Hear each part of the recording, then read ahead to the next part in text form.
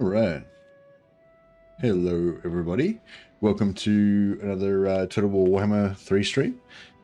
We are currently testing out the new campaign AI beta number 2 on the Proving Grounds beta. So if you want to check that out yourself, then just go into your Steam library, right-click on Warhammer 3, go into Properties, and then go into Betas, and then check the Proving Grounds campaign AI beta number 2 is the version that you want.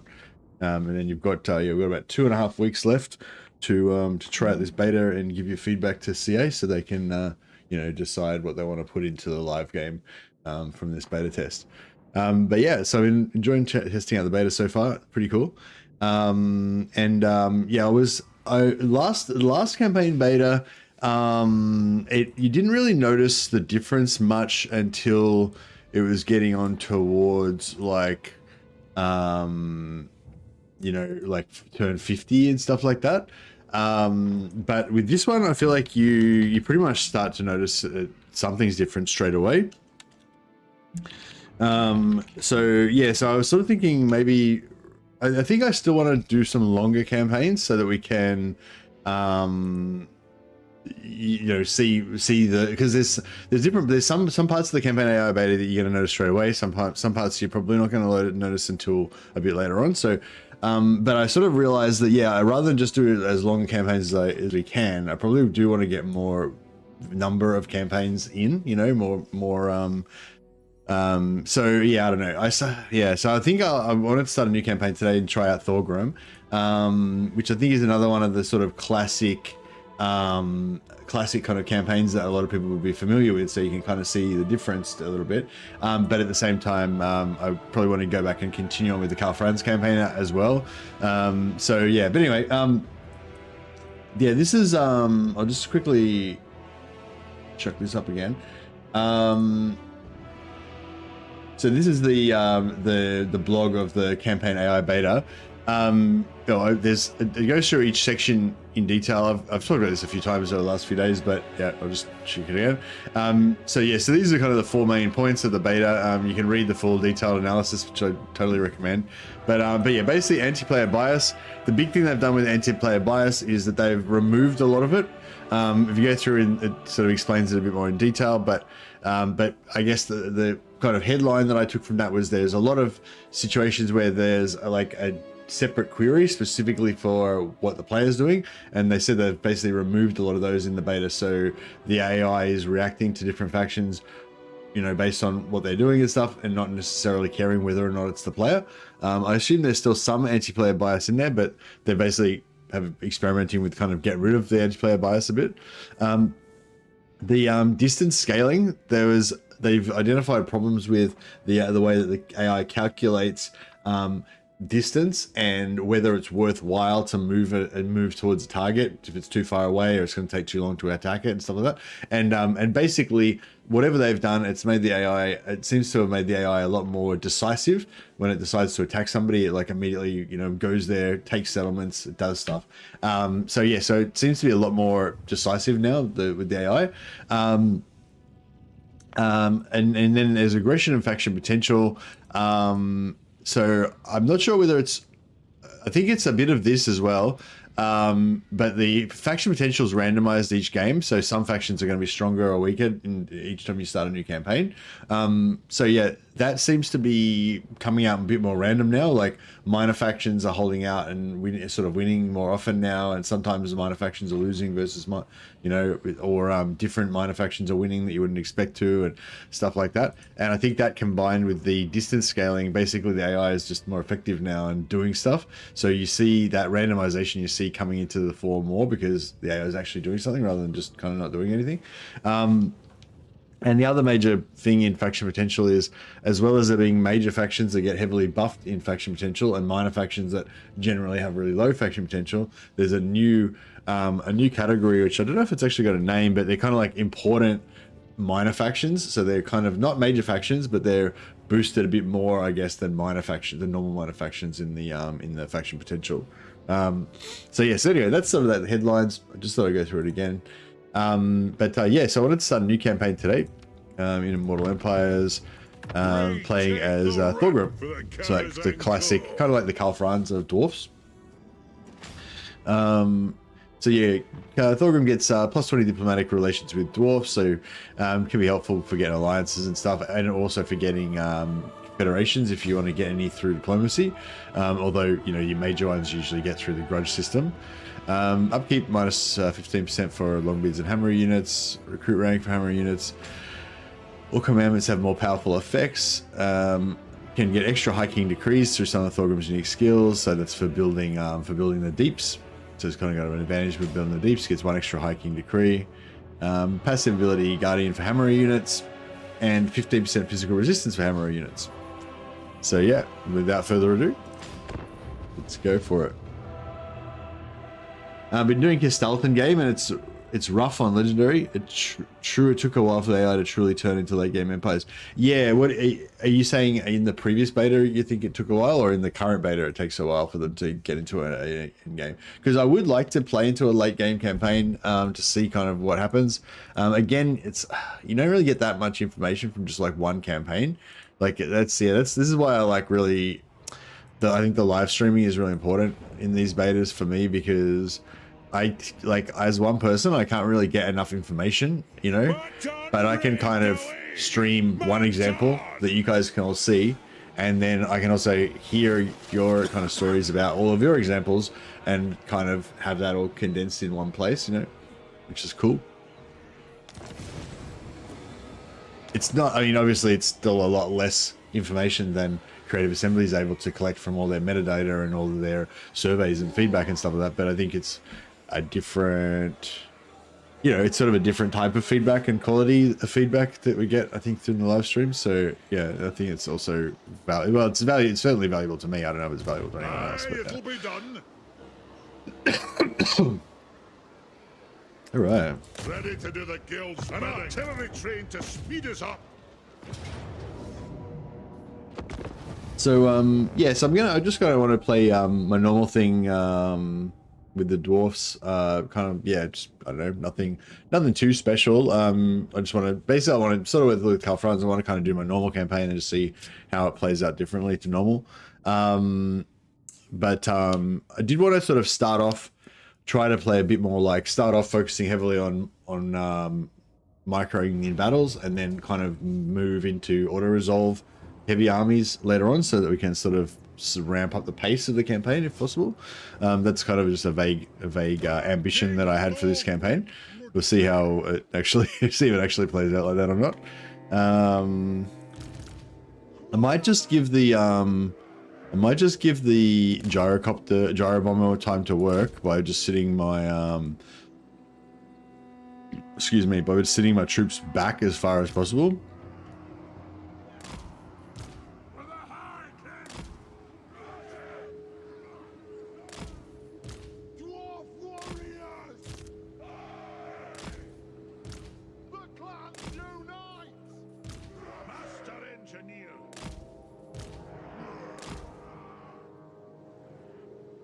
Something like that.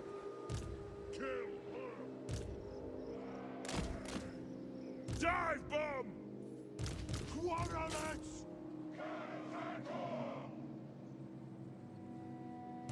Ready!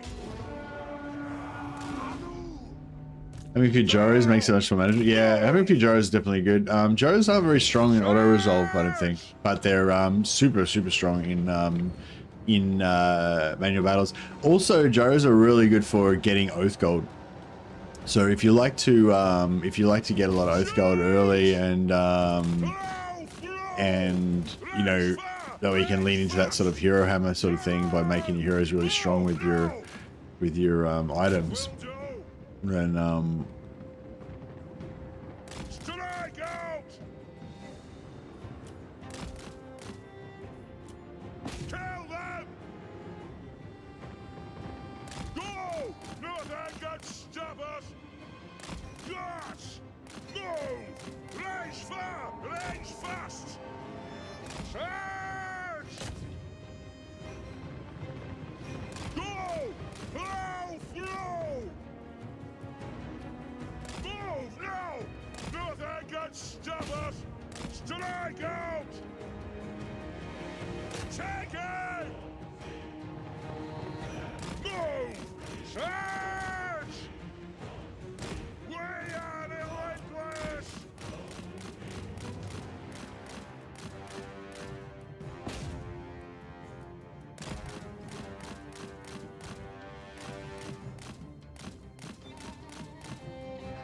Splitting them is good.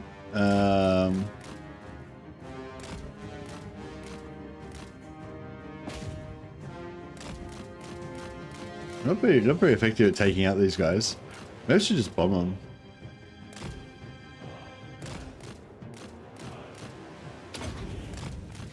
Yeah, that's a bit better.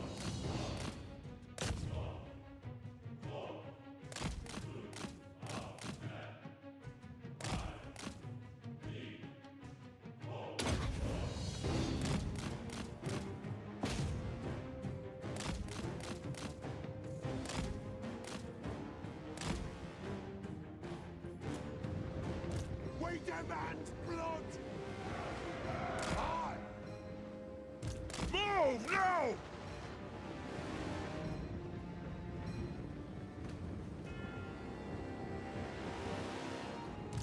Quarrelers! Fire on the ball! Ja! Plow through!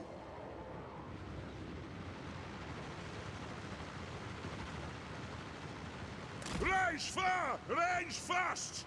Go! Nothing can stop us! Right! Vengeance! Strike out! Understood, Lord! Dwarf warriors! Miners! Off we go! Gyro bomber! Oh! Have wronged us! We demand blood! For the Karazanko! Bring them! The clans unite! Range far! Range fast!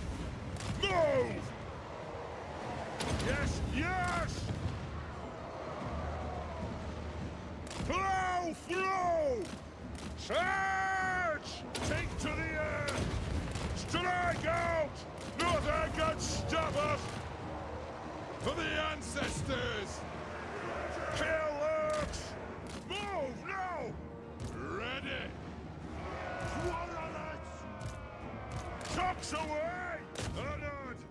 Alright, looking pretty good. Our fire undimmed! Take them down! I'm Gilda Blue! Go! Move! Range far! Range fast! Charge! Plow through! Let me get this Orc Lord to rout. Move! Fire! Reload! Fire! Ah!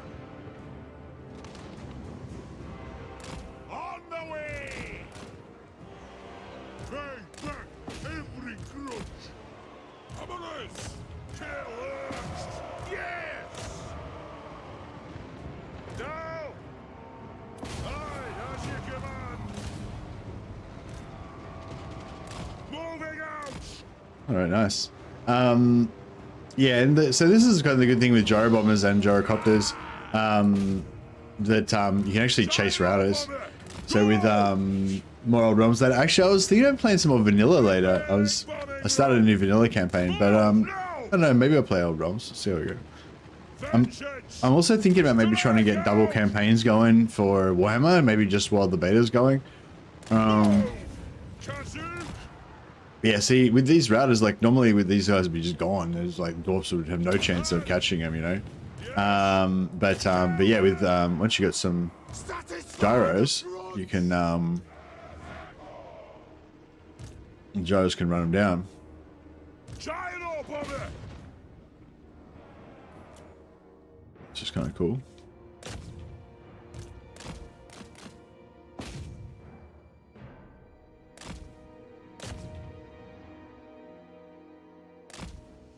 They're not very good in melee, but you can also use them to just ram on the ground and then slow them down for your melee to catch them up.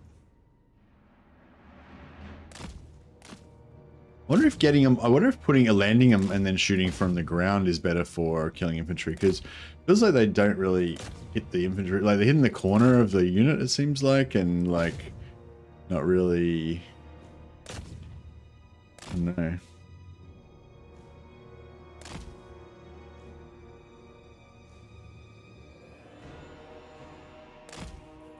Maybe I land them and shoot horizontal. Yeah, it sort of seems a bit better. Maybe. The charge seemed alright as well. Killed like 3 dudes in 1 charge. Well, I mean, I don't know.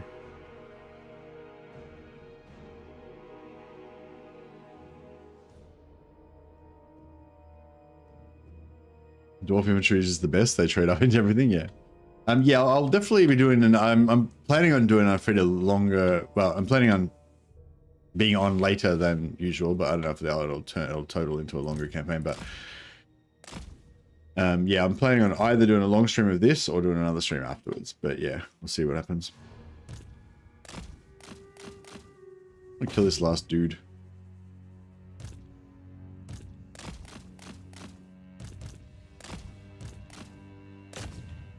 Okay, there's only 1 dude. How can they? Where are they going? Got away, little bastard.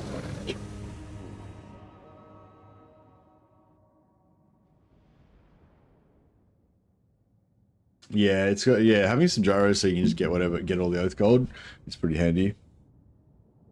Keeps knocking it over. Yeah, I was keep knocking it over, so he's immune to damage because I was knocking him over.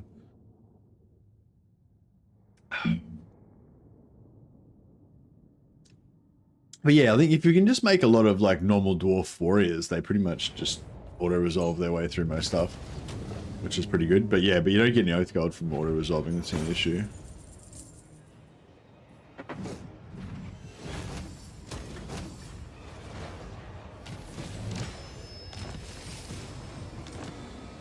Now they removed the ability a while ago to get they removed it a while ago, the ability to get oath gold from settlement battles, which yeah, kind of sucks. But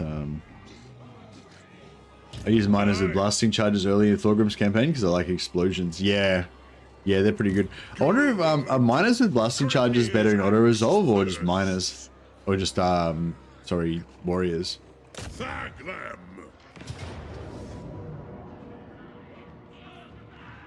Drag them.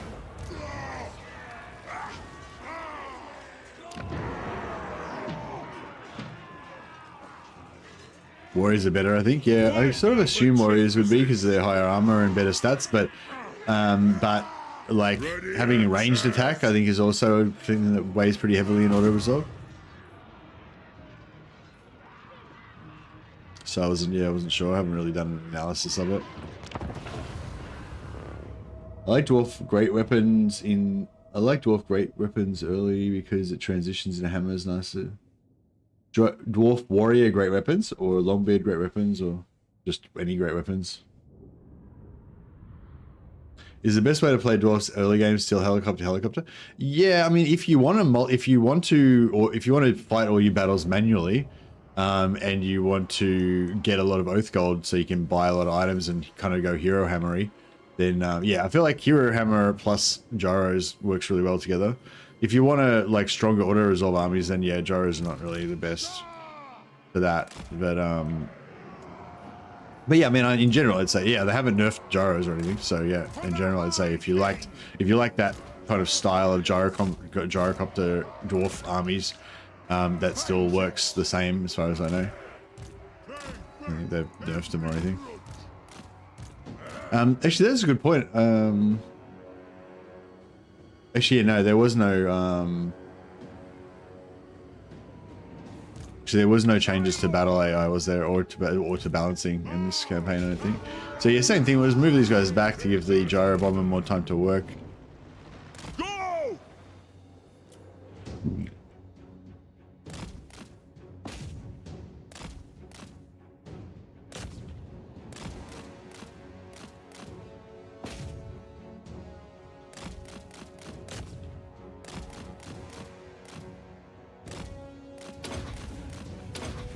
Fuck.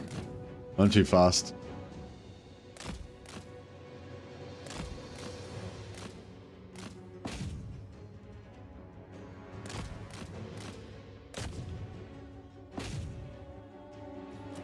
Yes! Move! Flow! Flow! There is no greater authority! I am your high king! Touch! Fight! Yes! Kazu! Yes! Yes! Strike out! Range far! Range fast! Anu! Charge! Nothing can stop us! Understood, Lord! Right? We are relentless! Move now! Flow through! Charge! Will do! Understood, Lord! Nothing can stop us! Strike out! Go! Get moving! Castle cut! Castle cut! Ah! Range far! Range fast! On! Move! Move now! Charge! Kill them! Strike out! Off we go! Move! Aye, as you command! Range far! Range fast! Flow through! Go! Gosh! Aye! Move now! Nothing can stop us! Fire! Reload! Fire! How many bombs we have? One bomb left. Alright. Move! Right! Come on! Moving out! Fight! Yes! Yes, Lord! Go! Kellogg's! Vengeance! Ja! The clans unite! Miners! Yes, Lord! Gyro bomber! Hammerers! Flow through! Go! Ready to strike! Yes, Lord! Down! Fight! Yes! Down! Gyro bomber! Quarterlets! They have wronged us! Reach fast! For the cannons and core! Alright, now Oath God doesn't matter in this one because they because we can't get any Oath God. So it doesn't matter really about running down the routers or anything, apart from XP that we get on our units. I guess that somewhat matters. Heroes can't get any experience from killing entities, so killing units, so it doesn't really matter.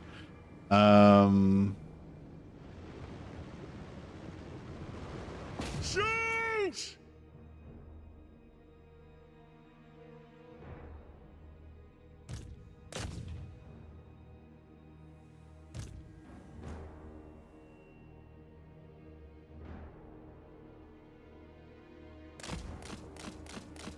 Let's see if we can like mash these guys back into our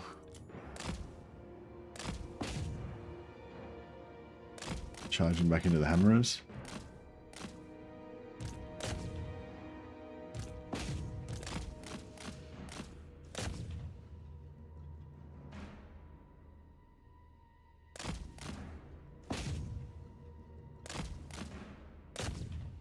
What's your favorite dwarf combination? Control A followed by Alt plus drag. Okay.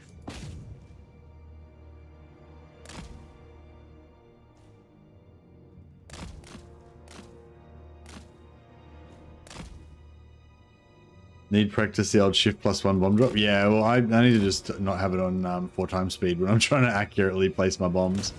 I was doing alright when I didn't have it on 4 times speed. I missed a couple of them when I had it on 4 times speed.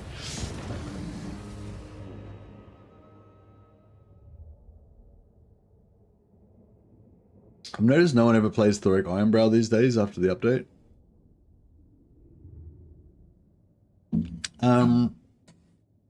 No one is in streamers, or is in no one you know.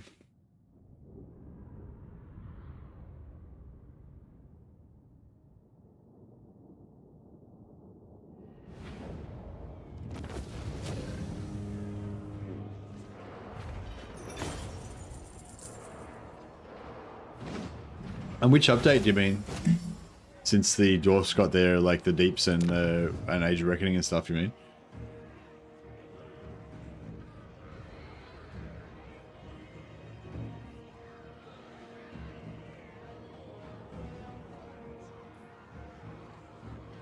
Is it worth sacking it for the 600 gold?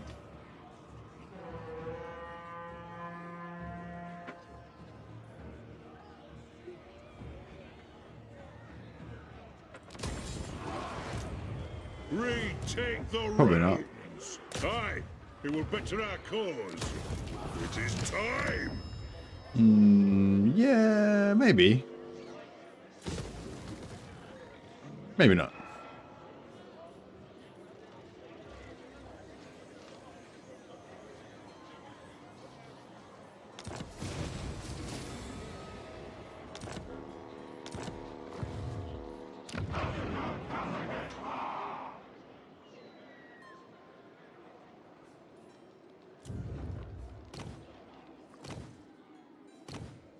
Do we want to say 15% on our buildings with Grungy, or do we want an extra lord?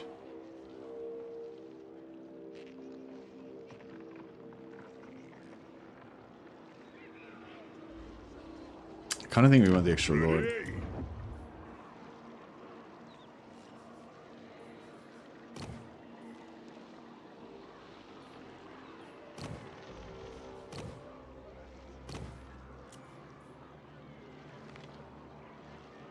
Rune Lord.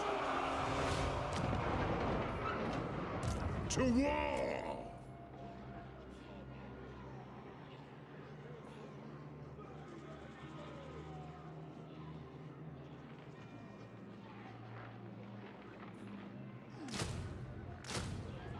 We'll get one unit of grenades just so we can have the joy of grenades.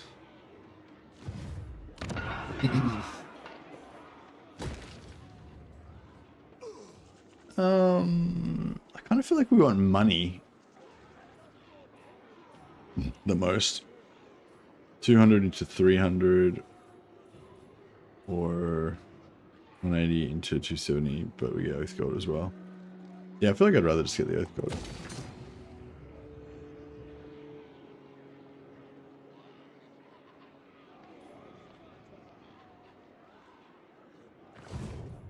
Yes!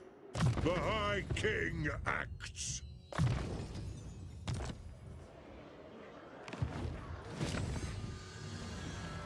All right. Do I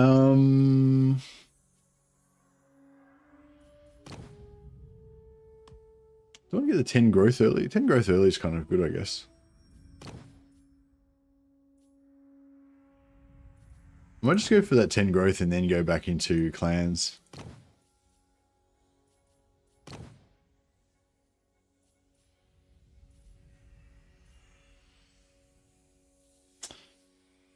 Dwarf Tech Tree is kind of good. Tinkerers is the best early game money building in my opinion, then switch it out late game. Construction costs slap hard. Throne bearers! Let's march! Minus 5% construction cost. Yeah,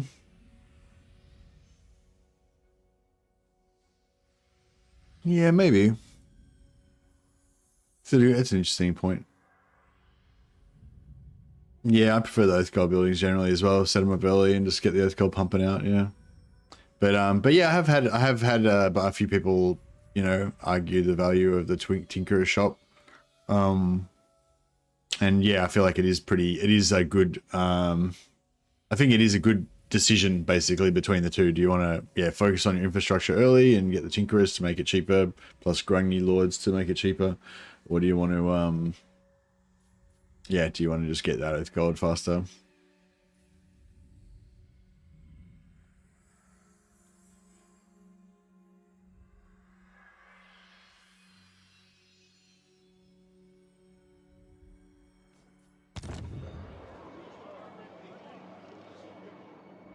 Buildings are the best Oath Gold, so buildings are the best Oath Gold source later in the game once you have a lot of buildings. For the most of the early game, gyrocopters are the best Oath Gold source in my opinion. And it's the early. I feel like the early game is weighted. The early game is always more important than the mid game or the late game because the mid game and late game is built on the early game. So for me, I think yeah, the Oath Gold is the gyrocopters are the most important thing really. If you want to have shitloads of Oath Gold early, then just recruit gyrocopters. But yeah, later on, just having Oath Gold just pumping out continuously everywhere is good. And also, you want to rotate more into auto resolve armies later, so you don't want to have to deal with manually fighting all your battles all the time. All right, what can we do?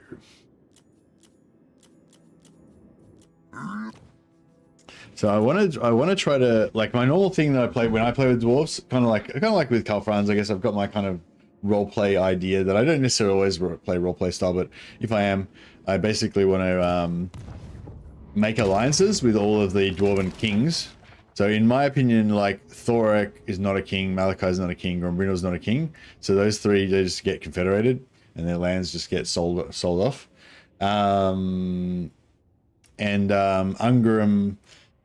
Ungrim is a king, so I'll never confederate him. We're gonna be an ally with him.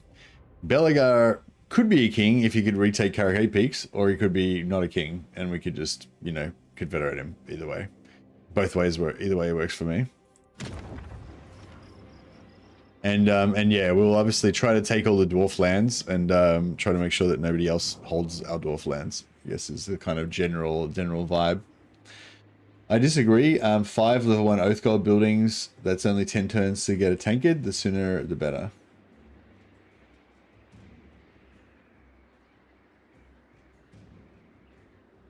So you're saying building 5 tier 1 Oath Gold buildings in 5 different settlements is better in the early game than getting gyrocopters?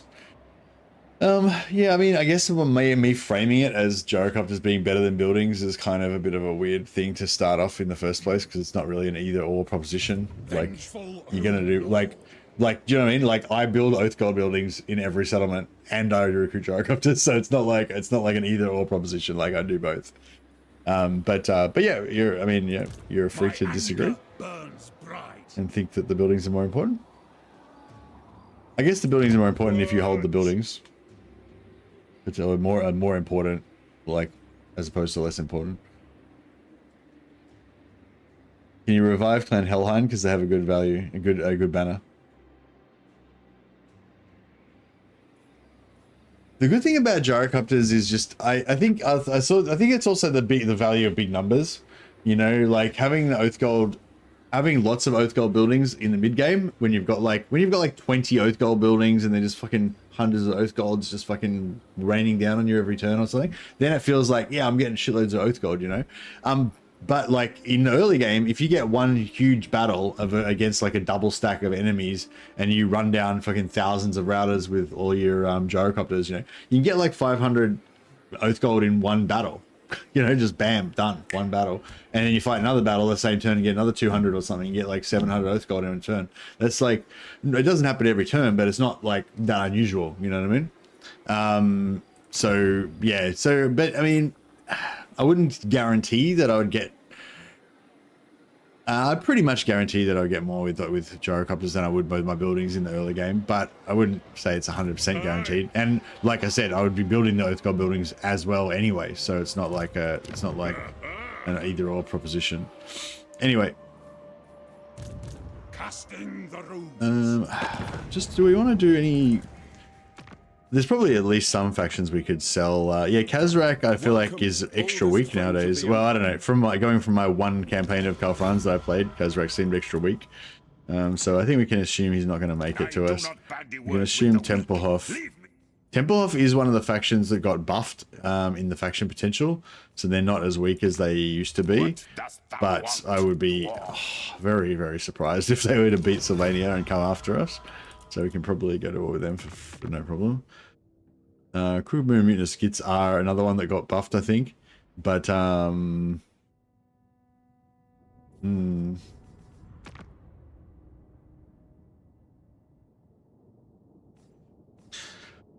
could go after Scabby Eye, but I feel like it's... We could maybe wait till turn 2.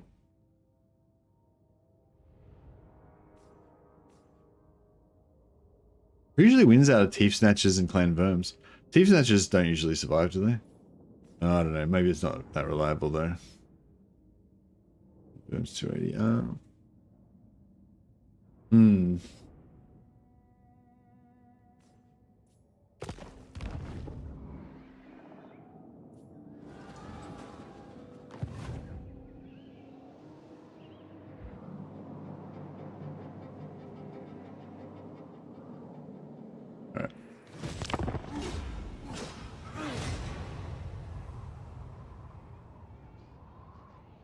Hey Espan, if you want to go back to the start of the VOD, I talk about it right at the start in the intro. You can see when I've got the dark screen covering with all of the with the patch notes up there.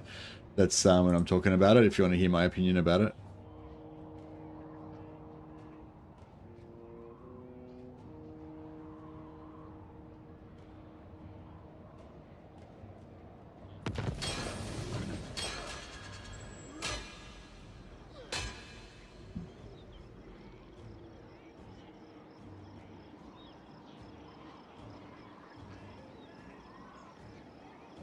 Put those patch notes up again.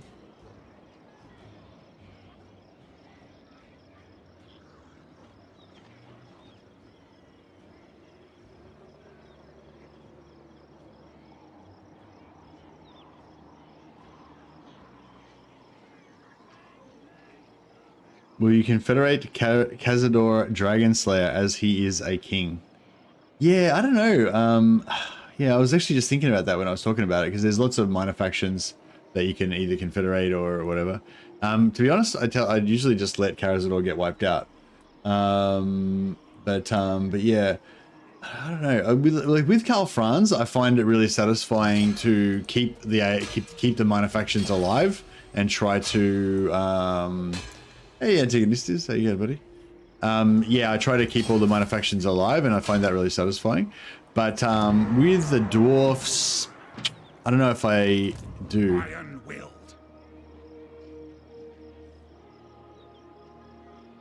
I'm trying to. I can't really remember this corner properly, but I'm thinking maybe I want to attack with the other dwarf so I can maintain Thorgrim's movement.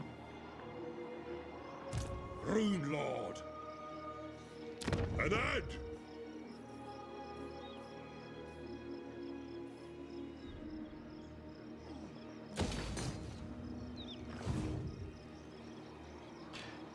Confederate Malachi, then start a rebellion and give it to Crackerdrak. Oh, can you revive Crackerdrak in Malachi's old area?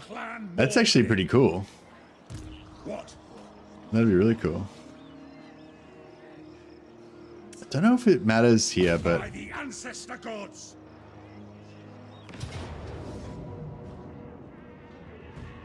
By the Forge Father.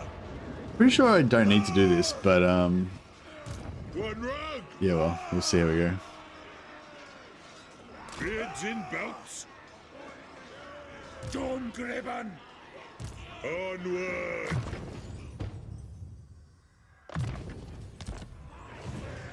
Send me to vengeance.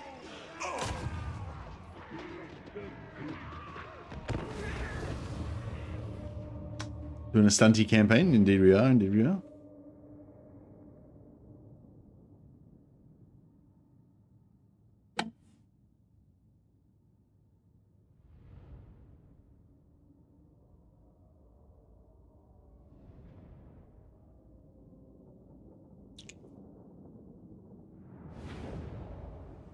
Yeah, I don't know. Like, if I could lock down a massive, area, I quite like the idea of having little, you know, protectorates with and reviving all the little minor factions in there, so we can have all these different colored dwarfs mixed in. That'd be sick.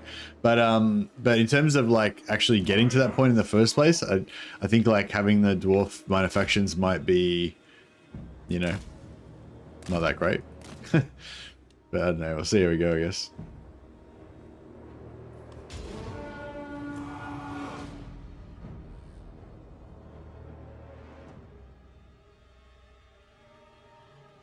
How many years must pass before characters stop shaking when you stop them with backspace? I don't know. I mean, we still have the characters doing T-poses when you put them into ambush stance and stuff when you're playing as Dark Elves.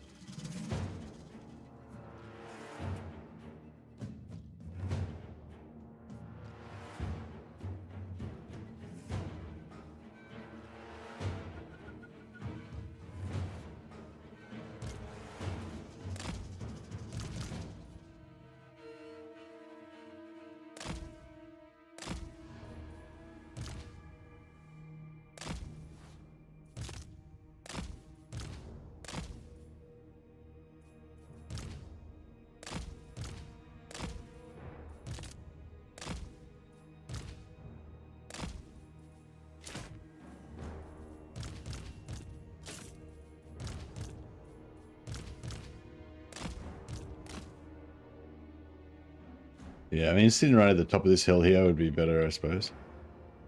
Actually, yeah, that would be better, wouldn't it?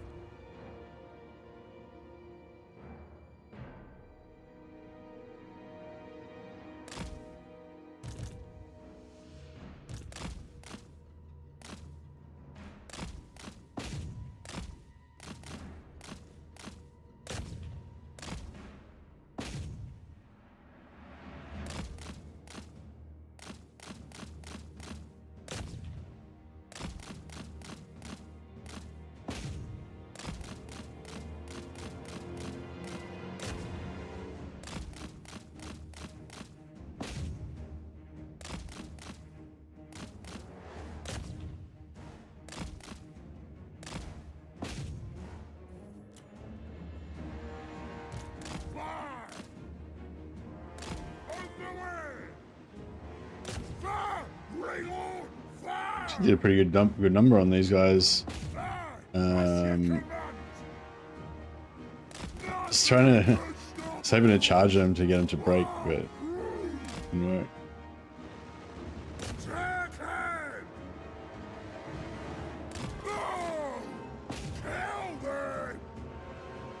Tier 0 Chaos Warriors. I don't know if Chaos Warriors are Tier 0 technically. I mean, you don't have recruitment buildings as Chaos Warriors, so everything's Tier 0 in a way.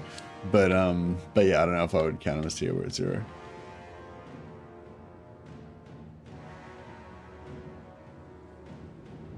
we actually killing these? No. They can't kill anything in melee.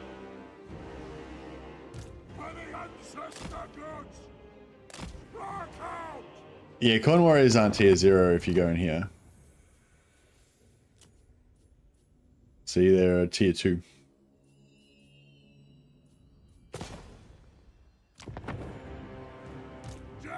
Tier 0 normally refers to units that you can recruit with... Oh, you mean when you're playing as Corn, that you can get them from the settlement building? Tier 0 in that sense? Yeah, sorry, I know what you mean, yeah. Right you are, right you are. I got there eventually.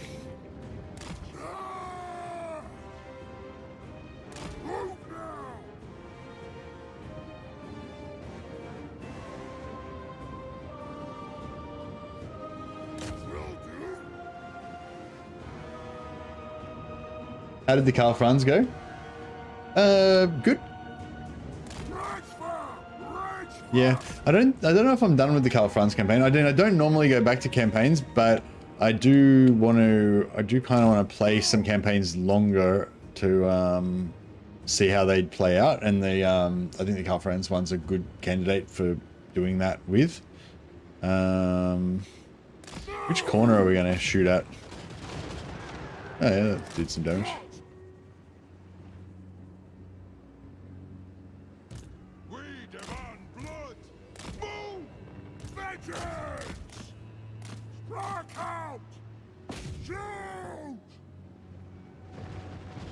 That was not really very effective.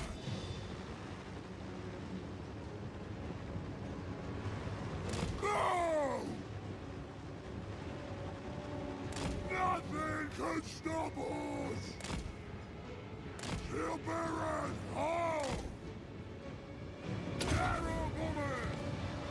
Move now! Defiant and unbound! Pull it out! Gyro woman! No! This is a reckoning! I missed a little bit. Rage fast! Gyro woman! Get moving! Whoa! Moving or what? Fucking move, dick. Nothing can stop us! Hey, what are you doing? Move off! Spark out! God's vengeance! There we go. Jumps away! That's off! Pursuit! Rage fast! Rage fast! Whoa! You'll burn! Oh! Very well! Move now! Take to the air! We are a light place! Gyro boomer! Bro, fuck off. Bro. Bro.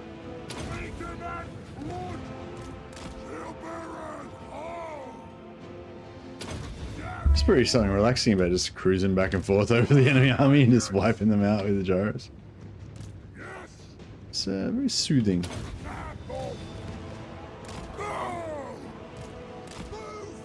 Nothing can stop us! Go! Kazoo! Rage fast! Go! Nothing can stop us! Yep. Dwarf warriors! Vengeance!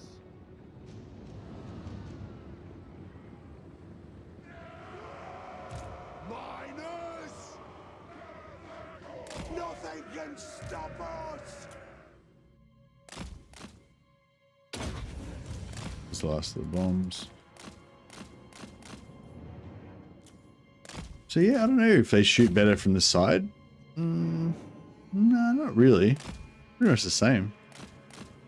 I don't know, I just feel like I feel like their shots could be so much more effective if you just get a really good volley, but they seem to always like just hit like a couple of units. See, those ones seem kind of, I don't know. Seem kind of good, but see what I mean? They just kind of went for that corner and they kind of mostly missed and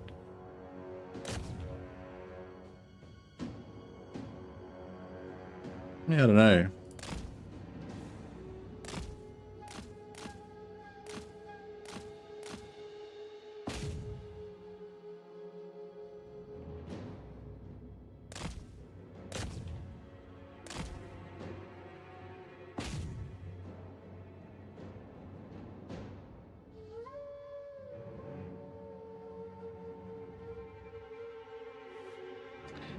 By the way, Mercy, I know you don't do Kairos much, but since he got some new cults, I wonder if there's some science to be done on confederating the other Lord of Change he has vision on now. Yeah, we were talking about that when I did the Confederate, the Changeling science stream. Yeah, whether it's worth doing that, but I don't know. I talked about it a bit with Scrag Daddy, you know, the guy that does the guides for stuff. I don't know. Yeah, I don't know. It was like, because you can only confederate, you know. So what I did in my stream was I confederated Sarthoriel on turn 3, and then confederated the Changeling on turn 13. So technically, you could confederate the Changeling on like turn 9, also, I guess, after the 5-turn Malice is gone. But, you know what I mean? But if you tried to confederate the Northern Lord, it'd be like Sarthoriel on turn 3, the Northern Lord on turn 9, you know, absolute maximum. I don't know if you could even do it, but I you probably could. You know, Northern Lord on turn 9, then Changeling on turn 15. You know what I mean? It's like, it's kind of like, I don't know. Like, is it worth it? Like what? Yeah, is it worth it? Like what? Yeah, I don't know. Like, is it worth it to get that that lord earlier and get the changeling later, or yeah, I don't know. That was my thought on it. I feel like the changeling is really the big prize, you know. The only reason Sartorial is because Sartorial is going to die early on. If you don't get him early on, then you're not going to get him.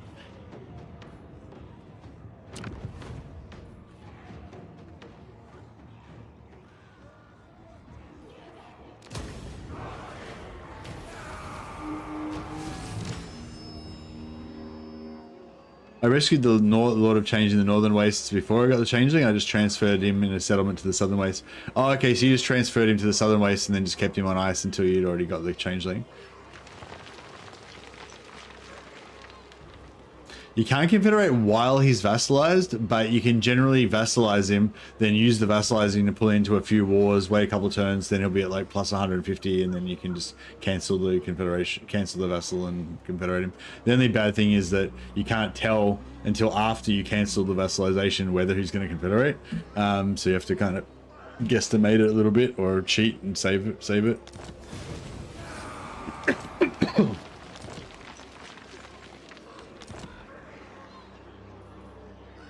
Vengeful Rune Lord. Throne bearers, let's march.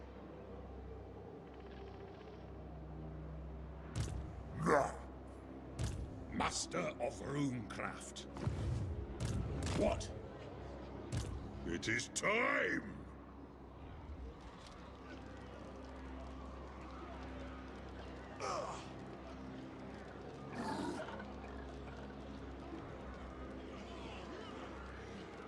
Move in.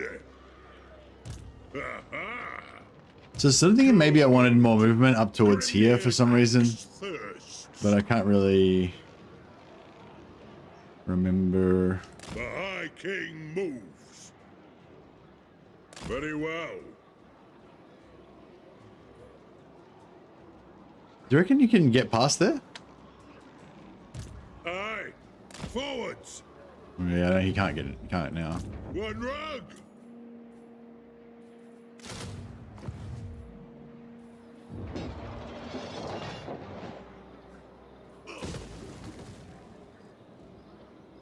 Lord of Clan Morgrim.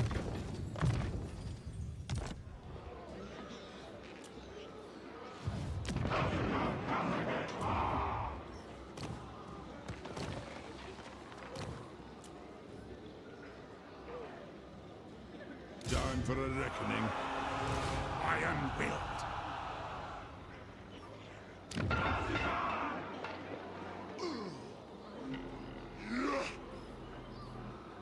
900. I was hoping this was gonna like fix itself faster. Is there any unit that you rush as dwarfs? Yeah, gyrocopters.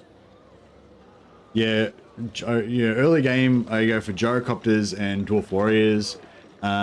I'm not necessarily going to try really hard to build the buildings, but if I inherited a tier 3 settlement, I'd probably recruit longbeards instead of dwarf warriors.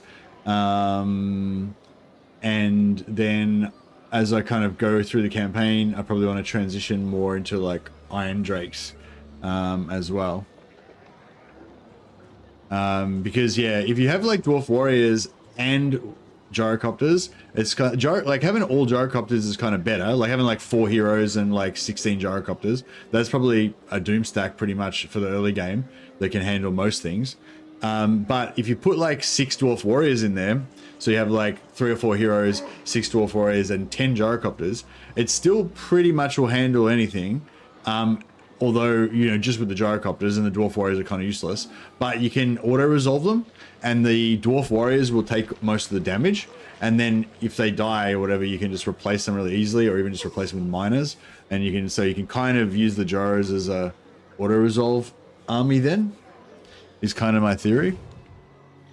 I don't know.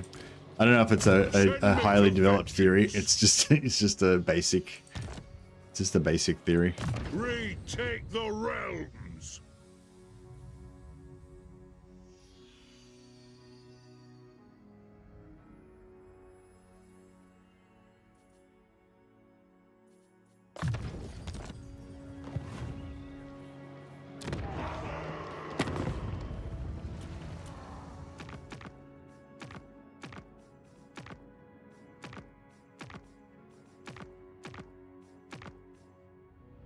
Clan Rictus versus Moonhowlers.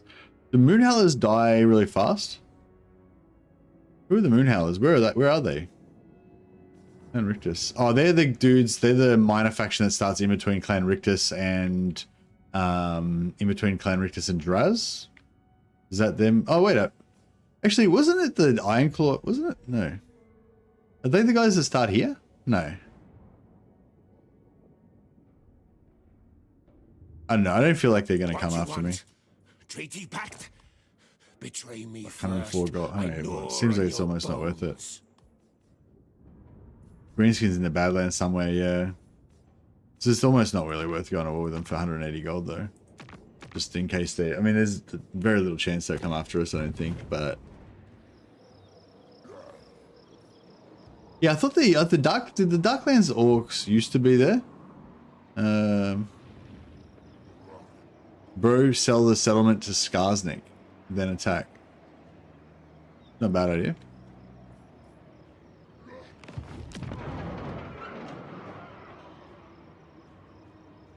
Not a bad idea at all.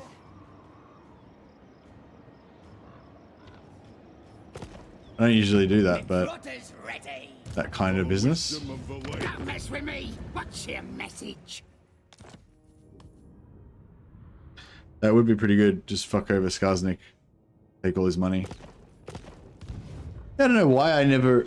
Yeah, thanks, Adahan. I don't know why I never do that. It's like kind of obvious. And it's classic mercy behavior. But yeah, I don't know. I don't normally do that for some reason. Never even occurred to me. Which is weird, because I quite often do that shit to other people, to other factions. But yeah, I don't know. I guess it's kind of undwarfish, but that's alright. Let's do it. They'll trick the stupid Droby scum.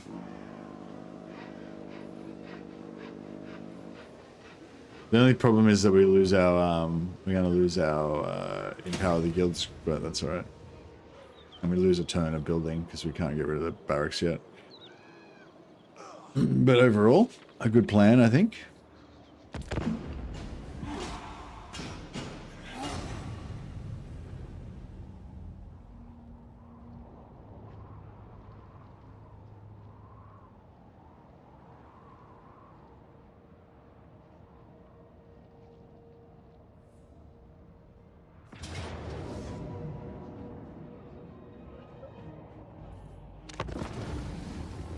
Sell the settlement, then delete the barracks and build the deeps. Build the deeps in the tier 1 settlement.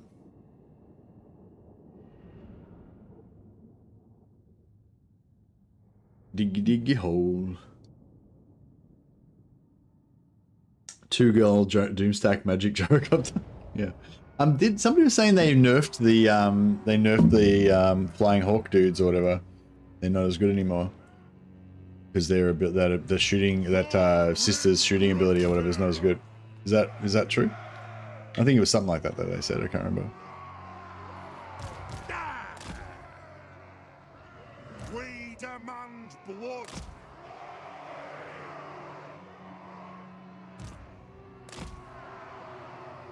War of vengeance for the ancestor gods. For the ancestors! Vengeance! They have wronged us! For the High King! Kazuk! Gyro bomber! Caroline and Kurnos got hit pretty hard due to that.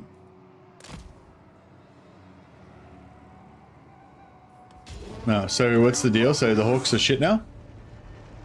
Pay back every grudge! Shots now spread, so the damage gets way worse. Ah, okay. Not shit, but way worse. Okay. Move now! So like, I mean, even when the Hawk Riders were at their absolute peak, it was still pretty much better just to recruit tree men, you know, in the late game at least, probably. So I assume now it's just there's no point in bothering with the Hawk Riders, basically. Strike out! Ah! Move! Rage fast! Fire! Reload! Fire! Yeah, I don't like how they keep shooting to the one corner. Strike out! Move now! Shoot! Plow through! Treemen are treemen super good in auto resolve. No! Nothing can stop us! Move! Rage fast! Move now! Plow through! Strike out! Charge! But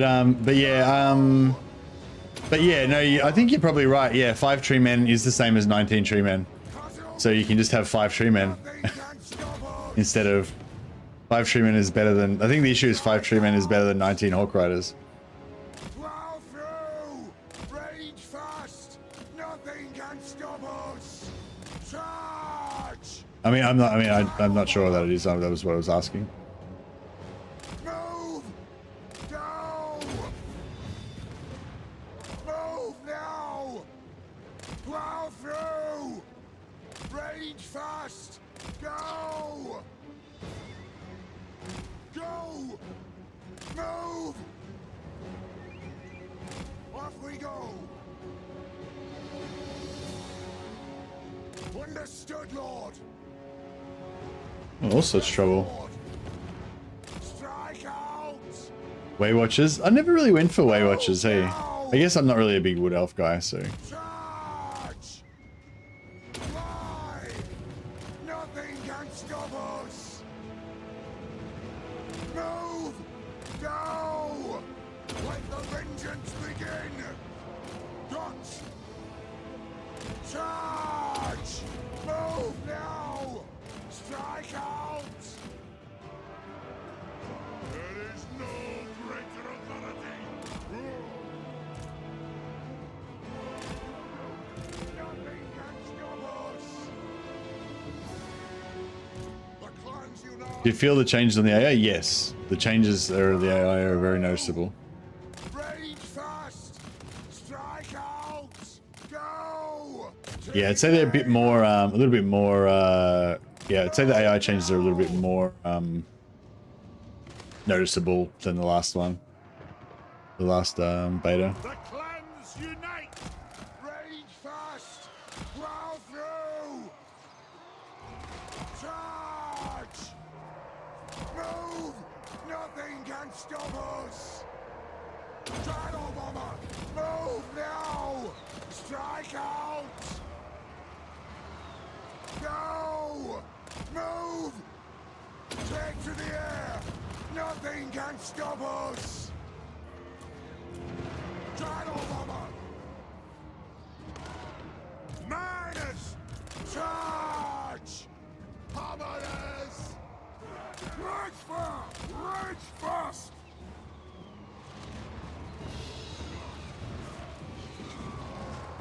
Miners! Killers! Yes! Hammerers! Miners! Castle! No! Let the vengeance begin! Move now! Scruff! Get moving! I haven't lost an entity yet, but Aye! Vengeance! We demand blood! Kill him! Gears of Zothbar! Get moving! Gyro bomber! Kill orcs! Rage fast! Move! Ah! That's an order! Go! Ready to strike! Move! we're gonna lose an entity in a second. Can't stop us! Go! Shoot! War of vengeance! Plow through! Gyro bomber! Strike out! Move now! For the Kara's anchor! Let's start shooting! Get moving! Ready! Get them! War of Trying to stop Thorgrim from getting any damage here, but might need to. Ready action! No, no, we're good. All have wronged us. All good. We do want to kill him though, if we can. We are relentless. Gyro bomber.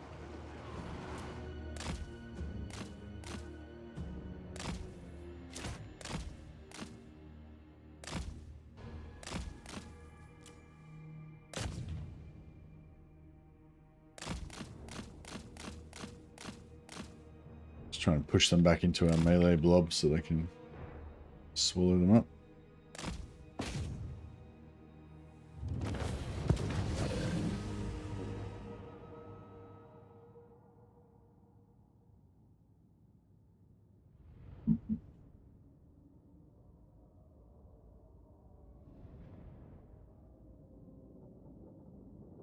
Oh yeah, sorry, Bob Savage. Did you see? I don't know if you saw or heard Anthony Caputo was saying he gets that Northern Lord and like region swaps him, put him in the southern wastes to keep him alive. So yeah, so that would be kind of cool, like because he can confederate Sartorial, tell region swap the northern guy to put him in the Chaos Wastes, and then confederate the Changeling, and then at some point later on confederate the other guy, and then you'd have yeah three cool lords by like potentially by turn 20ish or something, 15.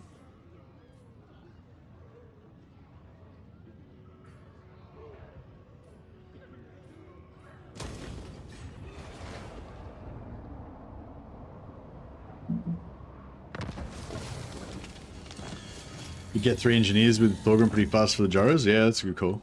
Throne bearers, let's march. My axe thirsts for war. I totally recruited the wrong lord there, but that's alright.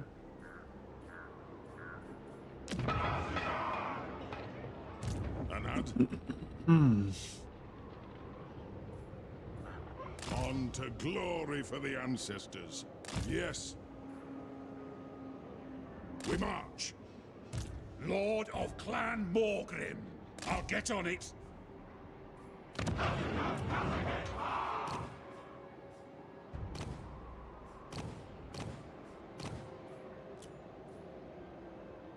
What? Setting off. I'll get on it. My halls are littered with your dead. I'd be careful if I were yous. So he's only got 6,000 left. Yeah, we can't get the high place, unfortunately. Would have been nice. The AI can't use sea lanes, Henry, no. Last couple of times I tried, he didn't survive long enough to get the transfer settlement cooldown back. Oh, because you'd used it on the 3-turn confederation. Hmm.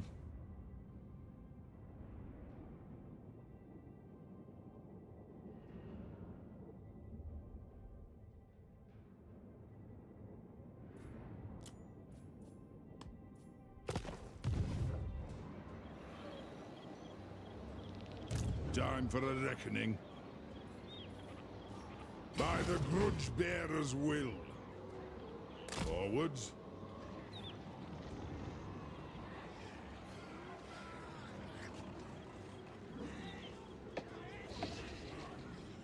Let us be about this. You reckon he's in the 0 movement circle?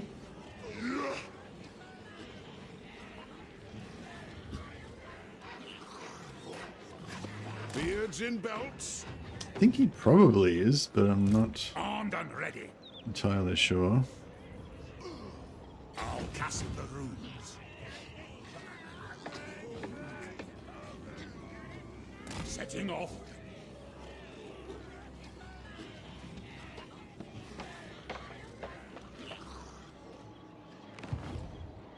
Speak up, or I'll take your tongue.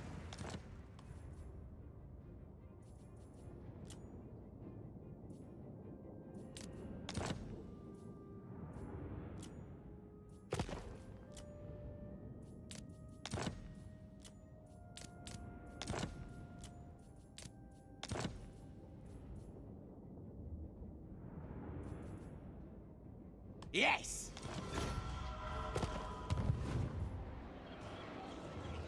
I smell orcs and traitors. Ready my axe.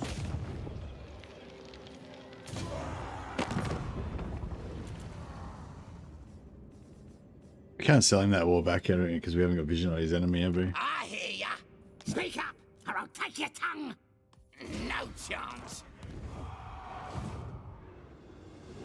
Yeah, so that was a nice little trick. You know, just got 6,000 gold by selling him Mount Squeakhorn. It's as good as done. Let me just take it straight back again. That was good. Didn't even lose any damage or anything. And we just missed out on one turn of having the growth commandment up is the only thing. But yeah, apart from that, it's pretty good.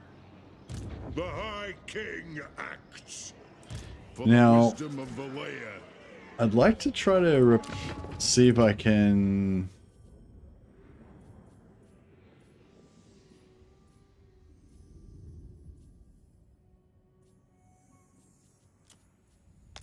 Demon Slayer.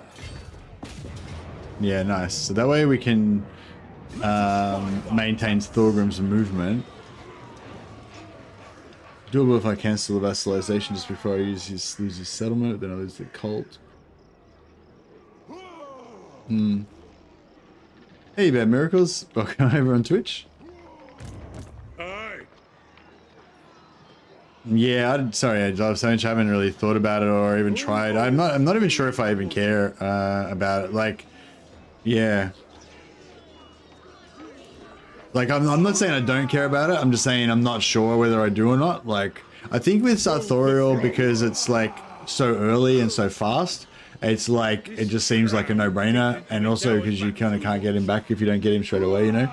But, like, yeah, but then once you've already got Sartorial, especially if you're going to get the Changeling as well, at that point you're going to have 3 like legendary lords, right? So then it's like sort of diminishing returns, you know? Like, is getting a 4th one. Like, it's, I mean, it's still cool, but it's like, is that, I'm not sure if it's my top priority anymore, you know, at that point. But yeah, like I said, I haven't really thought about it, but that was one thought that I did have. Grimnir's axe thirsts. Can I help you? Send me to vengeance. March. I hope we're outnumbered. March. By my vows. Yeah, so the problem with this is that Thorgrim doesn't get the experience, but it's only a very minor battle. It's not that much experience anyway. And I'm thinking, you know, it might be worthwhile if we can get an ambush on Skarsnik, it'd be pretty cool.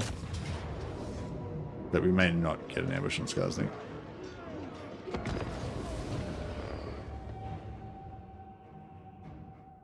Just chill and enjoy the Dowie, reap vengeance, indeed. Hey, Bad Miracles just gifted a sub on Twitch. Thanks so much, Bad Miracles. You're awesome, man. You're always so generous. Appreciate it. I'll have to have a Badak, the miracle worker. Wolf, come in.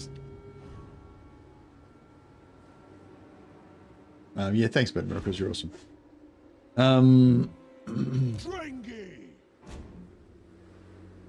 Dring them.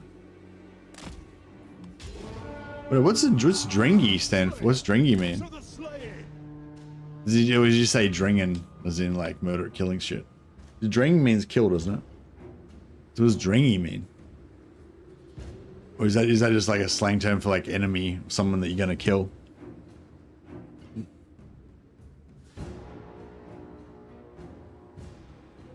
Love to watch my children thrive. Oh, nice. You see your avatar, your in-game characters as your children.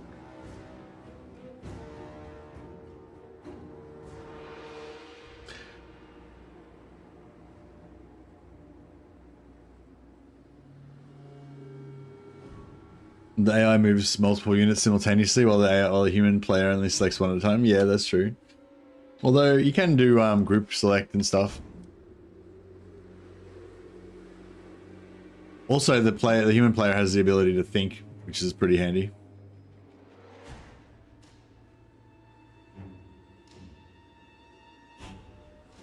Dream means Slayer? Yeah, maybe. Oh yeah, he's a Slayer. So yeah, Dream, that maybe makes sense. Maybe he's referring to... Dawi means dwarf in dwarf. That is true. That is true.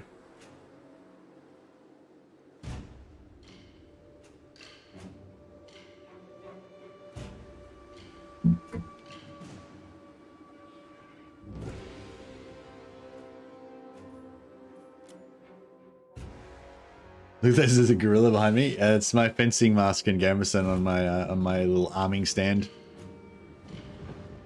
Technically not relevant to the stream at all, but I just think it's cool, so I put it up there. It's probably, yeah, I think it's just because it's my coolest thing that I own, you know. I know a lot of streamers, like, they have like their little like lit room behind with all their like gaming collection things and their like electric guitars and fucking whatever. So for me, like, yeah, my fencing gambeson and my fetish sweat, my practice longsword, they're probably like the coolest objects that I own. So I try to display them in the background to make myself seem cooler.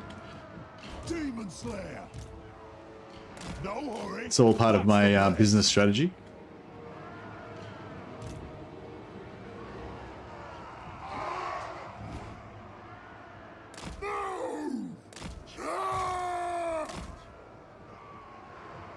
Longbeards! For the ancestor gods! Go! Go! Pop those dwarven legs! Alright, everyone looks like they're going somewhere. Everyone's got a job to do. We'll have some more ranged weapons at some point. That'd be awesome. Yes, Lord. We'll guard it.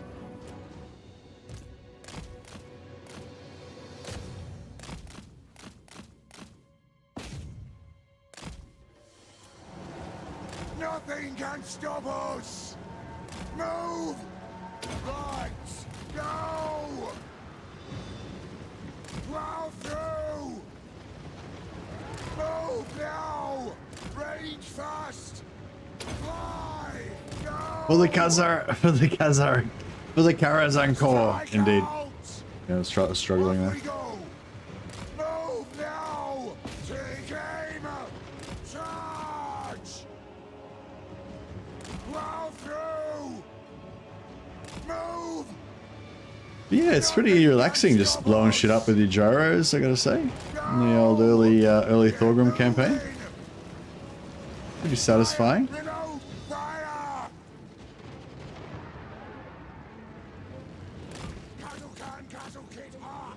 Twiddly woodlies. As in gyros. Gyros are the twiddly woodlies. Rage fast. Makes a lot of sense. Strike out. I don't like this uphill action. It's a bad looking hill, this one. In terms of hill porn, this is ugly. It's like that kind of porn that you clicked on accidentally and you don't want to see that.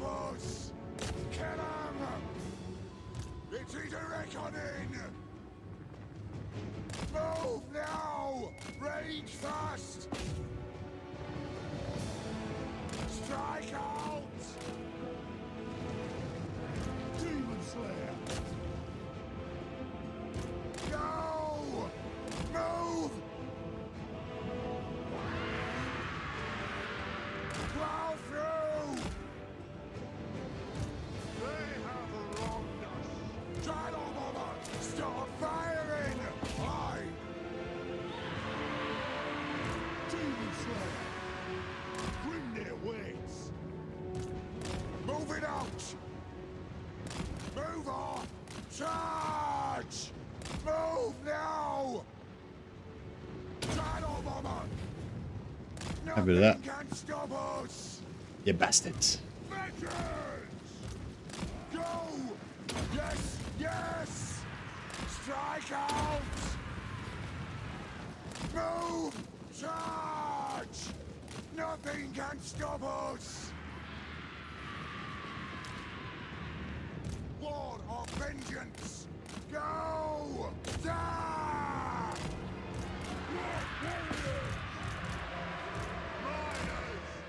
Move now.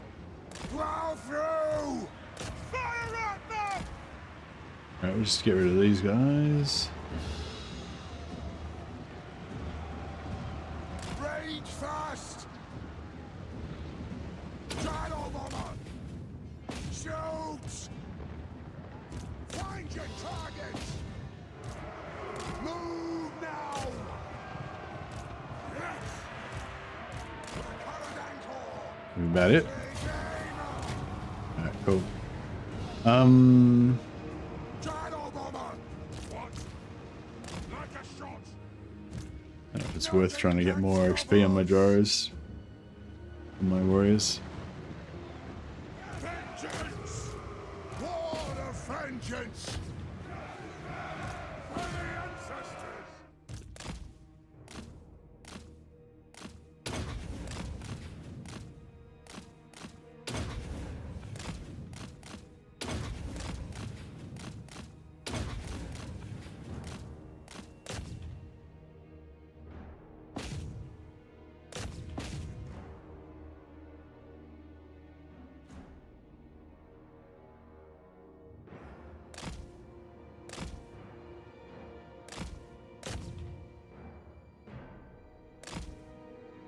Dwarves call greenskins Groby, don't they? Or does Groby mean goblin specifically? I feel like Groby means both greenskin and goblin. Whereas the Urk means orc. But I think Groby means greenskin and goblin. The Urks is orcs, yeah. I think, oh, no, actually, maybe the Urk means greenskins and orcs. I feel like one of them means both, kind of. Like one of them means specifically that thing, and the other one means like, you know, the specific thing, or it also means like the whole concept of greenskins kind of thing. Thought.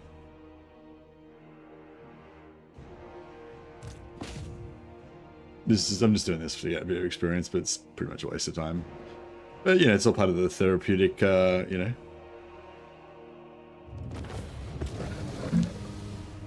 Urk, talk fast, for you are my enemy. I don't know if my Angrim's not that good.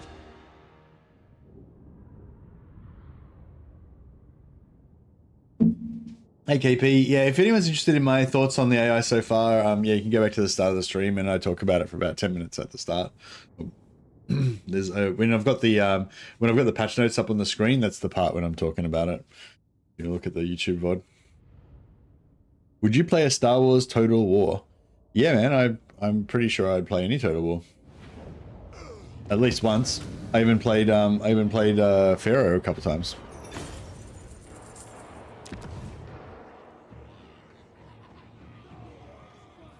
We can hold this. Good. Grimnir's axe thirsts.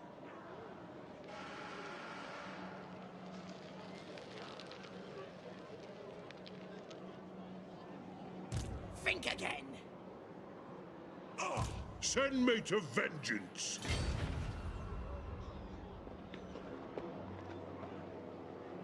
Something wrong with your head? Should I...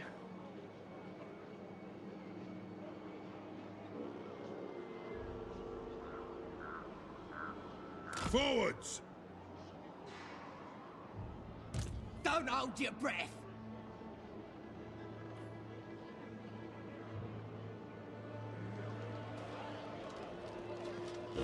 Zanganaz. Yeah. The High King acts. Demon Slayer. No chance. Death Seeker.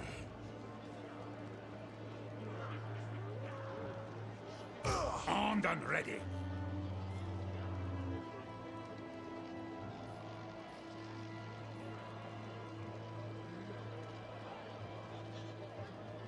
I'm going. Nah. Yeah, I feel like I want to replace this guy as well. I do. Just in case he gets rolled. It's as good as done. Hey up. Slayer. More means to kill. Oh, so Zangan is his vampire, and what is it? Uskular, it means undead. Ah.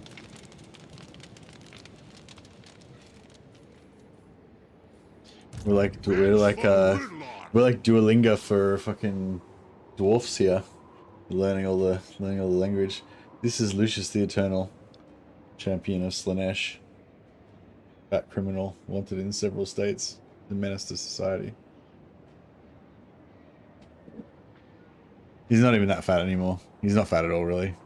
He was a tiny bit overweight at one stage. He's very seducing. He's very cuddly. Fucking, he ruins me on a regular basis.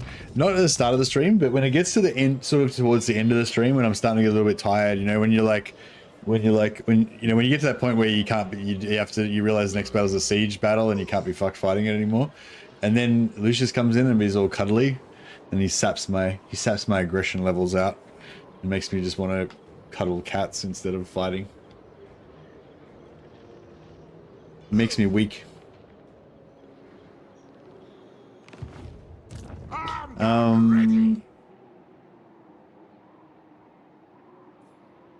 And he also does that shit like during the most difficult battles when you're like really need to concentrate, and fucks me right up sometimes, which is awesome. What do you want? Bro, fucking stop it.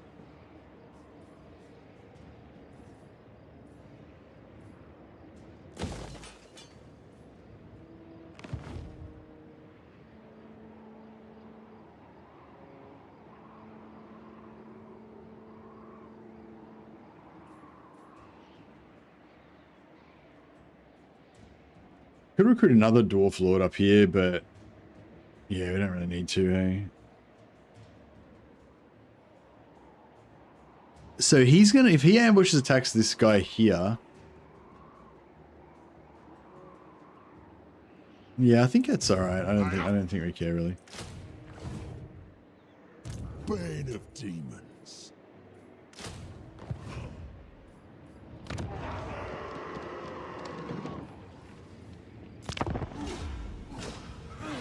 I don't think my ambush is going to work. I mean, it's 50-50, I guess.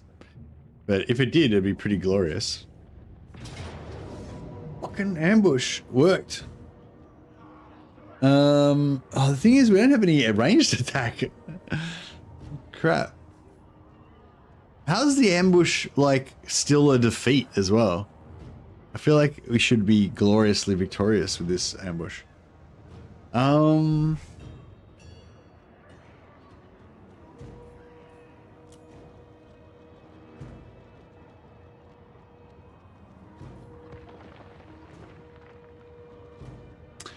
Easy win. Yeah, you got any advice for me? I was thinking worst comes to worst, we could just let them leave and just weaken them by shooting some of their stuff. I wouldn't mind, I wouldn't mind trying to keep Skarsnik alive so we could get his trade on a few different lords. But actually, no, because it says it's a valiant defeat, that means he won't run away probably, hey? Does anyone know, like, I know that, like, Legend made it, like, they made a change saying they'd fixed the AI on the ambushes, but I think Legend made a video showing that it wasn't fixed or whatever, but I assume it's partially fixed in some situations, but not in others or whatever. Like, yeah, will they run? Will they leave or will they fight?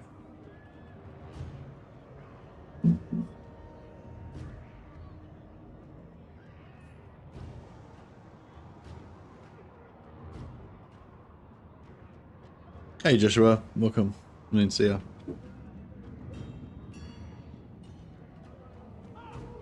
They will fight me? Yeah, I assume they would because they think they're going to win.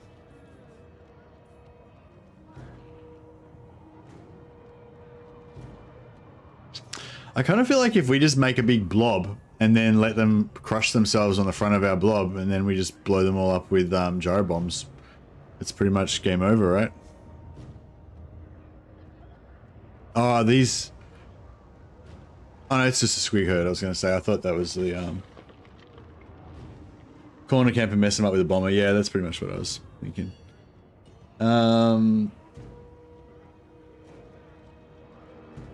Yeah. But yeah, I might try not to kill. Might not try not to kill Skarsnik, and then we can try and get a second battle at him.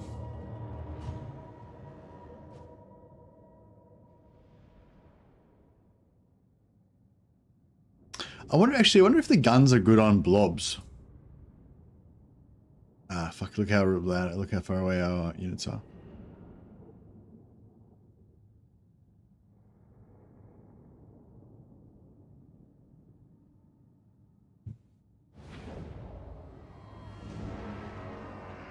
The fanatics, yeah. I was wondering if we could maybe we've got the garrison, so maybe we could send the garrison out to screen them fanatics. I was thinking, because if we set up here, then we're gonna have ages, right? So we're gonna be able to get the garrison in. We can put a screen of these like low hit point units at the front. Hopefully they can get the fanatics out, and then we can yeah. Also, we've got this fucking sweet formation here, so like our range can just be completely immune.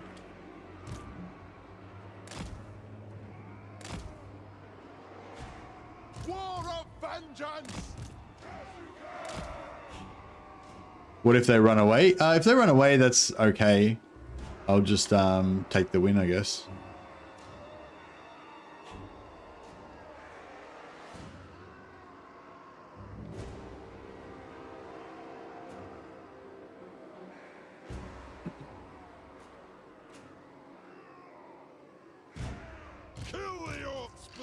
Yeah, sort of thinking we can do something like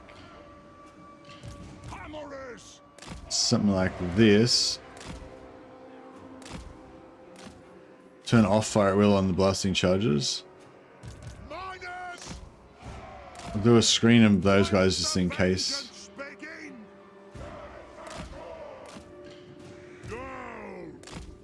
Something like that. Actually, if we just shoot the Ragnarok, that'd probably work, wouldn't it? Maybe.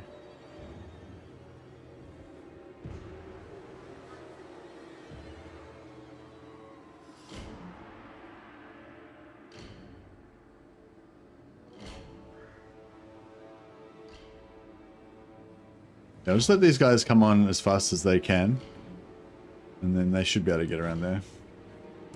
Gyro bomber! The clan unites!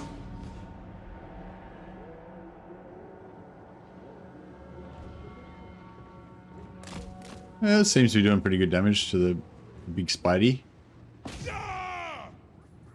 Stop firing! Kill him! Go! Blow through! Nothing can stop us! Charge! Alright, well, they're not running. Move now! Move! Strike out! Shoot! Range fire! Range fast! Nothing can stop us! You think this is good use of my my guns on this big on the big boy? I think it is. We don't really have anything else that can. Yeah, I mean we could use the quarrelers, but they won't be very effective. And yeah, the hammers and the great weapon Longbeards would take him out, but you know they might get wrecked a bit as well. Range fire! Range fast! Nothing can stop us! Strike out! Go! Blow through! Vengeance! Oh yeah, I forgot we can reload as well. Gyro bomber! Move! Strike out! Yeah! Nothing can stop us!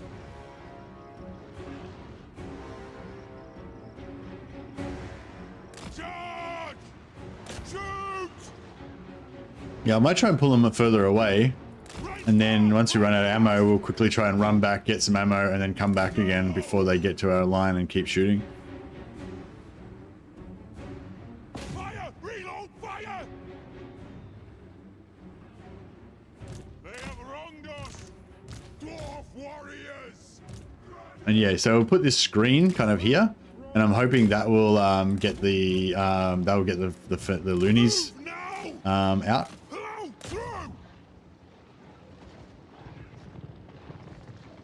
Yeah, well, the way the gyros shoot seems to mean that it doesn't work very effectively against units for some reason. It seems to like kind of shoot a corner, and it kind of, whereas you can see every single shot's hitting this big boy.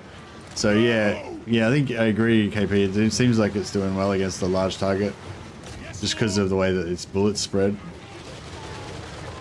Move now! Move!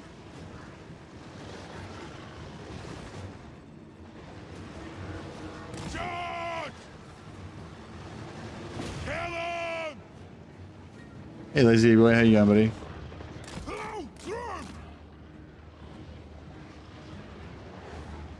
I was thinking I haven't seen you streaming for a while. Are you still streaming a lot, or are you different schedule now? Or? Right!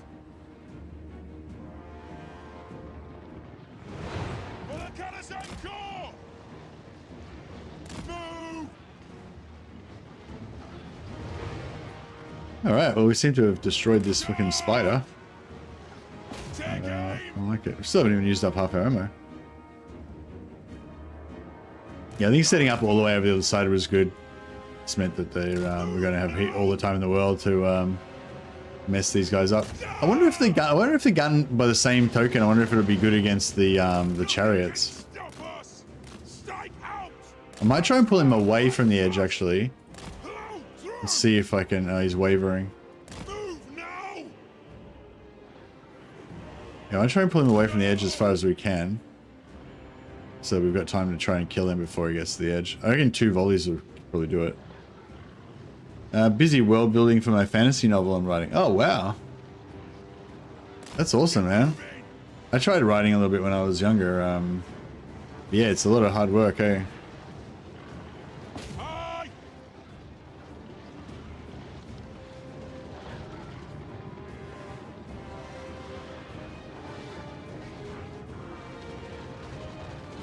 Boom. All right, what do you think our next best target is? I was kind of thinking maybe if we shoot these fuckers, pump wagons, maybe would that be good? Range fire! Or maybe just like squigs? Or maybe just blobs? Maybe blobs? I don't know. Nothing can Yeah, like maybe stop us. shooting the ranged, like whatever. Maybe shooting anything we can get a blob on. Yeah, yeah, kind of. Through! Especially the Spider Rider hero. Oh yeah.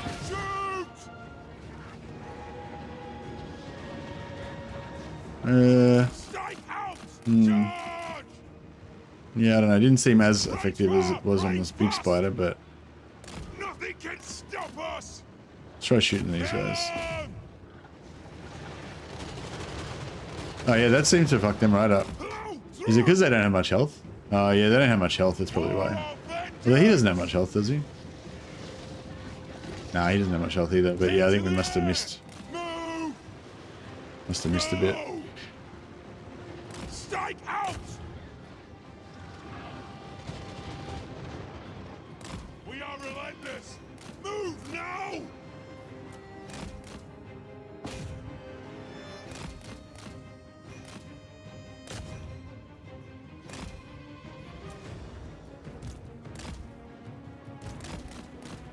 Charge!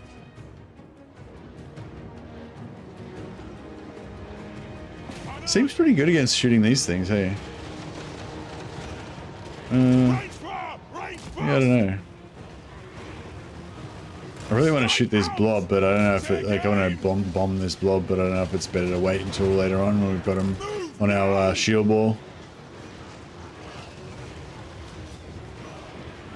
Fire! Reload fire! I don't know, look at this. Like, fuck. Move! Go! Nothing can stop us! Gyro bomber! Hello! Through! Preparing bombing run! That just seemed too good. Yeah! Move! Go! Strike Oh, out! oh. Charge! Move! So much blob. Up we go! Nothing can stop us! Go! Hello! Through! Move now! As command! Nothing can stop us! Oh my god, so much blood. So much blood. It's so beautiful. It's so beautiful.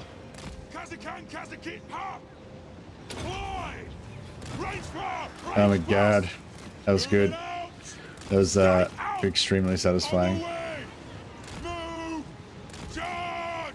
Nothing can stop us! Hello! Through! Range fire! Range fast! Go! Strike out! Move now! For the ancestors!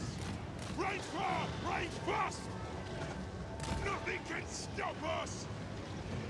Hello! Through! Strike out! Kill him! God! Move now! Charge! This gyro bomber is messing them up real bad. Move! Go! This is art. It's beautiful. It's beautiful, isn't it?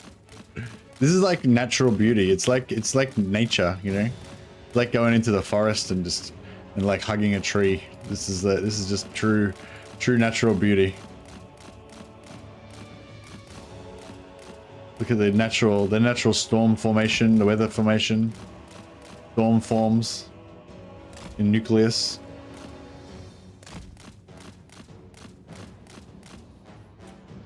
Nothing can stop us! Charge! Move now! Go! Range fire! Range fast! Hello! Through! Move! Now! Can't really miss this range. Strike out! Range fire! Range fast! Nothing can stop us! We're getting a bit fucked up by these archers, but Hello! Through! Strike out! Move! Yes! Charge! Move now! Trucks away! all right, that's it for the bombs. Go! Move! Move off! Range fire! Range fast! Take aim! Shoot!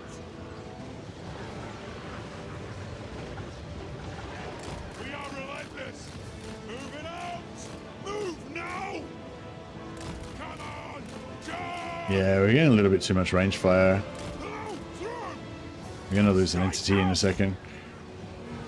Go! On the way!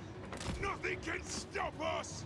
Charge! I don't know why their range were really ineffective before, and now they seem to be super effective. Strike out! Move now!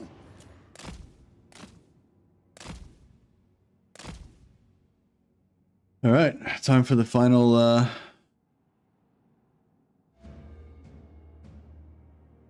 been on that long that YouTube puts ads in live streams now. What the fuck, lol? Oh yeah, well, I mean, I think it's optional. Actually, I don't know if it's optional or not. We were talking about this the other day. Like, you can choose to not monetize your videos, but I don't know if it's yeah, like I'm intentionally putting ads in so I can try and live on money. But yeah, I'm not sure if they still do it even if you don't try and monetize it. I'm not sure if they still do it anyway, but yeah. Quarrelers! I!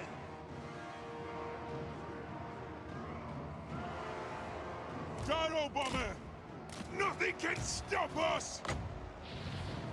But yeah, sorry about the ads, guys, but yeah, I need to make the money. Small family business, you know.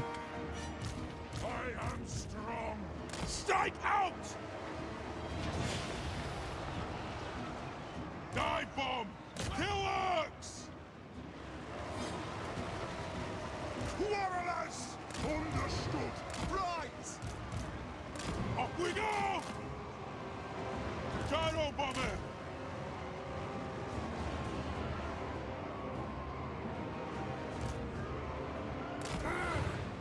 Vengeance! Pull out! Ja!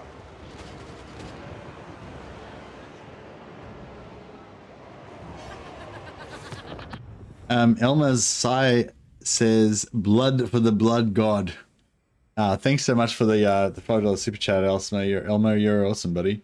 And sorry, that was a pretty weak one, wasn't it? Blood for the blood god. How about that one? Skulls for the skull throne. Thanks, yeah, thanks so much, buddy. I'll put you on the list with Bad Miracles. Sorry, Bad Miracles, I haven't done your rename yet. We'll get to you. Like a cat chasing a laser? Yeah, the AI is like a cat chasing a laser and you've got a gyros. Runes of power. Hello, through. Yeah, no, thanks a lot, guys. Appreciate it. Kill him! Gyro bomber! Go! Alright, let's up the armor a little bit here. Keep us healthy. Blow through! Move! If we can get away without losing any entities on these gyros, I'll be pretty happy. Did we kill that hero? Or is he still floating around? Get moving! Yes! Yes! Master of runecraft!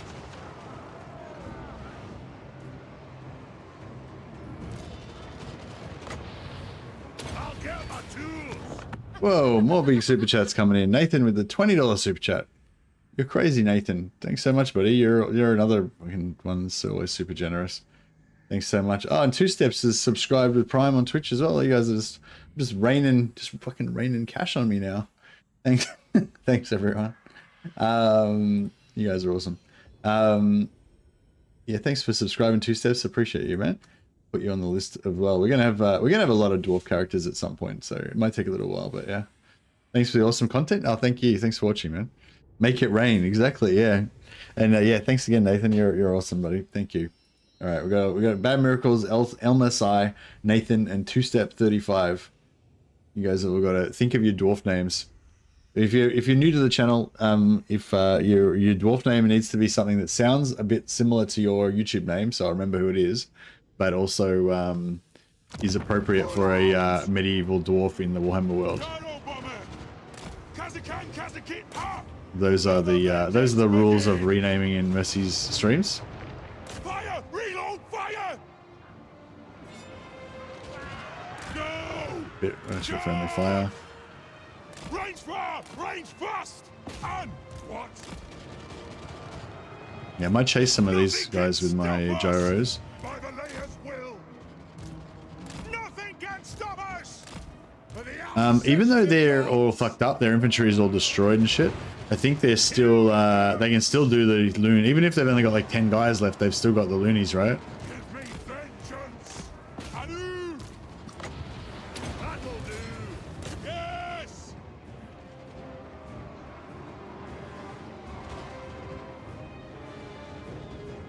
Move now! Oh, fuck. Hello, through! Strike out! You know that? Move! Nothing can stop us! Charge! Move now! And Mercy, says Seth. Hey, Seth. Fucking thanks, bro. Thanks for being a member for fucking forever as well. You got the Brohammer,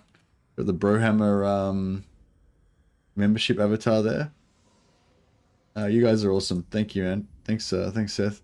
Put you on the good. You got a good dwarf name, I reckon. I feel like Seth needs minimal tweaking to become an awesome dwarf name. But yeah, if you guys want to say your dwarf name in chat, I'll take it under advisement. Can't guarantee if it's not Elmrond Saibeard. Not bad, not bad. I'll make you this promise that even if I find your dwarf name to be insufficiently dwarfish, I promise to work with you until we can find a dwarf name that we both like. Move now! Come on! Go! Strike out! I will do it! Shoot! Ah, the loonies made it. Back. I don't know if our screen even did anything. Gyro bomber! Nothing can stop us! Hello, through! Get out of there. Move. Move! Range fire! Range fast! I don't know if I should even use the gyros anymore. Because if we lose one, if we get away without losing a single entity. Ah, there we go. Beautiful. No! Elmrond Sainson. Elmrond Sainson. Yeah, I like that better, I think. That's pretty good. Elmrond Sainson. It's not bad. All right, put you on. Put that. I'll update you.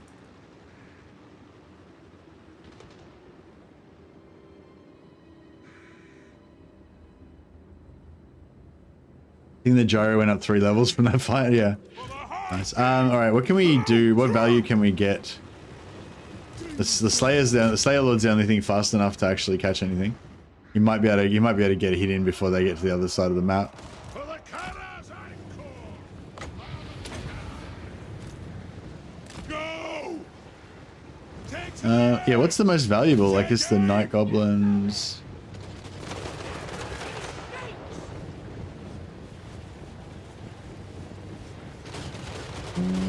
Should I try and do damage on Skarsnik? Actually, doing damage on Skarsnik would lower their auto resolve value the most, probably. We are relentless. Range far, range fast. I don't know. This forest is probably going to screw us up though. Up we go. Kill 'em. Henry the Hammer. Henry's too much of an Anglo Strike out. name though. It's not dwarf enough. Henrik, I don't know.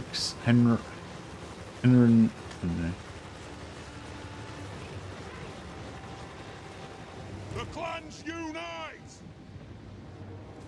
Henbrew, a barrel belly. Yeah, that one's pretty good. Preparing bombing run. I feel like 2-step's pretty good because you can just put any kind of dwarfish sounding name on the front and just make the surname 2-step. And it kind of works. Hey Sam, I am winning. I'm winning so far. I'm winning this battle anyway. Go! Range far, range fast.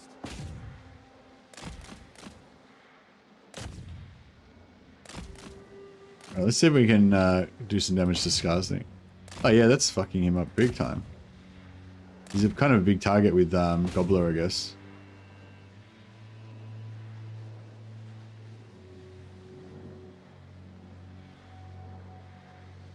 I don't want to kill him though, because I want to try and get another try and get another battle out of it.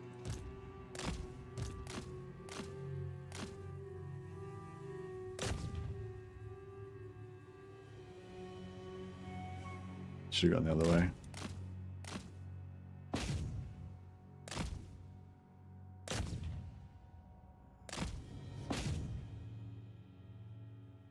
Scandinavian Scottish mix is like Dwarven culture. Yeah, it's the accent is the dwarfish accent is usually either Northern English or Scottish, I think. Somebody said it's the Yorkshire accent. I don't know if that's true, but yeah. But in terms of the naming conventions, yeah, I don't think it's anything to do with Scotland or Yorkshire.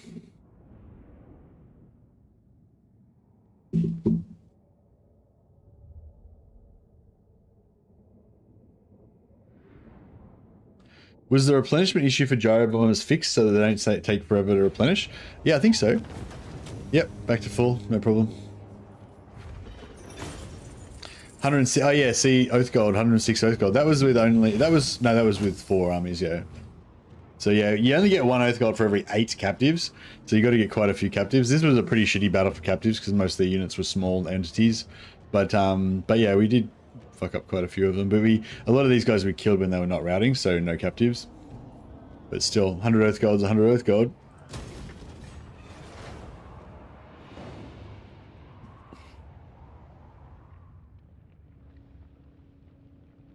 Reckon Joseph Bugman will be added at some point. I'd really like Joseph Bugman to be added at some point, hey, because like Joseph Bugman's like one of those like Joseph Bugman's one of those miniatures that I remember from like way back when I first got into Warhammer Fantasy, like when I was like 15, you know. Yeah, Joseph Bugman and like King Uther's Dragon Company, I think they were called, or something. King Althor's Dragon Company or something. It was like a dwarf regiment of renown. Can't remember what that was. It was something like that. I can't remember exactly what they were called. Grimnir's axe thirsts. I don't know whether force marching back up there is going to be actually worthwhile or not. My anger burns bright. Demon Slayer, Lord of Clan Morgrim, vengeful Rune Lord.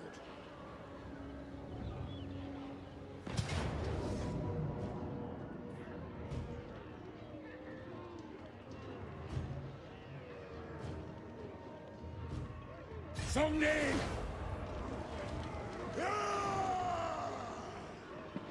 I want to watch your friends playthrough on the beta. Could you give me a quick review on what's different or what you like, Messi? Hey, Lewan. Yeah, if you just go back to the start of the stream, I talk about the AI beta for about 5 or 10 minutes. When I've got the patch notes up on screen, that's when I'm talking about it. Also, during the actual Carl Franz stream, like the same thing. At the start of the stream, I talk about the Proving Grounds beta stuff for about 20 minutes or so.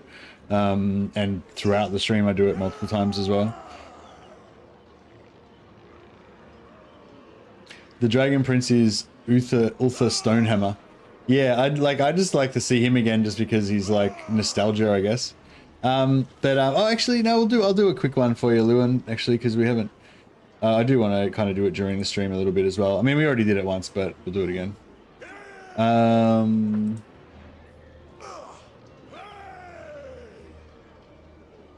Yeah, so basically these are the 4 things that are in the beta. So just to reiterate, so this is not a patch, right? The game's not been patched. It's still the same as it ever was. There's as separately from the live version, there's a beta going on where they're testing these 4 things, right? So yeah, so don't bother asking like, did they fix sieges or did they fix like the battle AI with fucking dodging artillery? No, they didn't fix anything. It's not a patch. They're not fixing anything. They're doing a beta where they're testing some things that they might want to put into the game, right? So yeah, so these are the four main things. Anti-player bias. Basically, you can go through and read all the description of it in detail, and definitely recommend you do that. But anti-player bias, basically, they've removed a lot of the queries to do with player bias. So you know, when the AI is like, oh, should I attack this faction, or should I do defend, or should I do this, or should I take this settlement, or whatever. And in addition to all those queries, there was like, should I attack the closest player settlement? Should I attack the closest player army? Like, yeah, there was like an extra layer of like player related stuff, so they sort of like got rid of that, and so that it seems like it makes the player just another faction a bit more.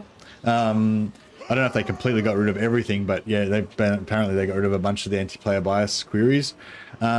Distance scaling, we think this is the thing that's made the biggest difference.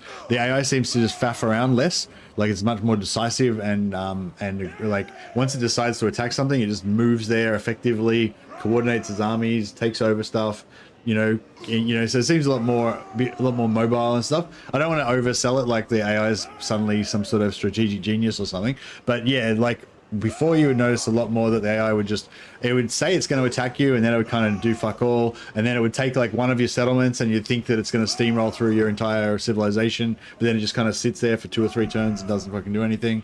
And like, yeah, so the AI seems more decisive when it decides to do stuff, and it actually is seems more effective. This is just from my very limited experience in one game plus anecdotes that other people have told me.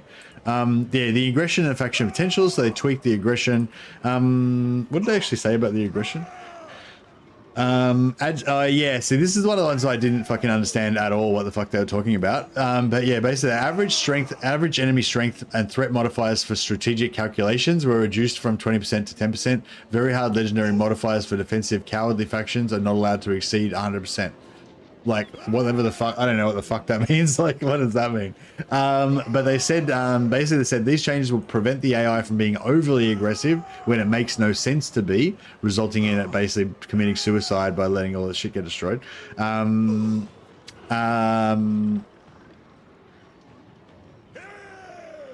Yeah, so basically it's trying to makes them more aggressive, but less suicidally aggressive, I think is the theory. And yeah, and faction potential, they tweaked all the faction potentials again. But I think the main headline of the faction potential is that instead of just being major factions, which are highly buffed in faction potential, and minor factions that get steamrolled in faction potential, there's now an extra category of like kind of important minor factions that are buffed a bit more than normal minor factions. So yeah, sort of like major, minor, and there's kind of important minor factions as well now. So yeah. Do you think that they should make the beta official, or are there aspects that just don't work? I don't think the beta is ever intended to be official DTaps. So yeah, so that's another thing with the beta, right? So this is a beta test just for those 4 things that I mentioned. It's not a patch, so it's not intended to fix anything. It's an experimentation, you know what I mean? So it's not even like these changes are a prospect for live, you know what I mean? Like they may have never intended to make these changes in live. They just wanted to do this and see what happens so they can get more information, you know what I mean? So I don't even know if these are like things that are intended to ever go into live. But yeah, if it's like they did with the previous beta, they'll probably see how it all works. They'll probably say, oh yeah, there's like 1 or 2 things that seem pretty good. We'll put them into live. The other things were, you know, good, but not quite the like value that we want. So we'll keep tweaking it and try and see how we go, you know, whatever. But yeah, I think that I don't know, it's so complex, you know, it's so complex. Like I like the decisiveness that the AI seems to have now. I think that's really cool. Hope that they put that into live, but then I don't know, that might be causing other knock-on effects that's causing problems in other areas. This is only my 2nd campaign playing with it, so I don't know, you know, I can't really make a, you know, I can't make a good overall kind of analysis of it or anything based on just that. I was sort of thinking if I could try, I don't know, should I try it? I'm basically got 2 options. I'm going to either put him here and see if 2 Dwarf Lords can auto-resolve the garrison, which I kind of think they probably can, but I'm not sure. Or I could get Thorgrim to go there and then kind of force march back around here and have this guy just kind of like head up and get ready to just siege this next turn. But yeah, if... Yes.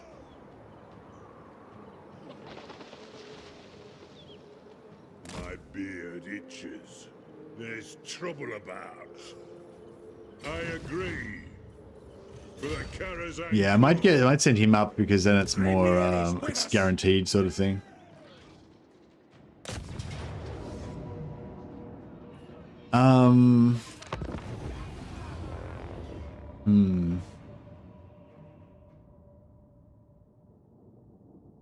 I want Slanesh Snitties in the next DLC. Well, I think you're guaranteed to get that. They already confirmed that there's going to be.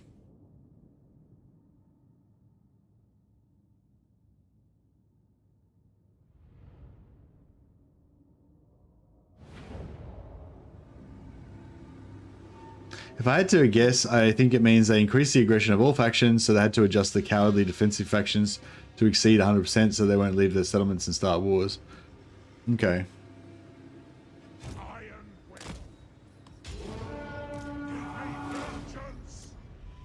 Let's get back here and set up a nice viewing platform so we can watch the gyrocopter kill the enemy army. I don't think we're going to get indoor Araby after all. They officially said that they had no plans to add Araby previously, but no plans at that time, which was like a couple of years ago. So I guess they could have changed their mind and decided to add Araby now, but I highly doubt it.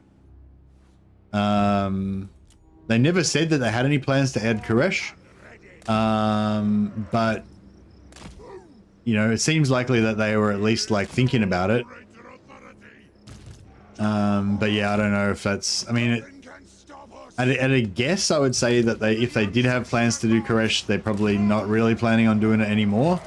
But, you know, I don't know. I mean, that's just my guess, but certainly not based on any, you know, insider information or anything.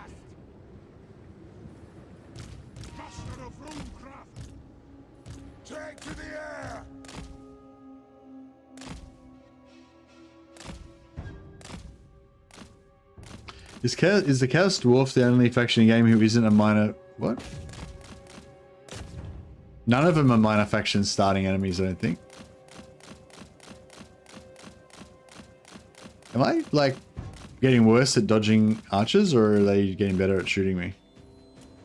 The clans unite! Go! I know it always shoots at the, like, side of the unit. Moving!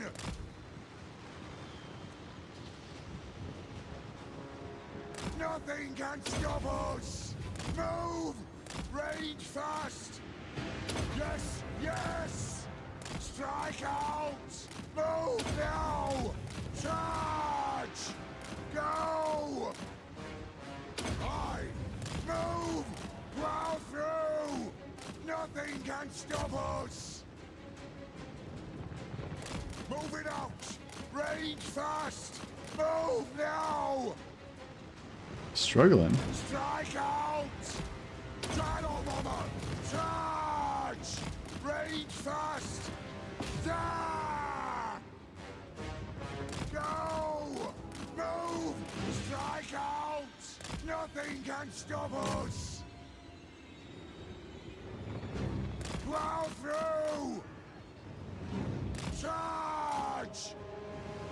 Move now! For the Paradigm Core! Go! Strike out! Move! Charge! Plow through! On! Rage fast! Nothing can stop us! Move now! Charge! Rage fast! Nothing can stop us! Move now! Plow through! Strike out! Fly! Right! Dot! Go! Move! Understood, Lord! I'm gonna route these archers so they can't keep shooting me. There we go.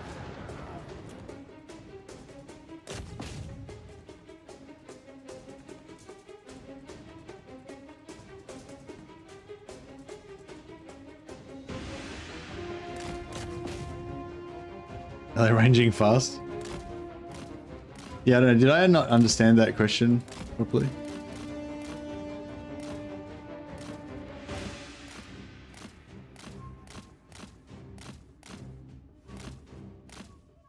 Oh, fuck. For the Paradigm Core! For the Fourth Father! Ready! For our ancestors!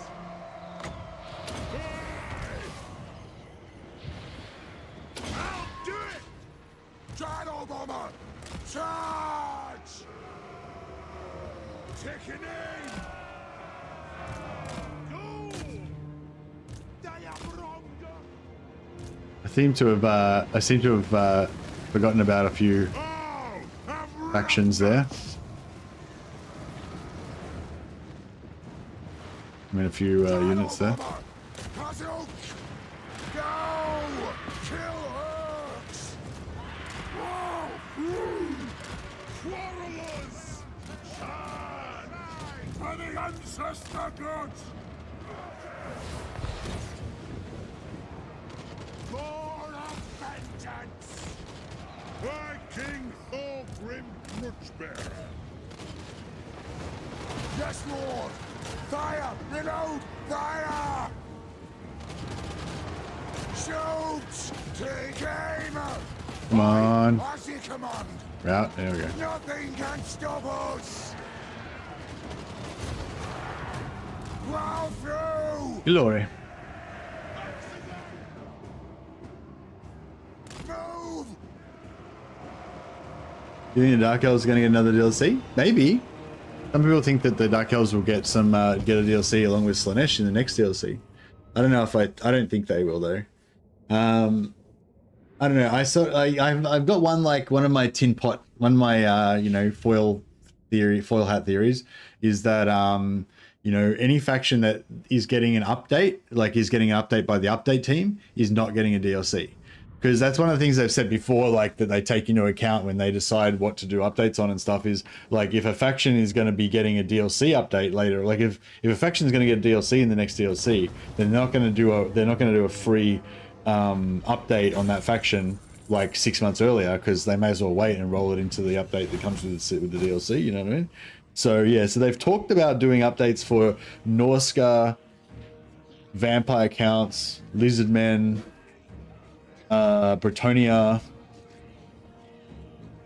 I think they've mentioned doing, I don't know if CA has mentioned doing an update on Dark Elves, or is it just heaps of players that have talked about an update for Dark Elves? I don't remember whether they've actually mentioned it, but all of those other factions that I mentioned, that they've actually said that they would like to do an update for it in the actual dev blog interviews and stuff. They've actually mentioned them. I would guess that none of those factions are going to get a DLC, at least not anytime soon. Because yeah, why would they do an update for them if they were going to get a DLC, and then they would probably get an update during the DLC, you know? That's my theory. If you say so, Beardling. Good. Grimnir's axe thirsts. I, Lord of Clan Morgrim. Very well. The runes are cast. You're not right, Ned. Demon Slayer. But that armor's heavy, eh?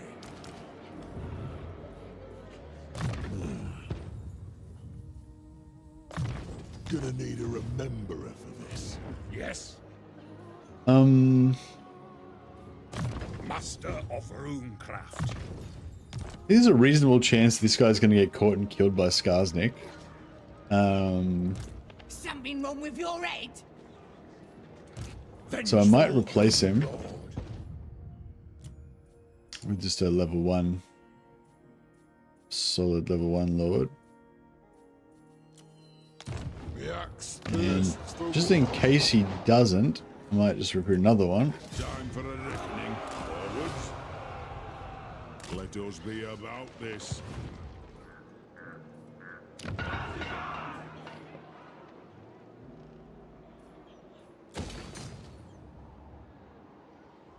Vengeful Runelord! No chance. My anger burns bright. Saposo.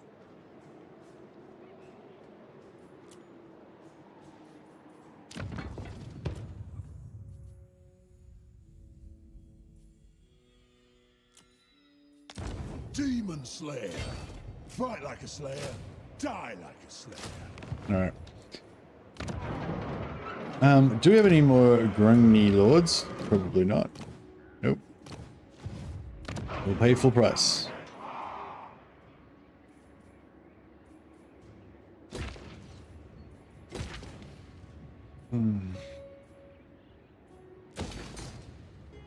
Getting pretty tight. It's getting pretty tight. We need some cash.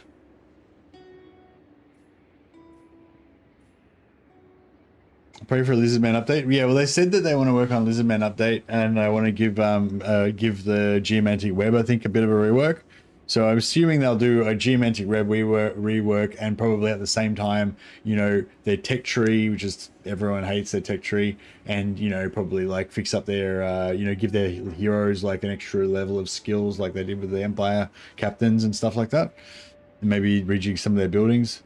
If that would be, you know, if they did that, that'd be a pretty good update, I reckon. Yeah, sorry the stream started so late today too, guys. I don't know if that would put some of you guys out, but yeah, been I don't know, had a weird schedule. So my social life schedules have been a bit weird lately, so it's sort of thrown out my. I don't normally have a social life, but I did a thing. I did some things a couple of times. Yeah, yesterday we had Mrs. Messy's mum over for lunch. I made Texas chili, Mexican black beans and rice, and some, you know, some salad and salsa and stuff. That was pretty good. She liked that. And then we had pancakes and maple syrup and fruit for dessert. She seemed to like it. I got a few points with the Mrs. What would she be? Grandma Mercy? I don't know. Mrs. Mercy's mum, I guess. I don't know. I don't know what her Mercy title would be. Oh, she's not. Yeah, we'll have to figure that out. Mother Mercy-in-law? Mother Mercy-in-law, maybe. Social Life? What campaign is this? I know. Haven't played this one before. It's my least favorite. Social Life's my least favorite campaign. I like play that one even less than Daniel.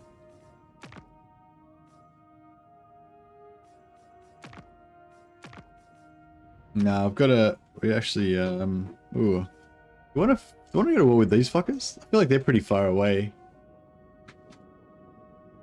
They're not that far away though, are they? I don't know, should I... You reckon I could like rampage around here and like attack Vlad or some shit? There's no way I'd get away with that, is it? Oh, maybe. If I started a new gyrocopter army down here. Maybe.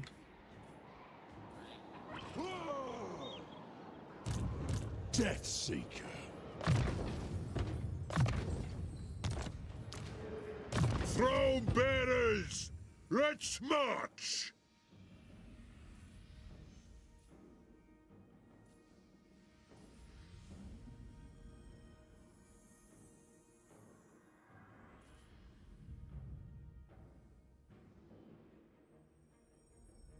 One, two, three, four, five, six. So basically just don't want to spend any more points already. Pretty much. Dwarfs are the best. Agreed. Hair dye, squig blood. Dwarfs are the best.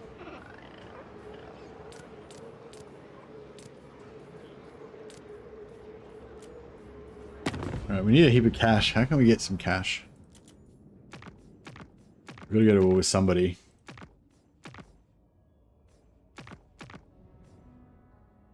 Oh, can we sell a piece?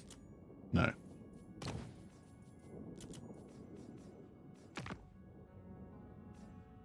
How can we go to war with those guys? They're going to be dead soon. Before I wring your neck. I think that was a good one.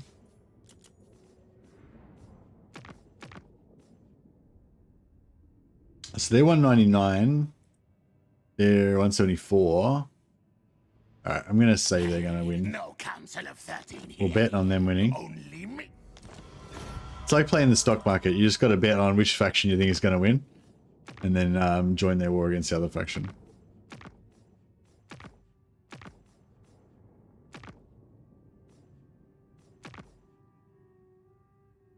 I got plans.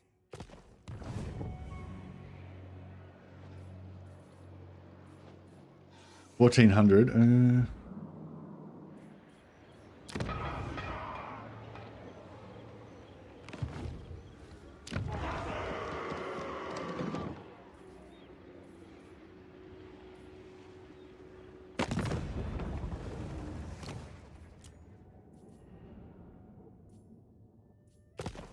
Offer Dripping Fangs what? Who's Dripping Fangs?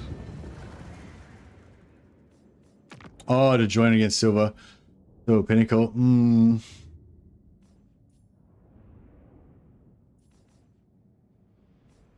Speak, dwarf, before I have you killed. It is a lot of money. Fuck it. Alright. I didn't want to go to war with either of those factions because both of them can be a pain in the ass and come in the side here. But, you know, fuck it. As they say.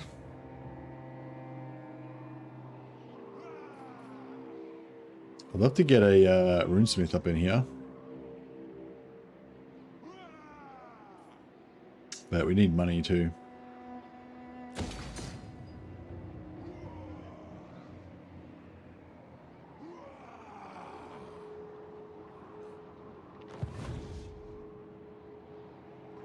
trying to do a tall dwarf campaign, so hard to just not occupy stuff.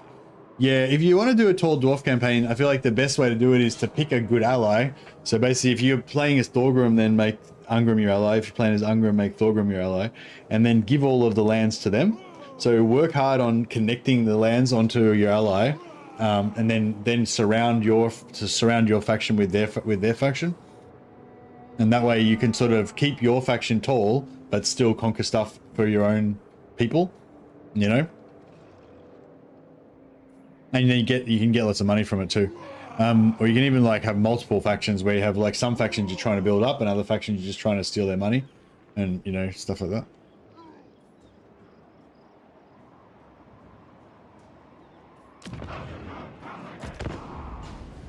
Let's see how this plays out. I wonder what Skarsnik's going to do. I assume he's going to ambush.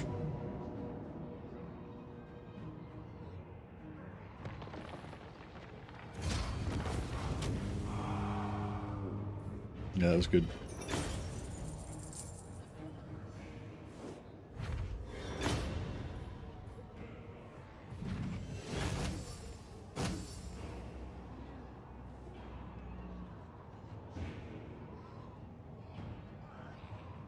So this is happening on the previous turn, or the end turn. So I can take this if I want, and this will apply before the end of the turn, which means that we'll then get the extra control and everything. So it's kind of cool, but like the income's probably not nothing anyway.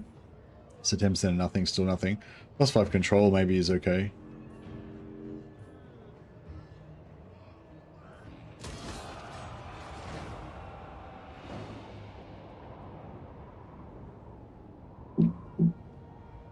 Need to make chili again. It's been too long. Yeah, I did a bit of a different one this time. I did half like a kilo of pork, like kilo of pork mince and a kilo of beef mince. So like 2 kilos or 4 or 5 pounds of mince, with yeah, lots of onion, red peppers, and I actually put a can of baked beans in there. I feel like that just gives a little bit of a tomatoiness and a little bit of sugar, and also put some sugar in there, some Worcestershire sauce, and yeah, a heap of chili, some sriracha.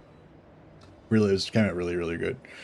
But yeah, I think I'm gonna do another one with like chuck steak next time. I think like the chuck steak is probably like better, but the thing is, I usually like to cook it, like when I do the mince, like when I do mince like I did this time, I just cook it for like 10-12 hours.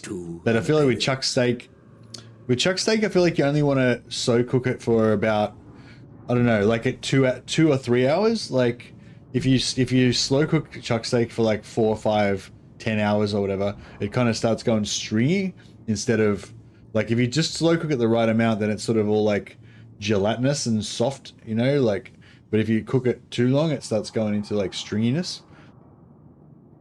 I don't know. Maybe some of you other slow cooking, I'm talking about slow cooking in like a stew or whatever.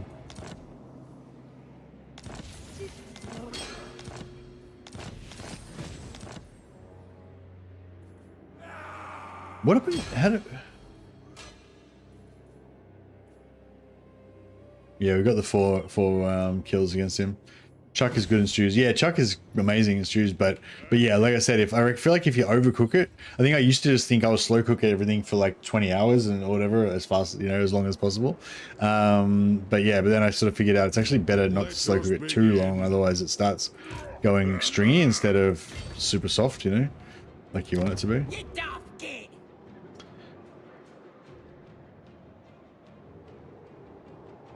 Do I want to...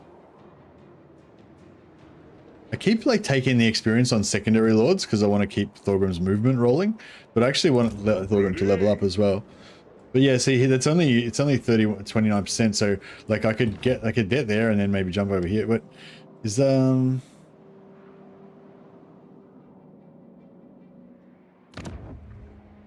so he's already taken that. He's probably going to beat me to here already. Hey up. I hope we're outnumbered. By my vows. Is it only worth getting the deeps in your provincial capitals? Like, how many build slots do you get in a minor settlement with a deep? How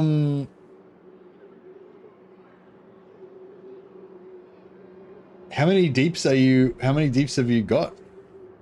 Like, I would prioritize the highest income settlements first.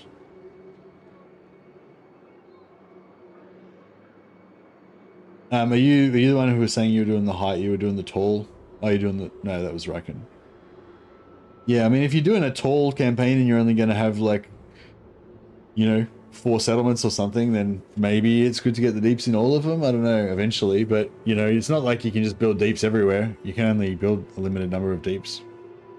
So you would prioritize the highest money build. If you're doing it for money, then, yeah, you would prioritize the highest income ones, I would assume.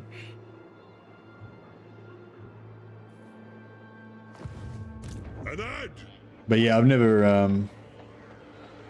really gone that far into it.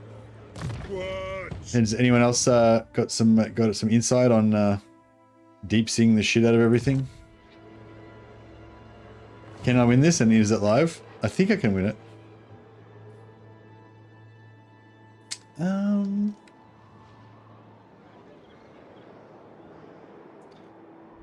I think I want the movement regardless, so yeah, I think we'll yet again take the experience on this other lord. To war! The High King moves. Got Ben? Let's be having them. Right. Time for...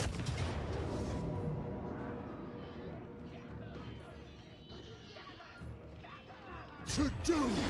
Ken said minor deeps get 3 build slots. Okay, so it's just like a minor settlement version of the deeps.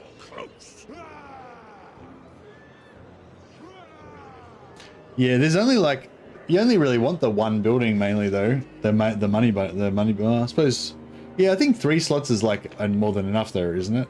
Because you want like the money building, maybe the Oath Gold money building, and I don't know, the trade one or something. I usually focus on the major settlements first, but eventually try to get it everywhere. Yeah. You can build unlimited deeps, right? It just takes upgrade time and money. Yeah, exactly. It's very front loaded. The cost is very front loaded. Yeah, you need time to build out the things to get the High King's decrees to be able to build them, and you need shitloads of money.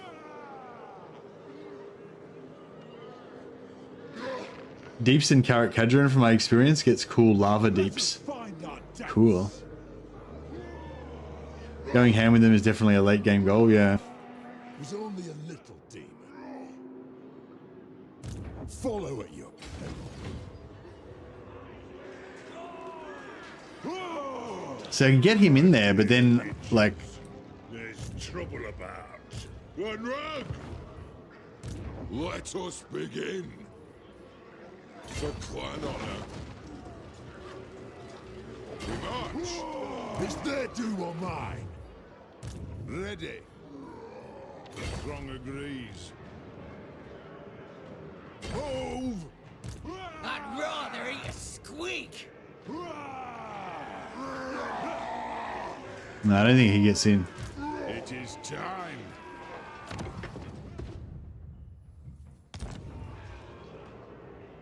Quickly. 1, 2, 3. No, he doesn't make it in. Well, I can auto resolve it. I might just do that. Don't stop till you're dead.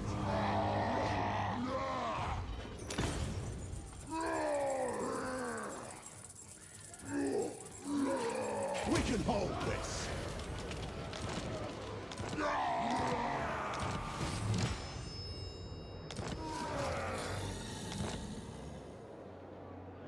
Good players auto resolve. Slayer. My tactic as Thorek is to confederate Cazador, sell some settlements to Queek, then invest in the deeps in Karak Zorn. Oh, nice. Although selling settlements to Queek is heresy.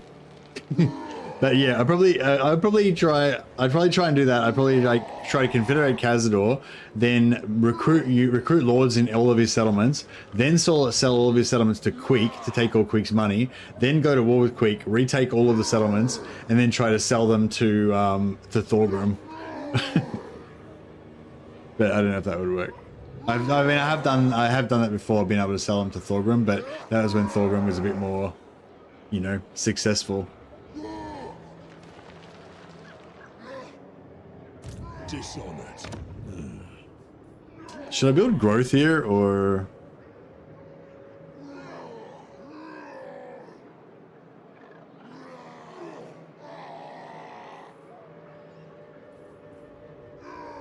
This is the problem with Mount Gumbad. I always feel like, you know, because you want the gold, then you also want the Brightstone mine, and then you also want the Oath Gold. So there's like 3 buildings just to get their basic economy. And yeah, so I don't know. Growth is, I do want growth because I need to get those buildings as fast as possible. But then having the growth means that you don't get the buildings for fucking ages longer. You know, it's like, I don't know. I feel like it's really, I don't know. It's like to get to tier 3. So we can get all 3 buildings.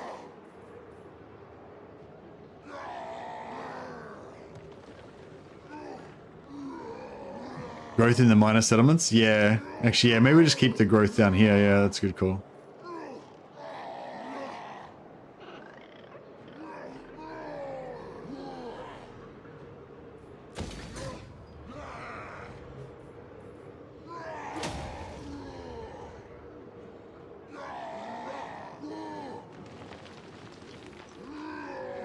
Hey up. One rug.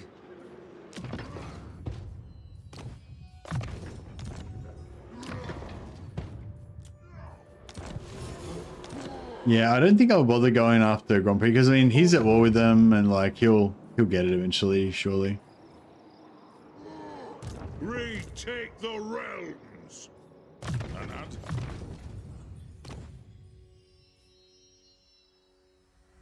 Oh, you can just switch to another tab. I didn't realize that. I usually put the point in and then I have to exit out and then go back in before I can respec.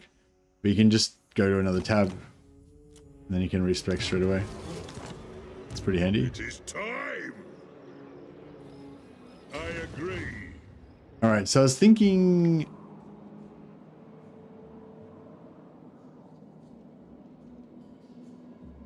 Retake the realms, indeed. Should I? Yeah, there's no point. I think it's too much of a waste going after this. We'll normally that you don't get bothered too much from up there.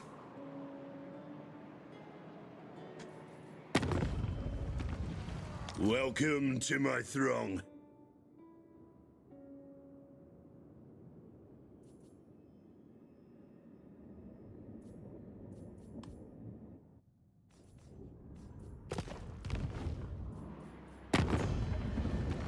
Welcome to my throng.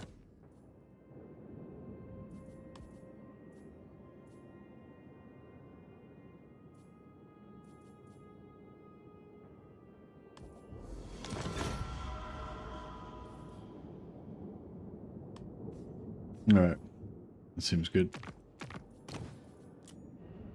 Temple Hoff, we can make peace with him, I guess. Although that's probably going to make him not like me anymore, isn't it? Yeah, he didn't like that.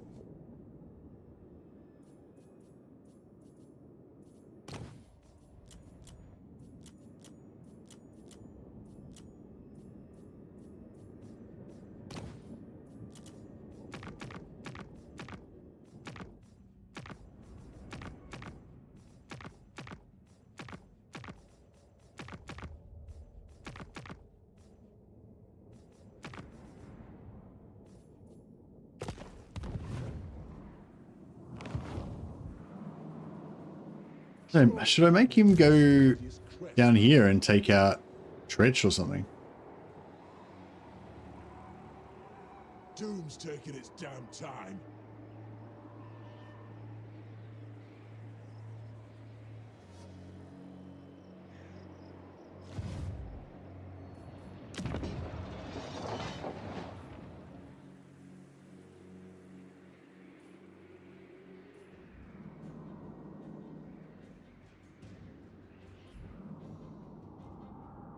No, and like normally what I do is just come down here and take Black Crag and Karakay peaks because they're pretty cool, valuable settlements. You kind of want to take them as soon as possible. But then you always end up in this situation where you're at war with Queek and you've got Tretch coming in the side and you've still got the Orcs to deal with. You haven't finished them off. If you're really, really lucky, you'll get Vlad going to war with you and coming down from here as well.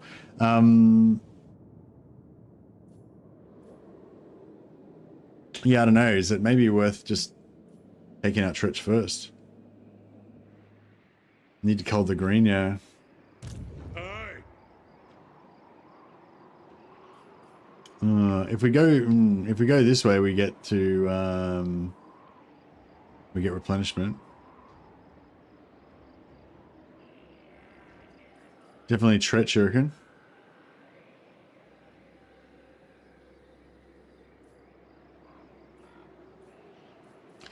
Take Tretch so I can Throne bearers, move.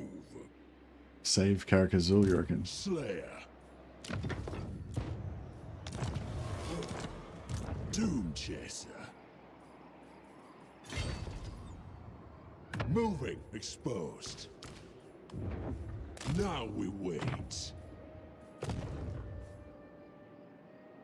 Is Gotrek this board? My legs are only so long. Don't rush destiny.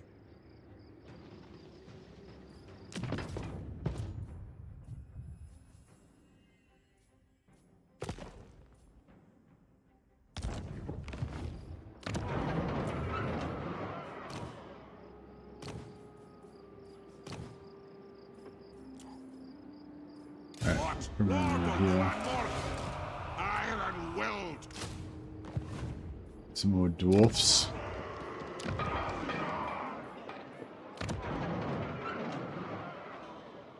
All right, this looks all looks like it's all heading in the right direction. So this is what I was afraid of though. Once you get in here, then you're like, oh, I wouldn't mind some extra oath gold. Oh, I wouldn't mind some extra cheaper buildings. Wouldn't mind some extra money. Wouldn't mind some extra money from all my industry buildings. Actually, industry buildings is not... We don't care about industry buildings, is it? Because we don't build those.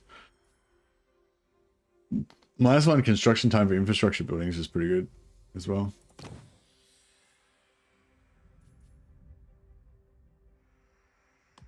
But we've got to gather the throngs.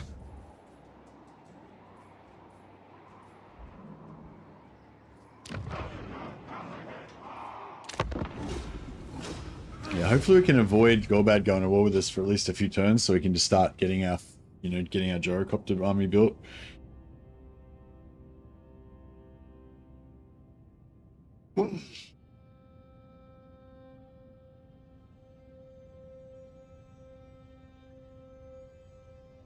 Industry building is only the tools. Who cares about that when no oath gold? Yeah, exactly.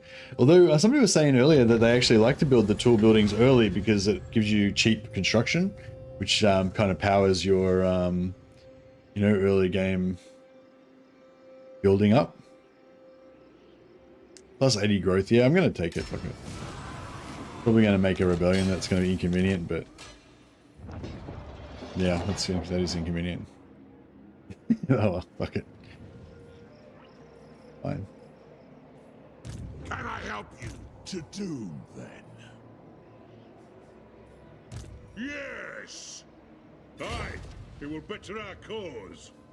Ah, not quite. Hair dye. Squig blood's good. By the ancestors, no. No reason for it. Pocket. No. What? Send me to vengeance.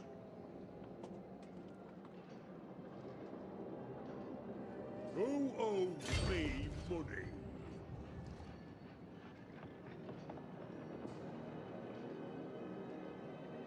Forwards! Yeah, get another turn of replenishment. This crown It's digs not into bad. my dowers back too much. Never saw grim near in a bush. All that rock above feels grand. Doom's this way. Runlord! Runelord. I'll get on it. Setting off. No doing. Getting out of here.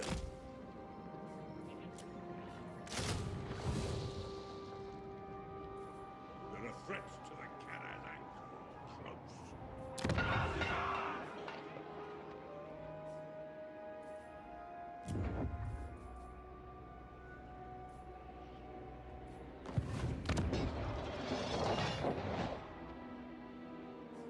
We'll get this. We'll get a Grungni Thane.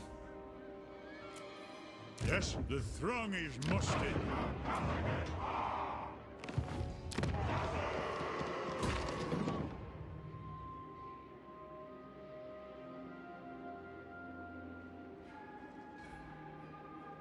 Thorgrim migrate to Zarnagrin. Actually, yeah, that's it. Have we ever done a has anyone ever done that? See if you can try and take Zarnagrin like super early so you can get a tier 4 settlement. Is Zarnagrin red for dwarfs? Yeah, I feel like Thorgrim wouldn't occupy it, he'd just like raise it to the ground.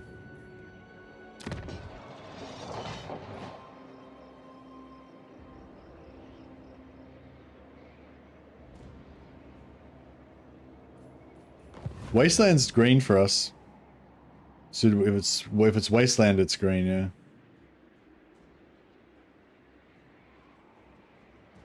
Same as Darklands and Badlands. Ah, okay, cool. So it would be a perfect place for us to go and, you know, we'll abandon our ancestral homeland of the last 1,000 years. Karazha Karaks of no cultural importance. We'll just fucking leave that, migrate to Zarnagrin. It'd be good for Malachi, yeah. Actually, yeah, that'd be really cool for Malachi. Just migrate down and join Ungram and Karazha Karak.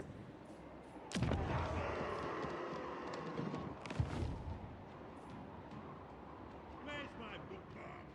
I've lost my place.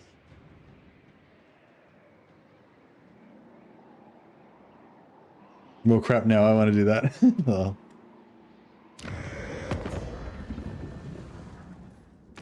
Don't think to outsneak me. I am sneakiest of all, Skaven. I'm kind of thinking maybe I want to recruit.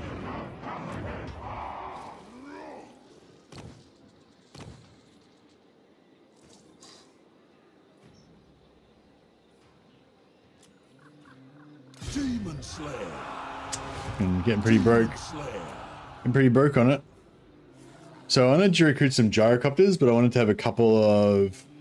I don't know, should I get a couple of warriors or should I just get correlers?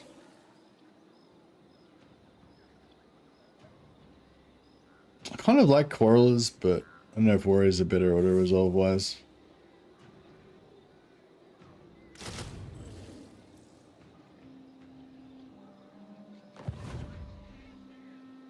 What's the benefit of Zarnagrin? It's tier 5.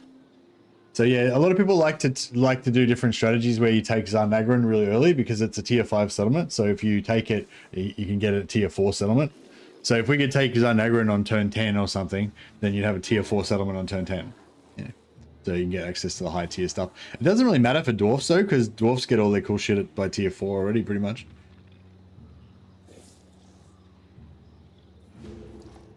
Declare war against Cathayan enemies so we can get money. Yeah, good call. Thanks guys. Cathay extends the hand of welcome. The dragons will...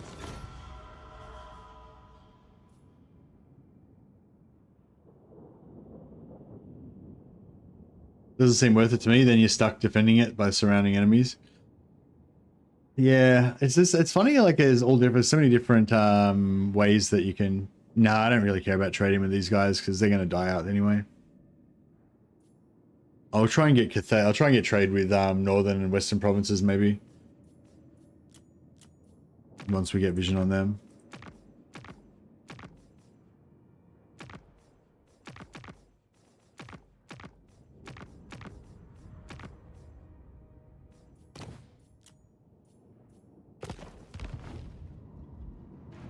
I'm still strength rank 173. I'm like the weakest faction in the game. What the fuck? because my health is all fucked up. Lad.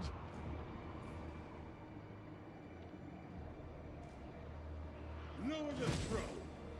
I need to stretch my legs.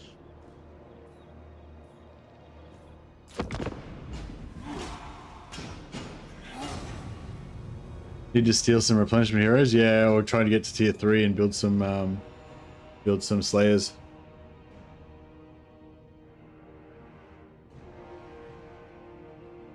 Once not to minus 2010. Oh yeah, we're gonna be in the red pretty soon. M4 heretic, don't worry.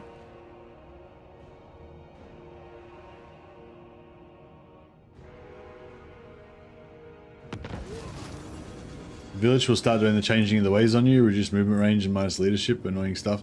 Yeah, I never go to war with Village, I'm always too afraid. Hey, we got 1,000 gold from Cathay and Caravan, it's pretty cool.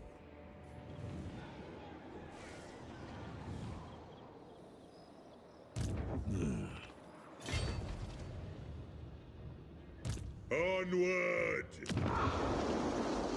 The High King acts.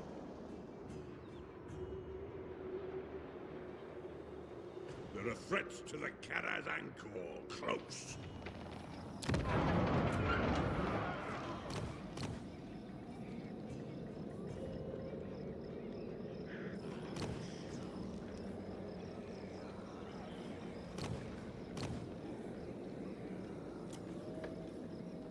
Demon Slayer.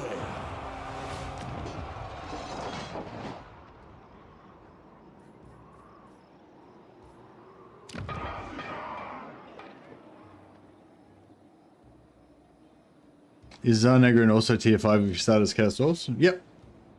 Yeah, it's always tier 5. Yeah, taking it as Ostrogoth would be pretty cool.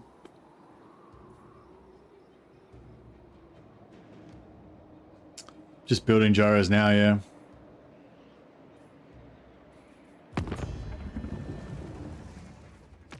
What you want? Treaty pact? Betray me first. I gnaw on your bones.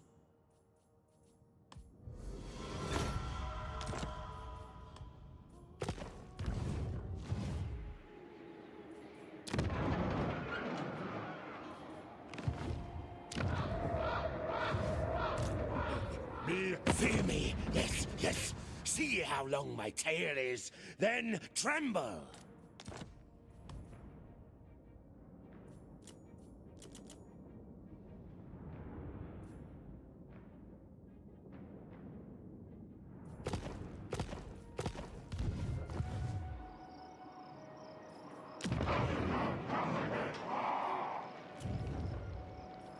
It's kind of a waste to keep wrecking these guys, but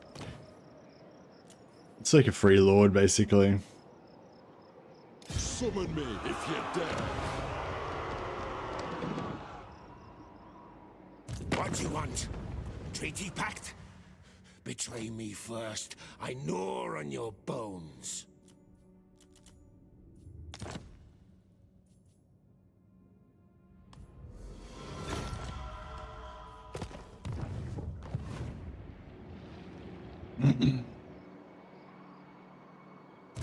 Alright,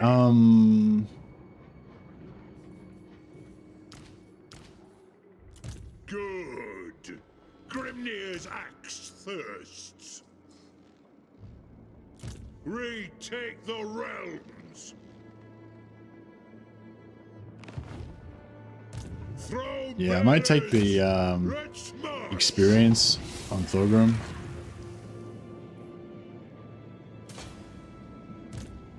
Chosen of the Great Horned One. Don't disappoint me. What's the sack The value? High King acts. 213 sack value. Why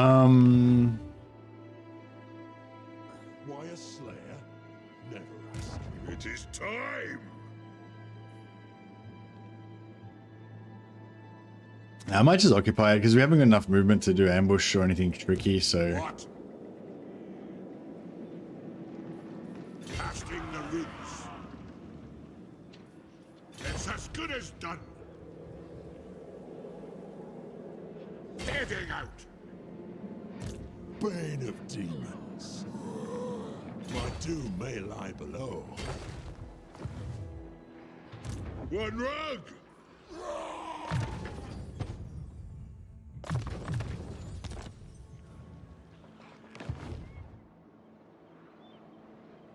Demon Slayer.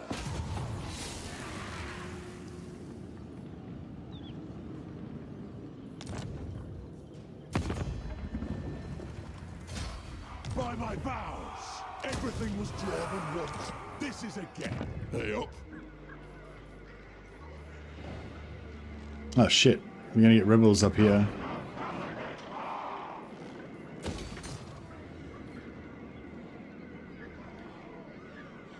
That didn't actually save us much money because Dishonored.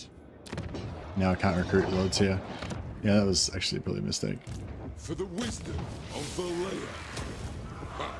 But we did get to trick the Summon me if Filthy you Skaven. Actually, yeah, we didn't make any money out of that at all.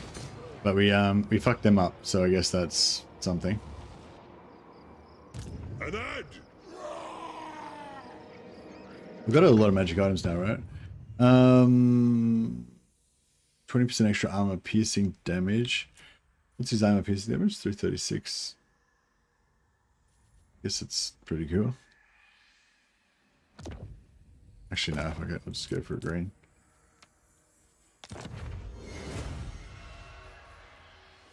Talisman endurance. Just quiver. Unending volley. Here we can't put that on our gyro bombers. I don't know, is unending volley good? I don't feel like you really ever run out of ammo. Hey, Wonderfully Lazy just rated us on Twitch. Oh, did I? Sorry, did I actually? I think I totally forgot about it, but yeah, Cultist the Corn rated us on YouTube earlier. I don't know if I made a big deal out of it at the time. I think I was mid rant or something. But thanks so much for Cultist the Corn for the raid. You've been raiding us a lot lately, and yeah, I really appreciate it. And yeah, thanks for the raid, Wonderfully Lazy, and welcome everyone coming over from Wonderfully Lazy's stream. I haven't run into you before. Hope you a shout out there.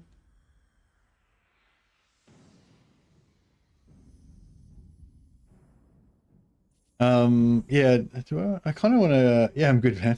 I kind of want to smelt this down so I can get the oath gold, but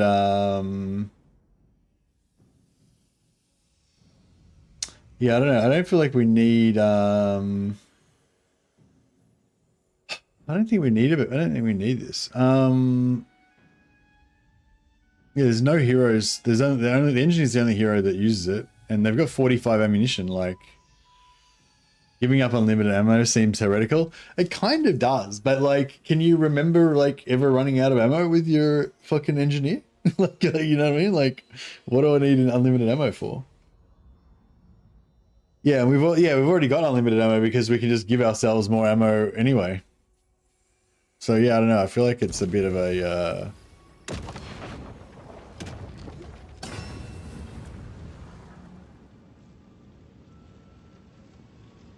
chunk.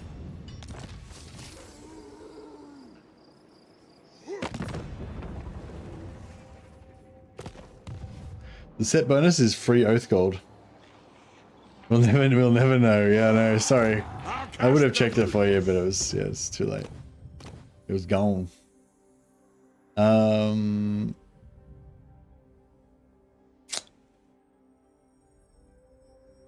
No worries, Wonderfully Lazy. Have a good day, buddy. Thanks for the host. Appreciate it.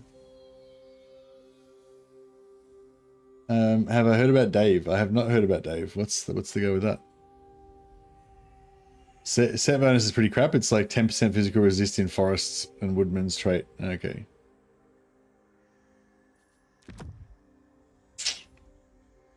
I kind of like the gambler's armor for a white armor. It's actually not bad.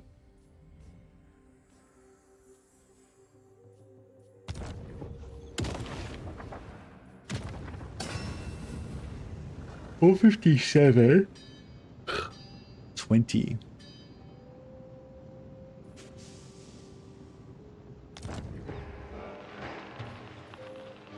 some unbarricade over there.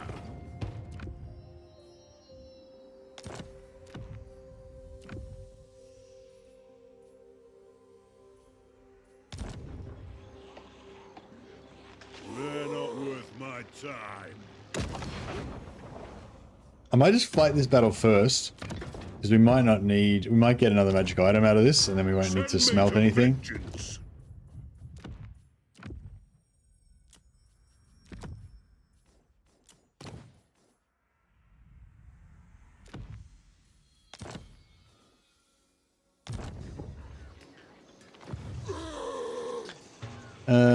Dave is the thing. You let a random person in chat make an army, and the army's name is Dave. It can be any unit, say what. Okay, nah, it doesn't sound like a thing for me. Sorry, Daddy. I sometimes do renames. We've got a bunch of people here now that are going to be have characters renamed after them. But I prefer it to be like a lore-friendly, roleplay appropriate sort of name. You know what I mean? So I don't name anything. I don't name anything in the game like it's anything that's going to be too immersion breaking. You know, like Dave. You know, there's nothing in my campaign is ever going to be named Dave. I'm sorry. Seems like a fun idea though. Apart from that. Retake the realms. But yeah, I like to do lore appropriate names. So like bad miracles. His dwarf name will be you know, Badrick the Miracle Smith or something. And Elmed's sire is going to be Elmrund Sainson. Nathan's probably going to be Nathangrim. You know, Two Steps will be like Snorri Shortbeard Two Steps or something. You know, that kind of thing. So I like to go for like lore appropriate kind of names. Seth will be Sethron Elf Son. We don't know about Seth. He's a worry. Let's march.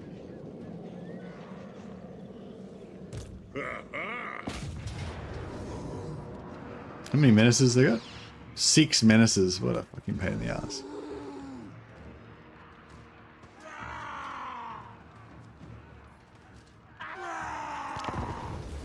Elf Son. Yeah, I know. What's going on with that?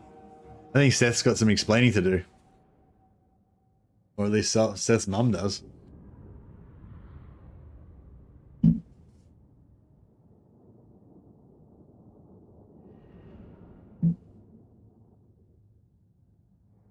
Yeah, I'll probably scrap the potion of spree. Oh well, it's now probably so the whites are only worth 20, but if you melt 2 whites together to make a green, the greens are worth like 60, I think, or 50 or 60. So it's actually, you know, better to save it until you get a second white to merge it up. But even better is if you merge 2 greens together, they're worth a blue that's worth 130. So basically four whites, which is worth 80, is worth a 1 blue, which is worth 130. So you want to kind of, so if you can wait, then yeah, it's better to wait.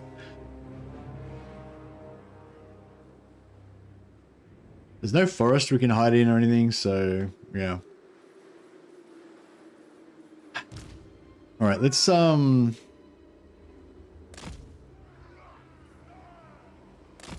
what we can do here. Ready! Quarrelers! For the High King! Go! Master engineer.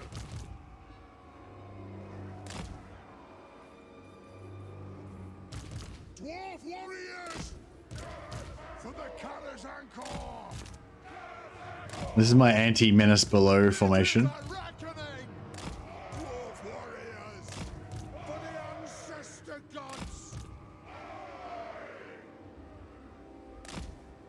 For the Karazhan Corps! We demand blood! Miners! Ready! Hammers!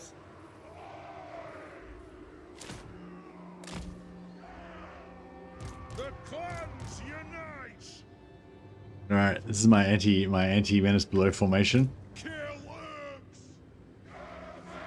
I wonder if we can get into the forest, if we can get it to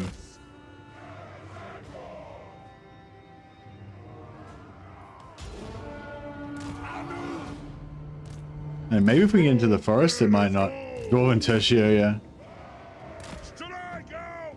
I'm playing a Bannerlord campaign. I want to make the ultimate Sturgeon Heavy Axeman captain. So I want to take all the captain skills, like get like one-handed up to like 200, so I can get like the two or three different ones for like extra shield resistance and whatever, and get the two-handed one so I can get the get the throwing one so you can get the extra range stats on your infantry and blah blah. So I'm basically trying to build the ultimate captain of Sturgeon shield walls, and then just like have my Sturgeons go around in shield wall formation like little testudos.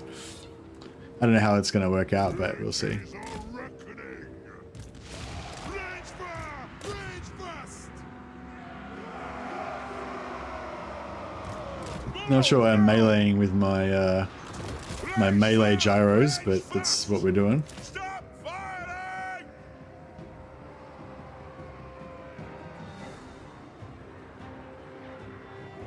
Preparing bombing run!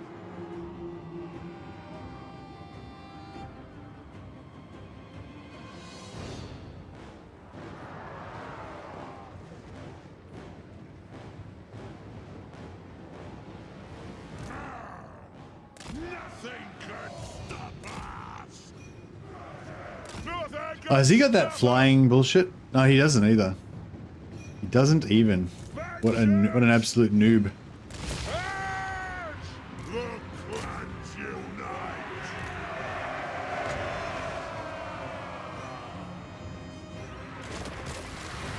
Obey me! Move!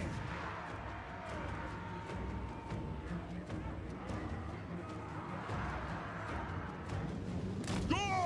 Nothing can stop Nah, us! he's too small. Get moving! Zombies! Obey me! Shield bearers, hold! Go! Yes! Vengeance! Move! Gyro! There is no greater authority! No! Nothing can stop us! Get to the safety of the testudo. Open legs! To the Karazhan Core, the might of Karazakarak! Way out!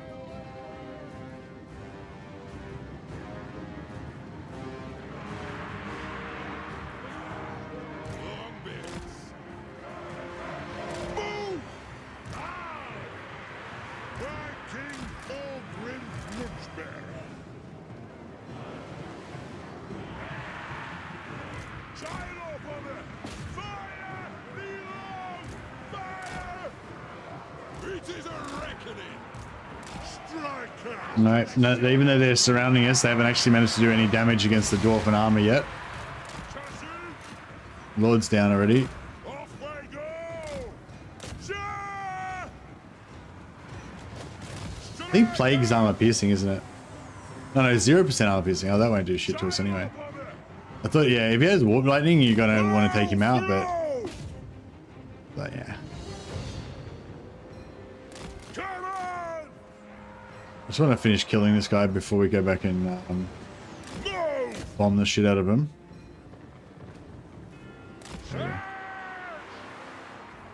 Go! It is a reckoning! Will do!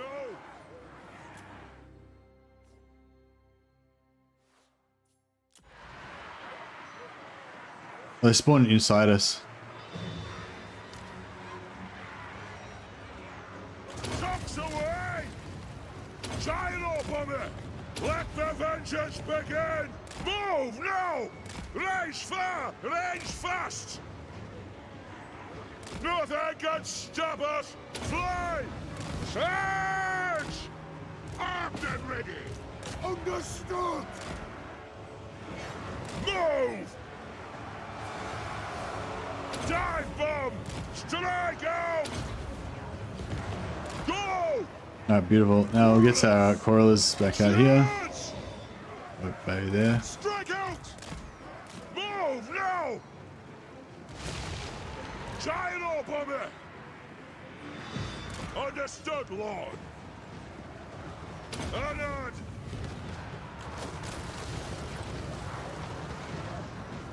Aye, as you command. Quarrelers. We stay put. Range far, range fast.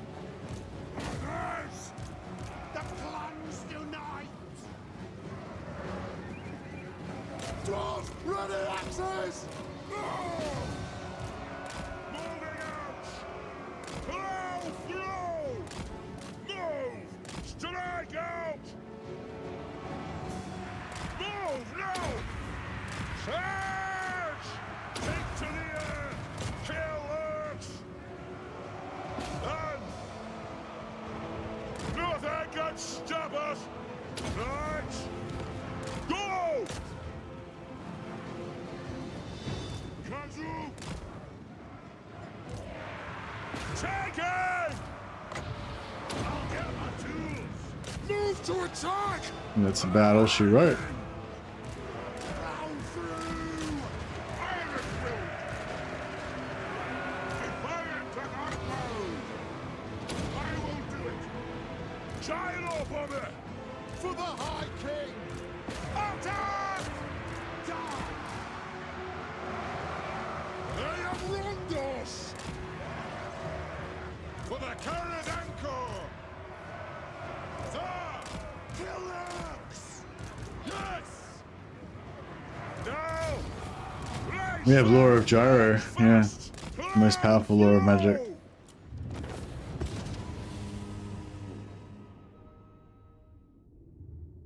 What do you think about a gyrocopter or a gyro bomber mount for a master engineer? I think yeah, a gyro bomber mount or a gyrocopter mount for a master engineer kind of makes sense and it would be kind of cool, but at the same time I feel like there's already too much gyro-ness going on with the dwarfs. If anything, like I'm kind of in the camp of we need to reduce the amount of dominance of like flying units in the dwarf armies. I don't know. I think that, I don't know, it's like, I feel like gyros are really cool and they are kind of an iconic unit for dwarfs in a way. Like I definitely wouldn't like to see them not be around. I think they are really iconic kind of, and they do really represent a sort of aspect of the dwarfs with those like crazy engineers and stuff. But I feel like it shouldn't be as dominant as it is. Like yeah, it's such a hard thing. It's like on the one hand, I love gyros and I really enjoy playing with them and I think they're really fun. And so there's a really strong argument for them remaining the way that they are. But at the same time, I kind of feel like the way they were before, when they were kind of not that great, but having one of them in your army was really good because they have mobility. But apart from that, they weren't like amazing. You know, they were kind of like, you know, they were kind of like some shitty horse archers or something. Like they're useful, but they're not like, you're not going to make a doom stack out of them. You know what I mean? Like, I feel like that's what they used to be like. Like that one unit of gyrocopter, was it gyrocopter brimstone gun that you'd have with Grombrindor? Can't remember. Anyway, but I used to really value their unit and I use it to snipe enemy lords and use it to activate enemy armies to get them to come to your prepared position and stuff. And it was really useful, but I wouldn't want to make a whole army out of them, you know? But now it's kind of like, yeah, make a whole army of them is pretty good.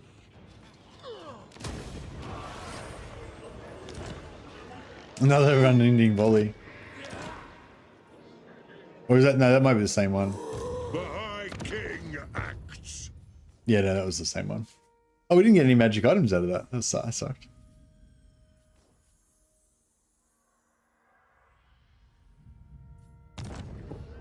But yeah, I don't know. I mean, I don't want to. I don't know. Yeah, like I said, I feel like just thematically, it's not really appropriate to have as many gyros as I would normally have. But again, it's a player thing. Like if you don't like it, you can just not recruit so many gyros, you know. So there's no real need for them to change it, I guess.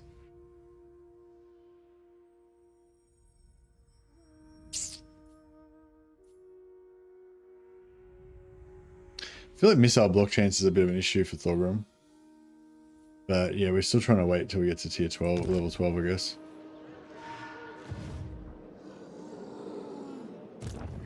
Send me to vengeance. To war.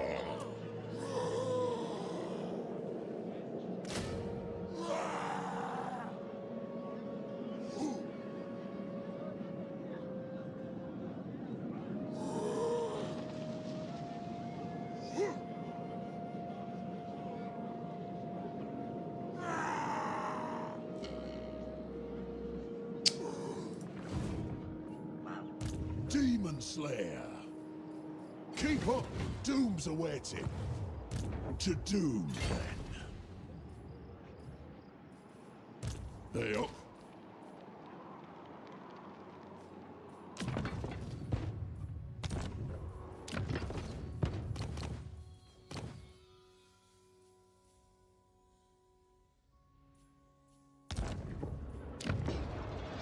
I could stop the rebellion by turning off the money spigot.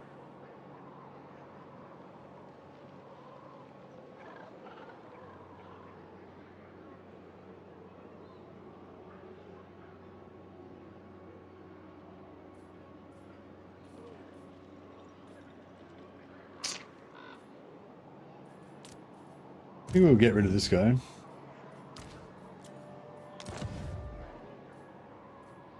Demon Slayer. I answer to clan and hold. Summon me if you dare. The axe thirsts for war.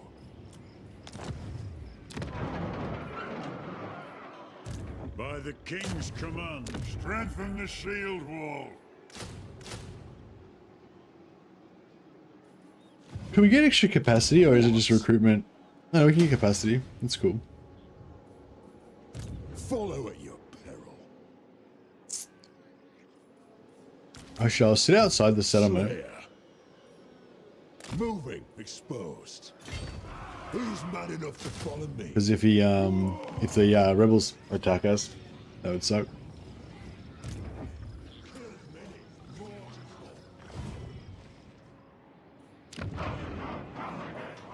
Doom chase.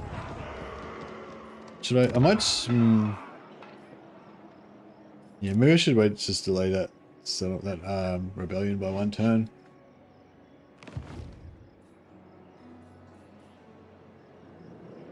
Does a wind I don't think we really need two armies here. Weld Demon Slayer. Can I help you? He's so close to being level 2 though, so I might just wait till next turn.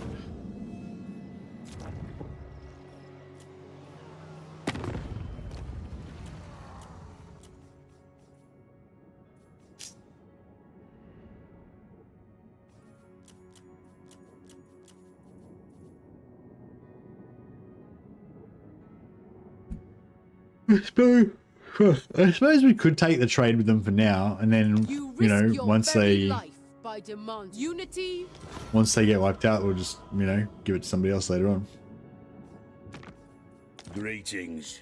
You no doubt have a request out.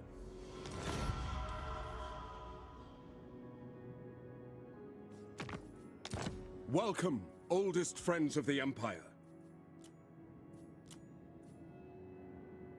Our relations are going down because strategic threat.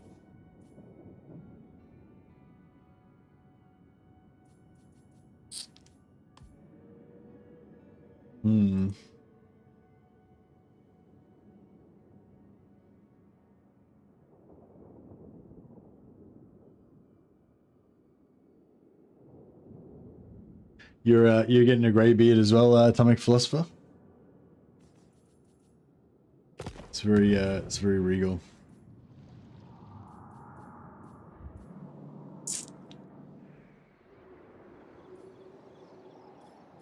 Alright, we'll see how we go here.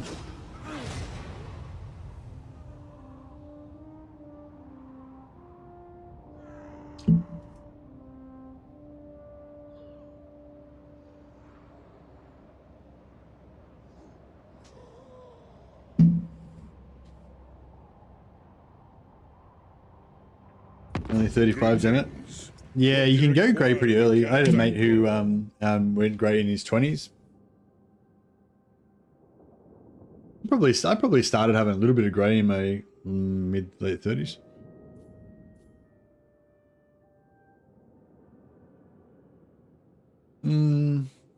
Yeah, I don't know, maybe not.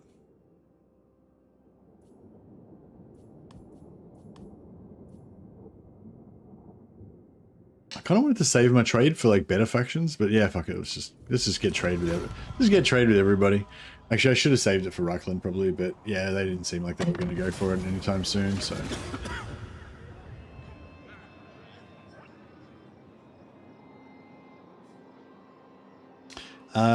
Yeah, I might take that because we're gonna get a rebellion in Grumbad anyway, and we've already got a rebellion here anyway, so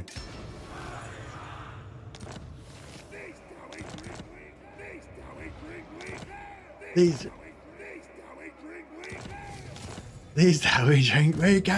Right off! Death Seeker.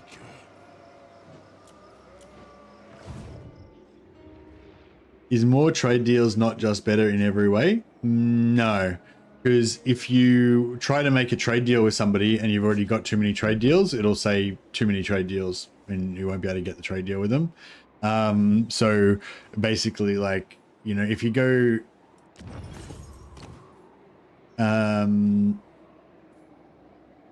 yeah, like...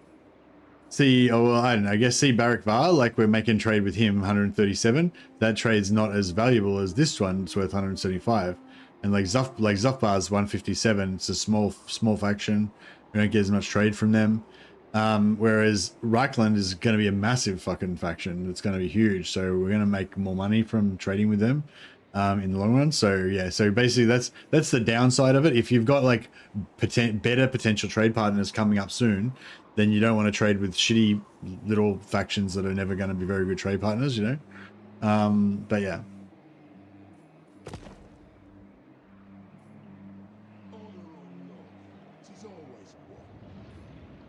Hey up. I'd rather eat a squeak!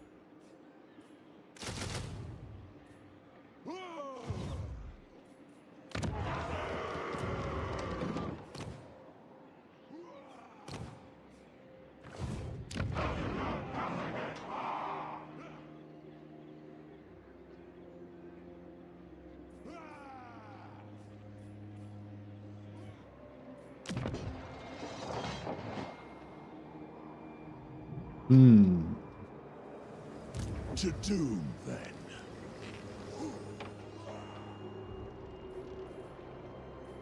Pillock, you're mine. Casting the runes. Retake the realms.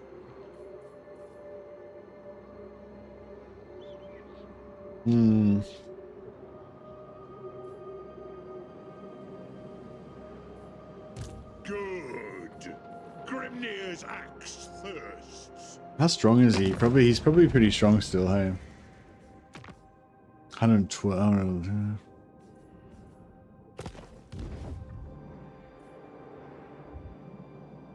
So his army's there. Probably. My anger burns bright. Dishonored. Out in the open.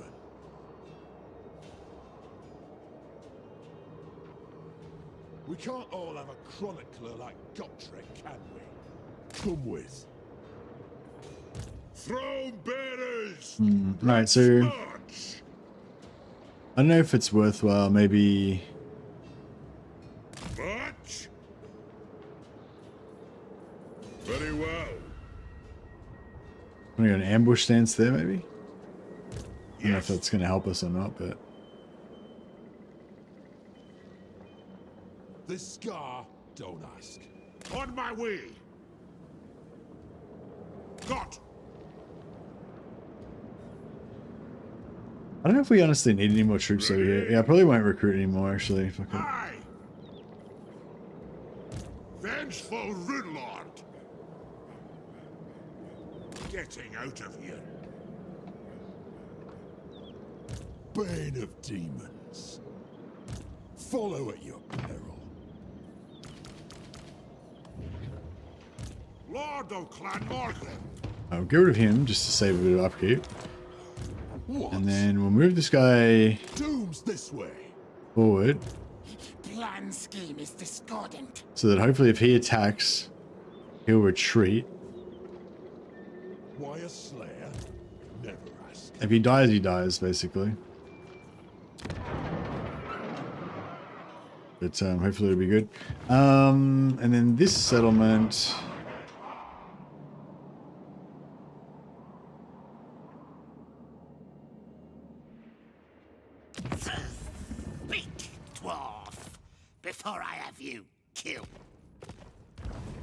Might try and build a barracks. Might try and build a barracks there and fuck over those greenskins. No, we can't afford to build barracks. They're too poor. God damn. Probably worth the grudge too if he dies.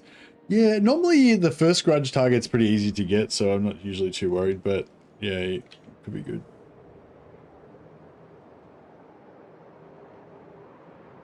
Actually, I wouldn't mind conquering up to the north and then selling that shit to Ungrim as well. There's another possibility.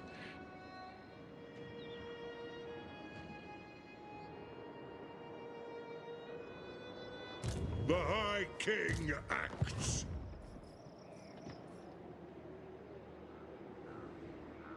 Lower the throat. I need to stretch my legs. Slayer.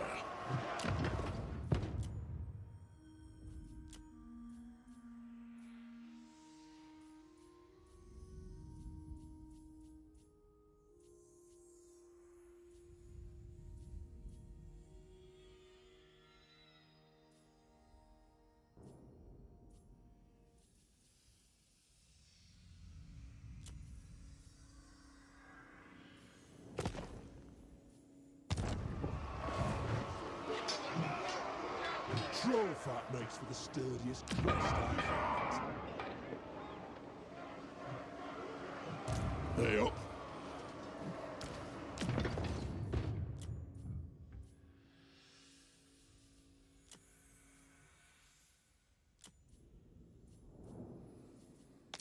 Summon me if you dare.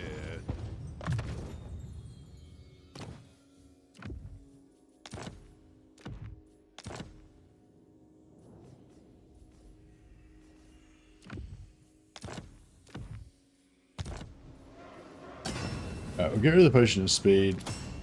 Get our first tank hit.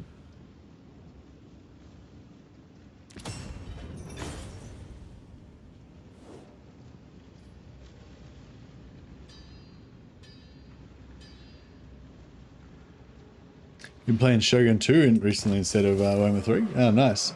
Shogun 2 is a pretty different kind of a game, I think, from Warhammer 3. So it'd be a nice, probably be a nice, refreshing change.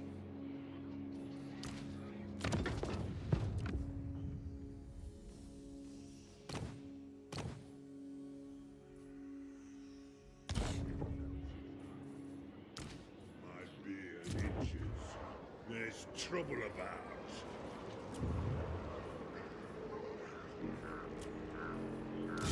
My axe thirsts for war.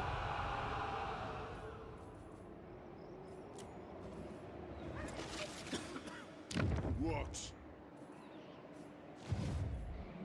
Got a pretty big garrison there. Alright, we'll see how this goes.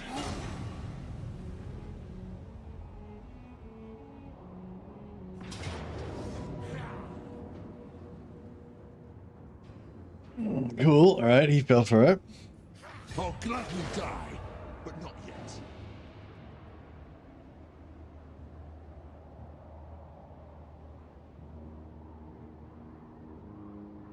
Empire Total War is pretty good with some mods, is it?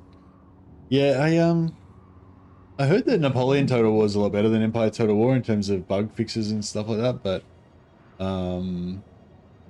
that, you know, but I don't know, I'm not really, I like the larger scope of Empire and stuff. I like the idea of the larger scope of Empire and stuff. Sorry, I don't actually play Empire though, really. I played it, yeah, I didn't really play Empire that much. I played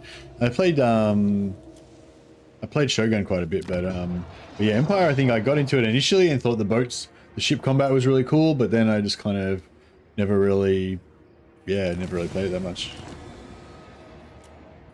Ah, the Slanesh one. Nice.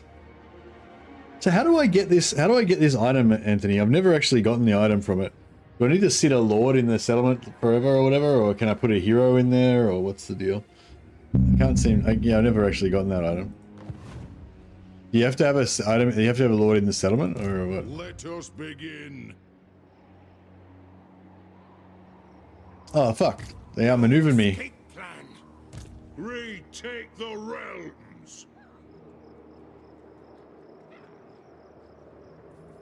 The runes are cast. Okay, we can jump in front of him.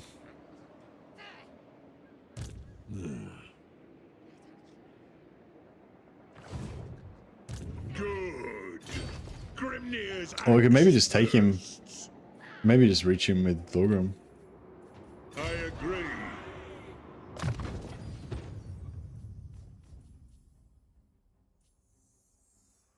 Draker. Gotta go. I do like the sniper gun is better. Probably, but I do love the tankiness of the Draker. Alright, first things first. Let's take out this guy.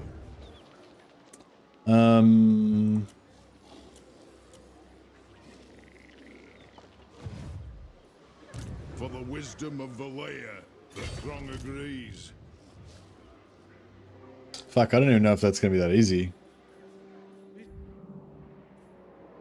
Stop that! Alright, let's check out this guy. Let's do this one first. This should be. Hopefully we can do this one.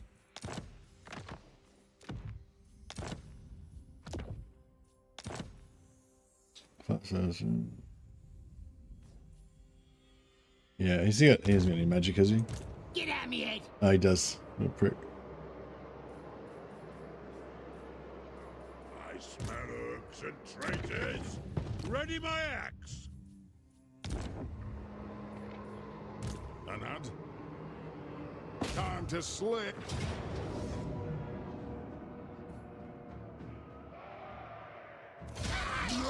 And odds. That's it, troll bearers. Keep me upright.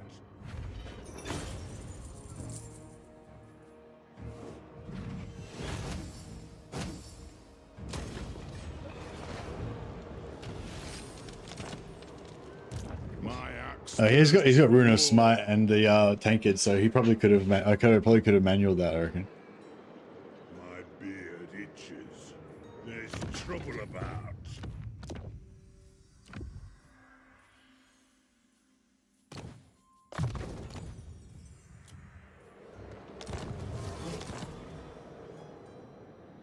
One-man dwarf army. Oh yeah, we need to let's rename some heroes. Oh, so I don't like to rename Tom Phillipson because he's actually named after one of the devs. So out of respect, we won't rename him. Summon me if But we you could rename dare. Burlock. Although maybe we should wait to see if he dies first. If he dies, he dies. For the wisdom of Valea.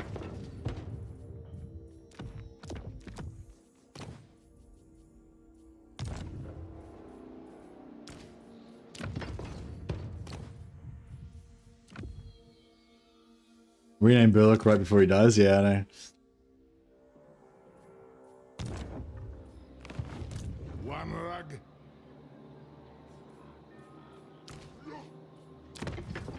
I think we should. Just to give Bad Miracles a chance at glory. There's no glory in living a safe life hidden away in the forges, you know. There's a certain satisfaction in you know, well crafted, you know, iron goods. But bad luck. Miracle Hammer.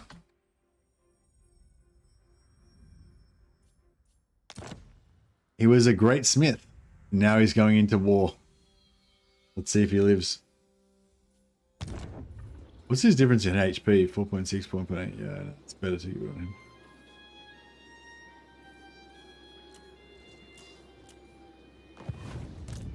Let us begin. Look at this. Ugh, fuck. Oh, yeah, shit. This artillery is a problem for us.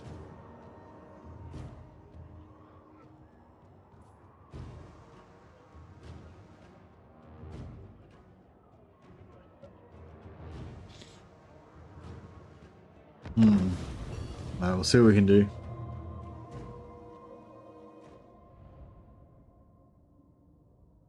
If we can maybe like waste the ammo of the artillery, or maybe you have enough air to just overwhelm the artillery with the range units. Oh yeah, true. Yeah, we can just like bum rush them. Can these things one shot the gyros though? It's pretty fucked when you just get one shot by your gyros just get one shot and taken out. I just gotta go to the toilet actually before I start this. Hold on, one second.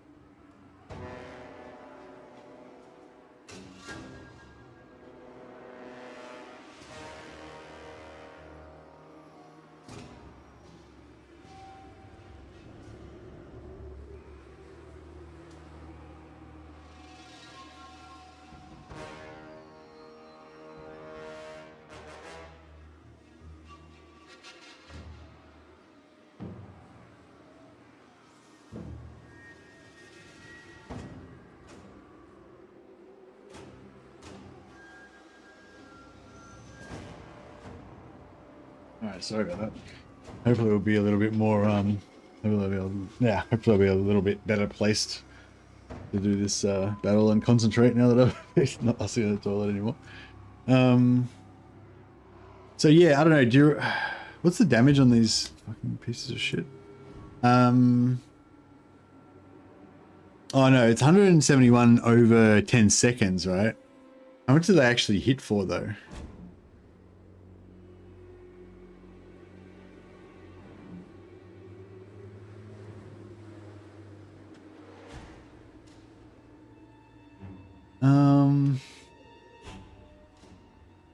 I know, yeah, maybe we'll try to just rush them on. Yeah, it's probably that makes sense. I'll come from over here. So maybe we'll come from both sides. And then hopefully the gyros will...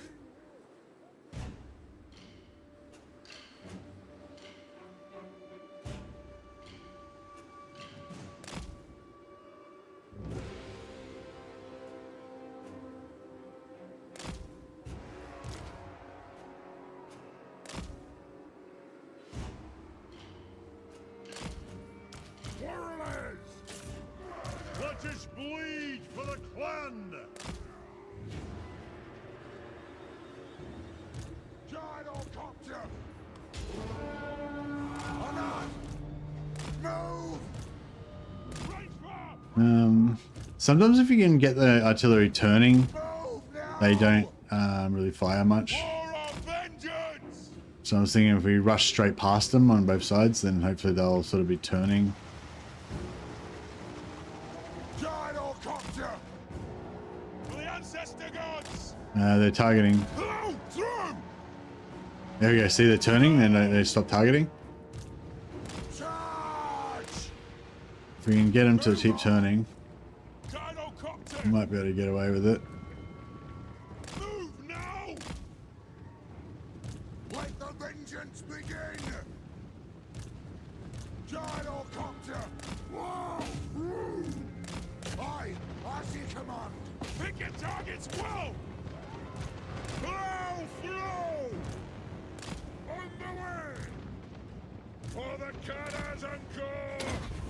Dive bomb! Nothing can stop us! Range fire! Range fast! We are relentless! Nothing can stop us! Plow through! Move! Ah!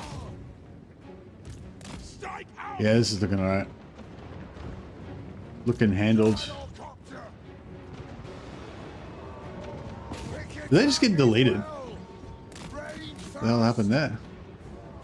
That's pretty good. Strike out! Shoot the wizards!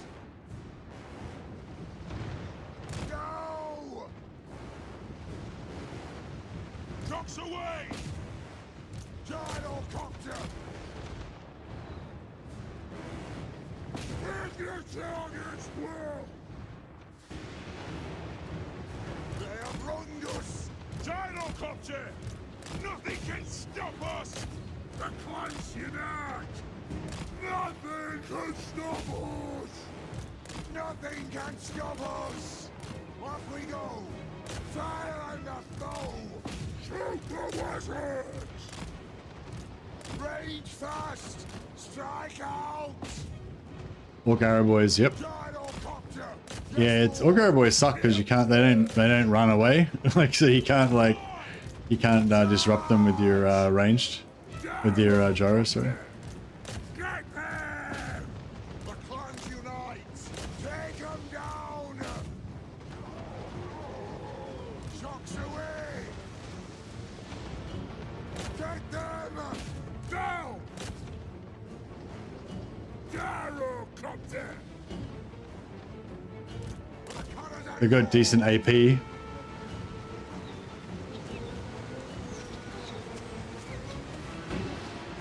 Yeah.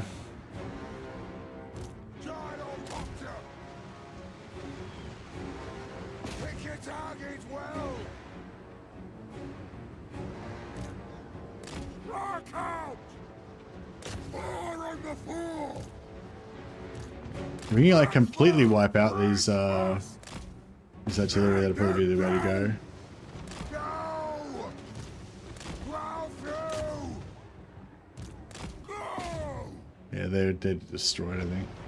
Kill Urks! Aye! Shield bearers, ho!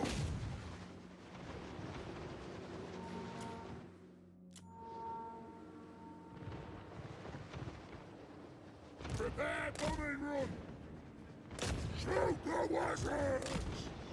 Ah! Pick your targets well! Vengeance! Move now! Preparing bombing run! Are they still alive? But they're Move now! they're gone. Charge! Now! Move! Go! Gyrocopter! Try and get the blob to form. Mark out! Move! Yes! Go! Wow! Through! Ah! Nothing can stop us! Shield bearers, ho! Rage fast! Rage fast!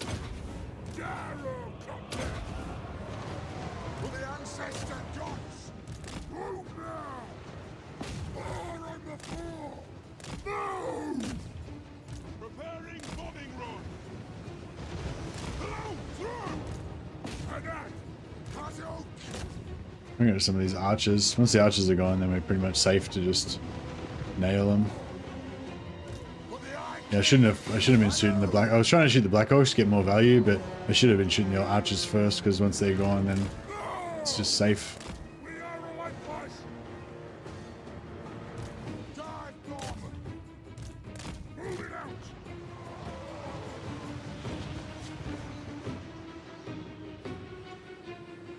Yes! Now! Gyrocopter!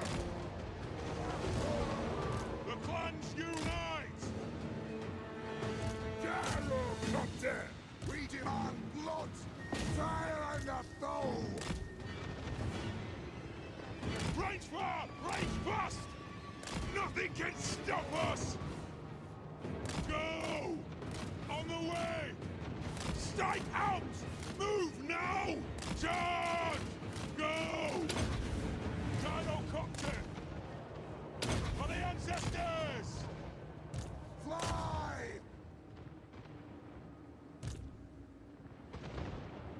Gyrocopter!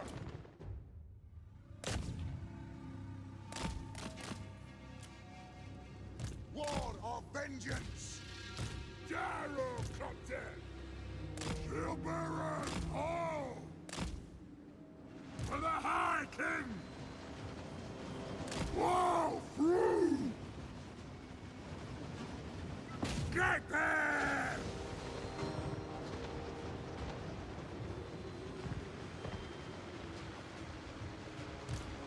It's a reckoning!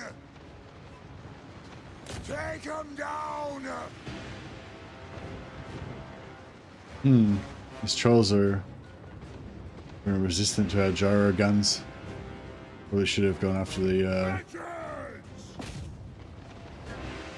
Maybe we should go after the great weapons. For the ancestor gods! Nothing can stop us!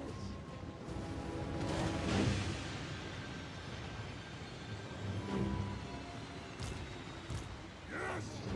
Dive bomb! Hello! Through! Get him!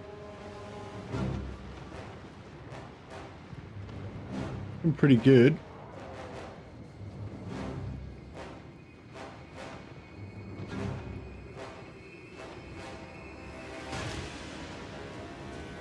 For the High King!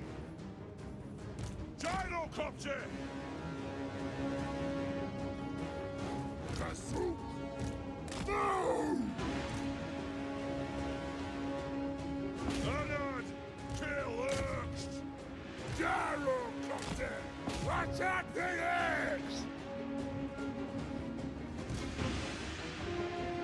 ancestor gods! Strike out! Kill it! Grind the axe! Whoa! Ready axes! Alright, we'll get our melee gyros happening. Take to the skies! No, I think one got blown up.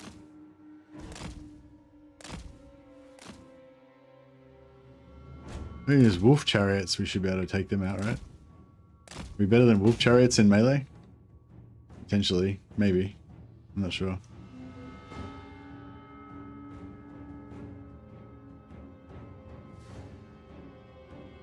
No, yeah, oh yeah, we are. We can beat wolf chariots in melee. Huzzah.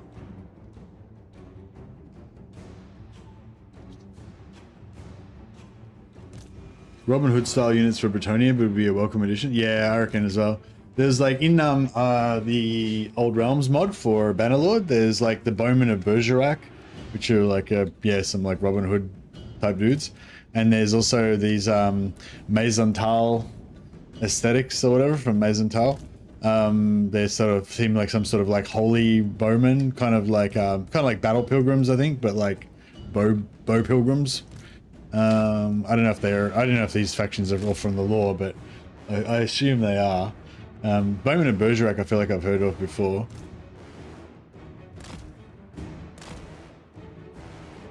Yeah, they're doing search patterning on me now.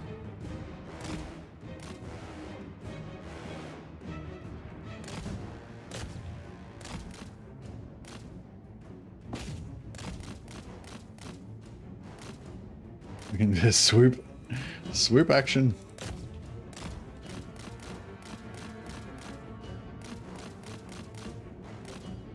Oh, revealed. Warreless! Nothing can stop us! Scuff! Gyrocopter! Let the vengeance begin!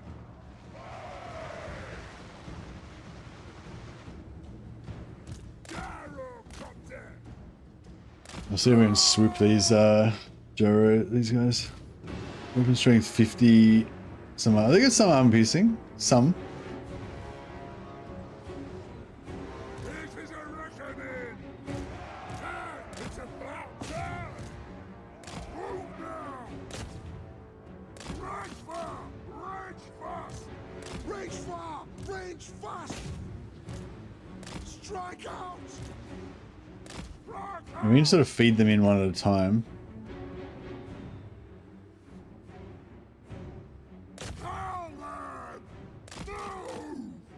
Nice. Make your targets well! Charge!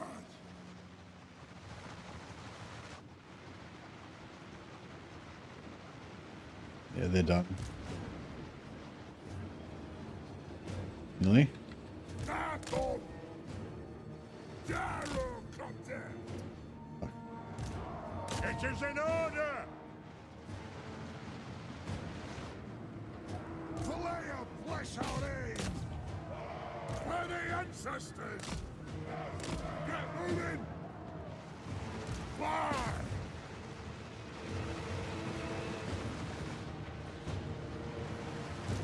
Bring them!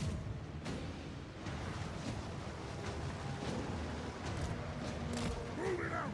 Pursuit! Look, boar chariots. Yeah, we not definitely not stronger than orc boar chariots. I don't think. Go! Rage far! Rage fast! Adu! Nothing can stop us! They have wronged us! Fight!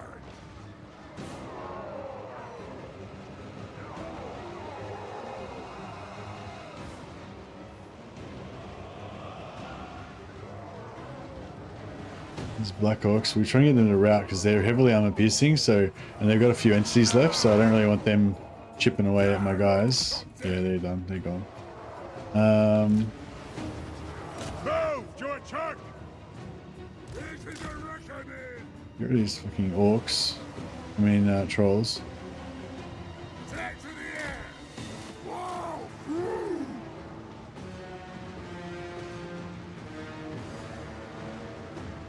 Rock out!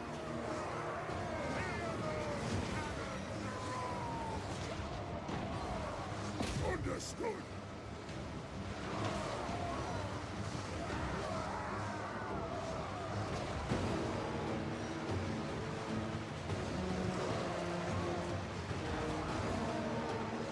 Oh, a good bit of charge bonus going on there. For the Karas Angkor! No! Kill hooks! Move now! That's cool.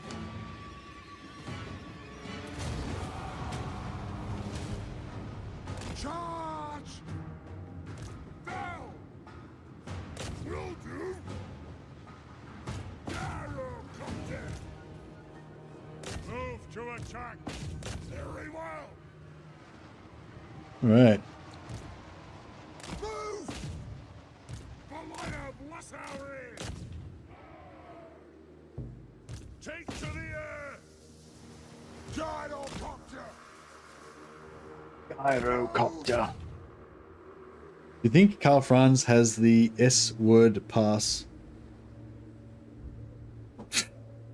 Like he's allowed to say short because him and Thorgrim are such good friends? Potentially.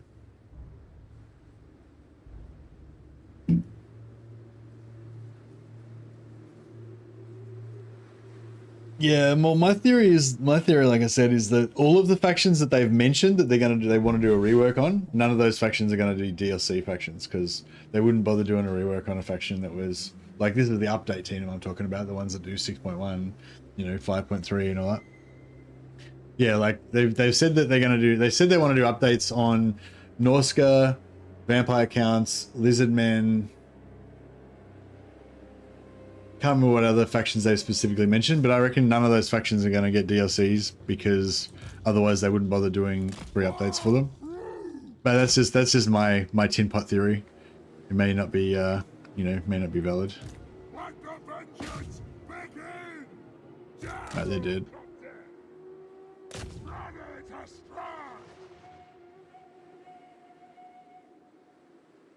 Norska would be the corporate pick and it would make the most money. I don't really see how Norska would make the most money. Norska's not even a faction. Like Norska's not even a tabletop faction, so there's no like nostalgia or anything, you know what I mean? There's no like, I feel like, you know, people really love dwarfs and the Empire, so anything you do for dwarfs and Empire will make a lot of money. And people really like their favorite characters from the lore and their favorite units from the lore and stuff like that. And there's like there isn't really any Norska units or characters to really that people care about. Like there's probably lots of Norska characters that you could get from the lore, like Surtha Ek and shit, but like none of them are popular or even nobody would even know their names. Like the majority of people wouldn't even know who they are. Like even Surtha Ek, like the only reason anyone knows Surtha Ek's name is because of Warhammer, like Total War. Like he was not like a famous character in the lore in the tabletop or anything. So yes, I'd be interested to see that Loremaster video and see why he thinks. So did Loremaster say that he reckoned that Norska is likely to be the next DLC or whatever, and that it would make a lot of money? Because yeah, I don't know. I mean, maybe he probably knows more than me. He tends to be more hooked into stuff, but yeah, I wouldn't have thought, just personally, I wouldn't have thought Norska would be a big money maker. Like, you know, like you could say that maybe Cathay will be a big money maker because of the Chinese market or whatever, but I don't even know if that holds true, because I think they did like a survey thing a while ago, and it was like, and the most popular faction amongst the Asian market was actually Empire, like Reichland. Lawmaster did a hour-long video on the units and legendary lords they could give Norska. Yeah, but like heaps of creators have done videos about the units and lore that they could give to all different factions. Like that doesn't mean that they're going to get a DLC or that they're or that they're more financially viable than anything else. Come together, lads. Die! All of you just die! Yeah, I don't know. I just picked out that comment that you said that Norska would be the corporate pick because it would make the most money.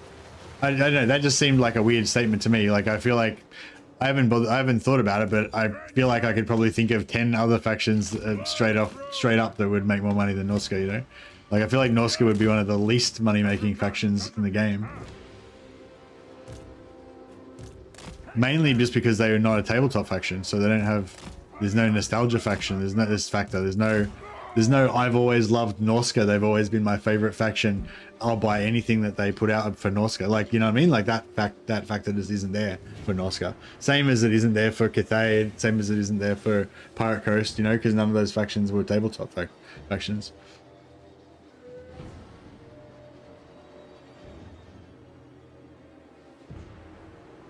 I don't think Wood Elves aren't a very popular or lucrative faction either. I wouldn't have thought. I mean, again, I might be wrong. I don't know. I don't check the stats or anything, but yeah. People would still buy an Empire DLC if the units included were swordsmen without shields. Yeah, I'd buy the shit out of that. Swordsmen with like hand axes instead of shields, and like an Ulrich theme, like some little like wolf emblems on their ship, because they're Midlanders. I'd buy that, sure. I'd be all over it.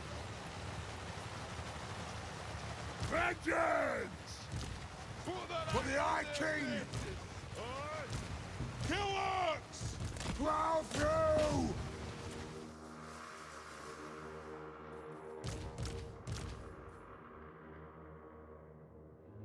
I don't know if we're going to kill him before he gets off the map, unfortunately.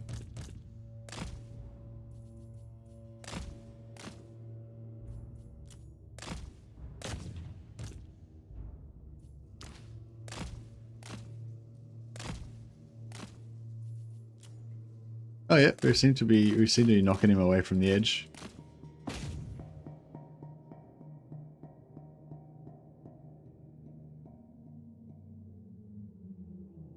Yeah, don't get me wrong. I really like Norska. I think they're cool. I think they got a lot of potential. I think I've got a different view of it from Lawmaster Sotek. I haven't seen the video, but I imagine Lawmaster Sotek is heavily into the monstrous element. Like, I think Sotek seems to really like big giant monsters and like all of the like most big craziest stuff. Like, whereas I tend to love the foot slogger, like, you know, the little dudes, you know.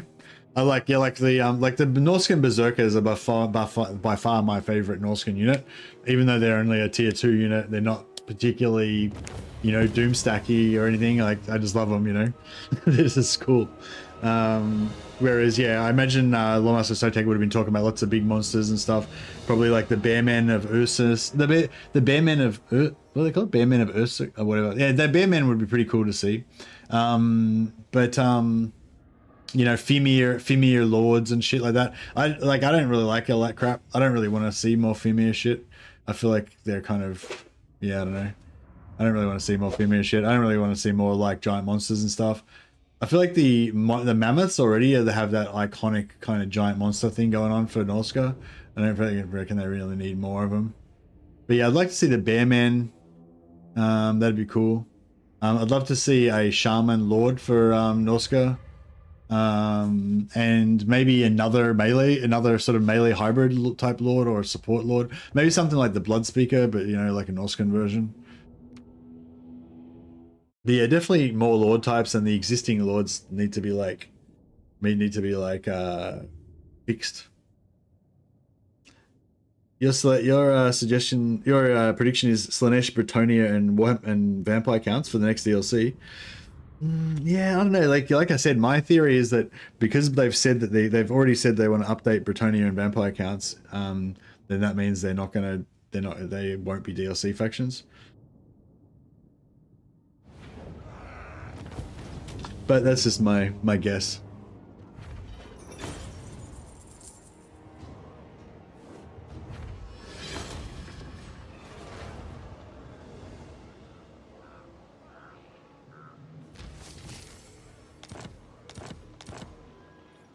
for the wisdom of Valea.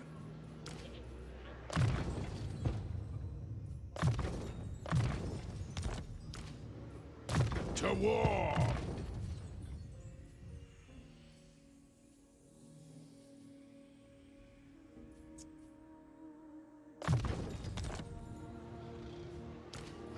Just gonna give the Ironwood's tankard to this guy.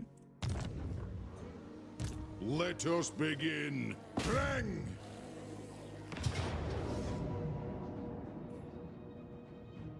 Yeah, they got no artillery this time, so. And no, they've still got archers, but we'll take him out quick this time. Norska needs its DLC on the grounds that they're the most bare bones playable faction. They've only got one lord type. I reckon they need an update and a free LC lord, free LC generic lord, or just give them some of the chaos lords. Like give them a blood speaker. I feel like the blood speaker could pretty much be like a Norscan lord. Yeah, I don't know. Like I kind of feel like Norska needs a DLC. I just don't think that they'll get one. It just doesn't make sense, like financially. Like, do you know what I mean? Like, yeah. I just think, I don't know. I mean, maybe like, yeah, I don't know. I just think like if you're Creative Assembly and you're like, you know, lately been having a bad time, a lot of things haven't been working out too great, you know, rumors of financial problems and stuff, blah blah. You know, why the fuck would you invest in making a DLC for Norska that no one's gonna want to fucking buy? You know what I mean? Like, it just seems like really, like when you could make a DLC for the Empire or High Elves or maybe not Dark Elves, but you know, Empire, High Elves, Dwarfs. You know, like there's so many factions that everyone would just buy the shit out of. Why would you choose a faction like Norska that's like, I don't know, maybe it'll sell. Nobody's really sure. You know, kind of thing. You know. Gyrocopter!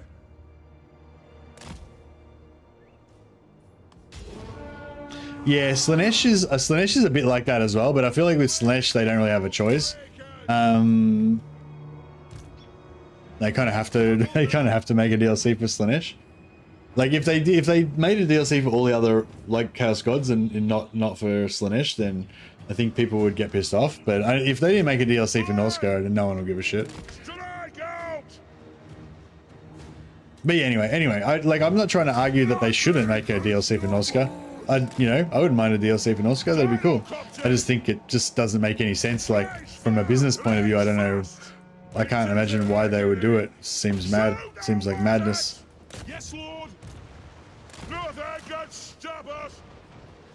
I don't know. The only way I could think of maybe it'd be cool would be if they did a DLC for Norska, but they made it sort of like a Chaos DLC.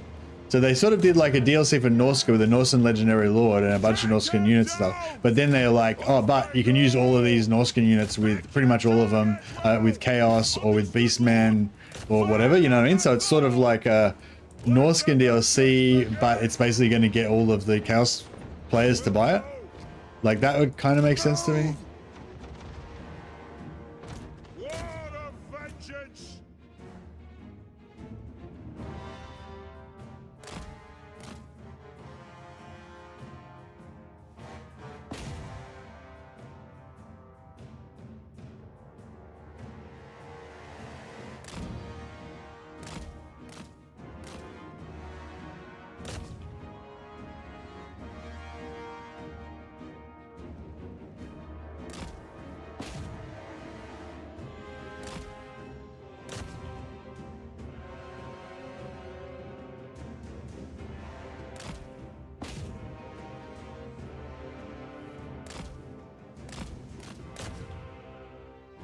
Feel like Champions of Chaos, yeah.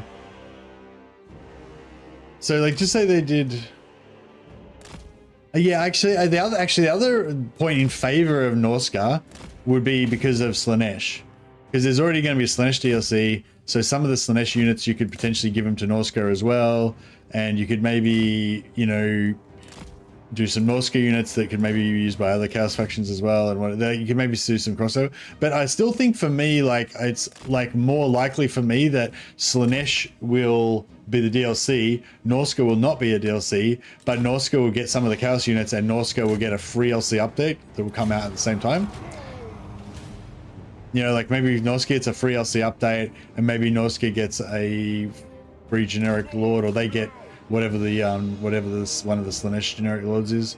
Maybe they get that, something like that. Just I don't know. Yeah, it just doesn't seem to me like it doesn't seem like Norska's a selling point, you know, or at least not a strong selling point.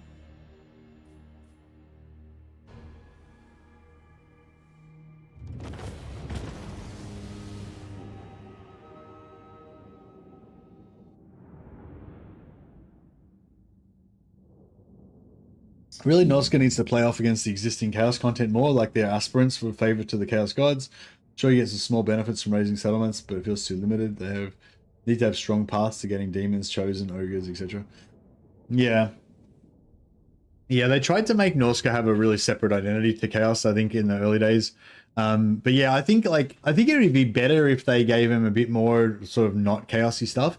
But I think that's not realistic. Like in terms of us getting a significant amount of Norska content, I feel like the only way it's going to happen is if they give Norska a lot more of the Chaos stuff. Like they just say, oh, Norska can get some can get some Chaos warriors if they upgrade their dudes enough, or they can get, if they dedicate to Khorne, then that gives them the access, gives them the ability to eventually get Khorne warriors and Khorne chosen or something. If they, you know, if they go to Finurgle, they can eventually get, you know, blah blah. Like I feel like that's the only way that we're going to actually get a significant amount of new content, more content for Norska.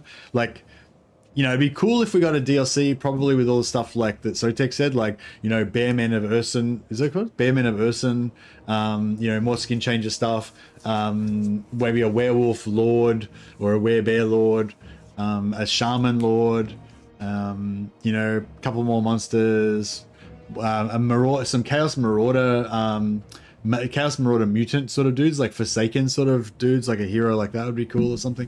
Like a bunch of shit like that, like a whole like DLC for Norska would be really cool, but I don't think that's gonna happen. I feel like that whole DLC for Norska that lent more into their Norskan identity within Warhammer, the way they've already gone more into that way, like that would be cool, but I don't think that's gonna happen. I think the only way they're gonna get more content is if it's like, yeah, basically they get to steal more of the Chaos stuff.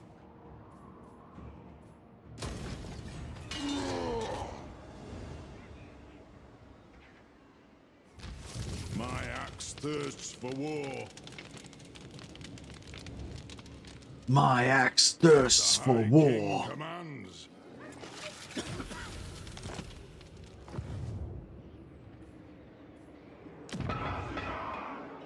Didn't? What? Didn't? But... Oh, somebody killed my rebels? Oh no, I killed the rebels, that's right, with my solo lord, that's right. Handled. Onward. Anad.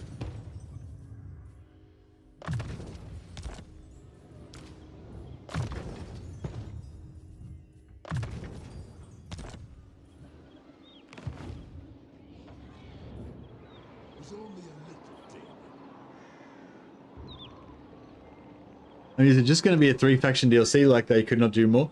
It'll be 3 lords plus a free lord.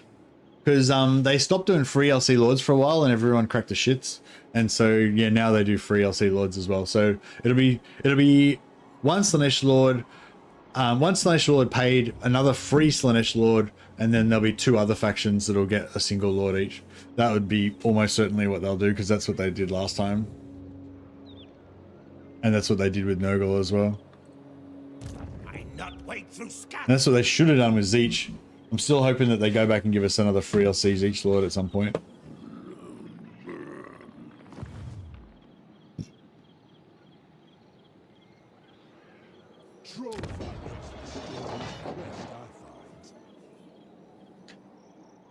I don't know, do you reckon? Demon Slayer.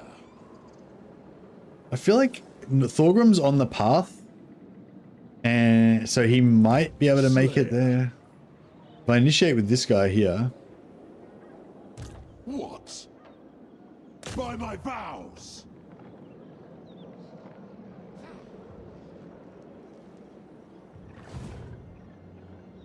Good.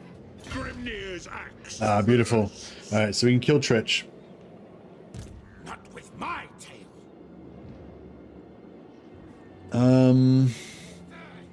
Leave it to me. Should I bring this guy with me to go after Tretch, or should we? No, need my warp token stash. Send me to vengeance.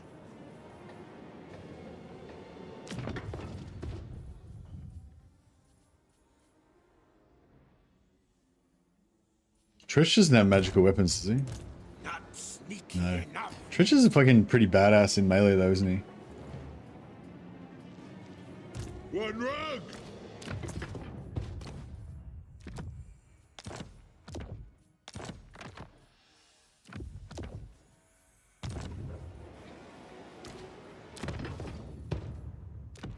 Oh yeah, Badrick, what was his name? Badlock. Ready.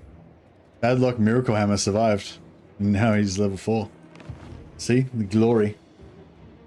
Lower the throne. I need to stretch my legs. I declare war on them. Death Seeker. Keep up. Doom's awaiting. Yeah, I'll bring him back for safety and just for extra magic item drop chance as well. Retake the realms. To back. Yeah, I might go for the auto as well, because the auto will give us a complete wipeout, so we'll get 100% of the XP. We won't get as much Oath Gold, but it wouldn't... I mean, it's a good opportunity because there's lots of infantry, but we don't have many gyros to run them down, so... It's like, you know, we could... I'm sure we'd get more Oath Gold if I fought the battle, but...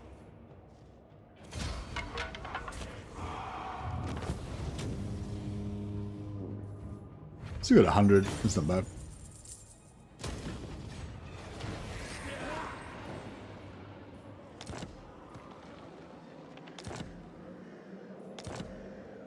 Throne bearers.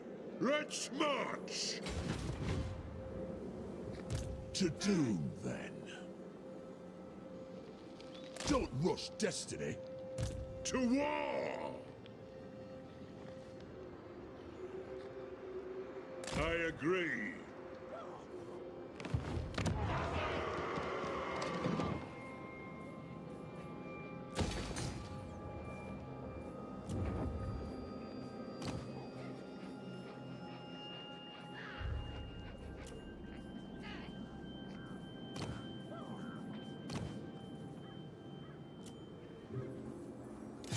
Master of Runecraft, vengeful Runelord.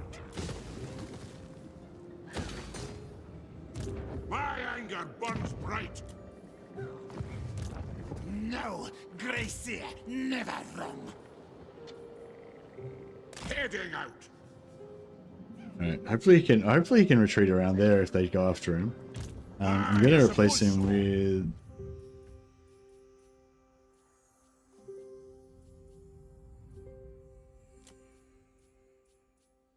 Let us begin. that guy. Hey up. This guy we're gonna replace as well.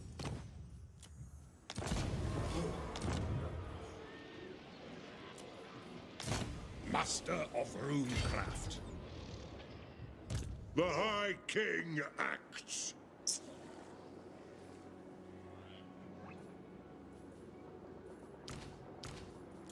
Ha-ha! Send me to vengeance. Yes! Retake the realms. I suppose so. What? Vengeful Rune Lord. Alright, save a little bit of Good. save a little bit of upkeep Grimnir's there. axe thirsts.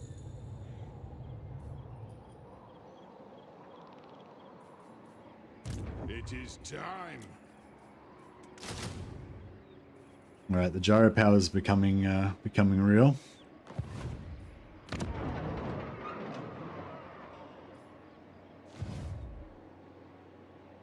An ad.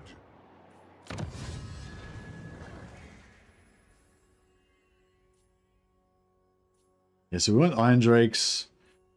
We want Gyros. And we probably want just, you know,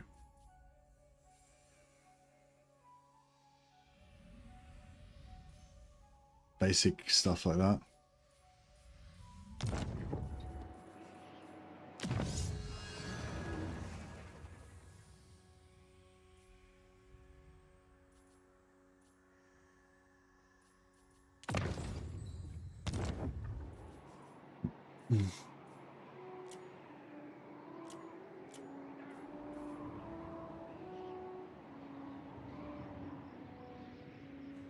Excuse me. At 200 Oath Gold again. Oh yeah, we don't have enough money to upgrade this. Can we get some more money from somewhere? Yeah, Thorgrim took out the red eye, so that's good.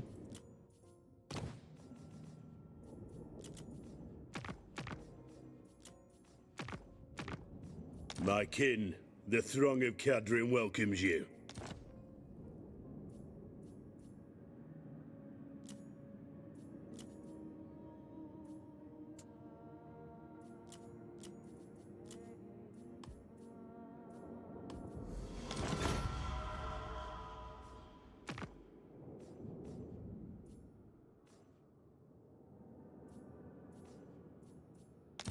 Dowie from another hold arrive. 'Tis a great day. All right, those minor factions. I mean, Azag's not a minor faction, but no, I'm hoping that Ungrim's gonna turn around and just mollywop fucking Azag. Yeah, Azag's is slightly weaker than him right now. I don't know how long that's gonna hold out for, but.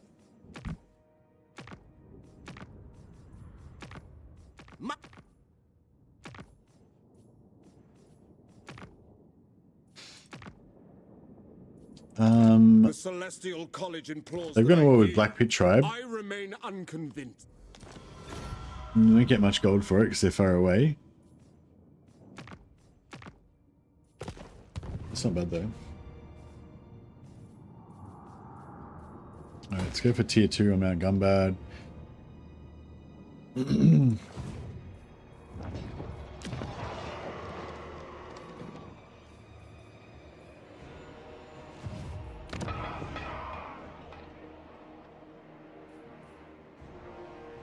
Alright. Yeah, I feel like, I kind of feel like I should be recruiting here just so we can be more rushy on this side, but it's just miners and shit. We've already got some miners, so.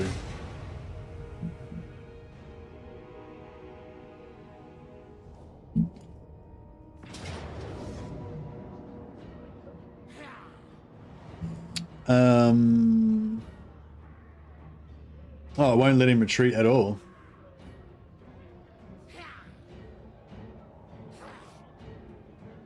I was hoping he'd be able to retreat, but it's saying that he can't retreat because of the walls, I guess.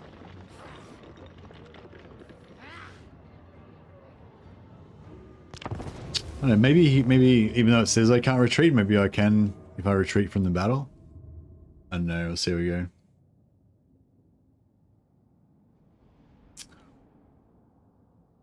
Eager Man Horseman, yeah. If you can, I wonder if you concede if you retreat. Yeah, maybe. I was gonna just fight him at the edge of the map, and that way, you know, if he routes, he'll make it to the edge of the map. Well, it actually doesn't really matter because when he routes, he'll just route, and then it'll be battle will be over. But the auto resolve.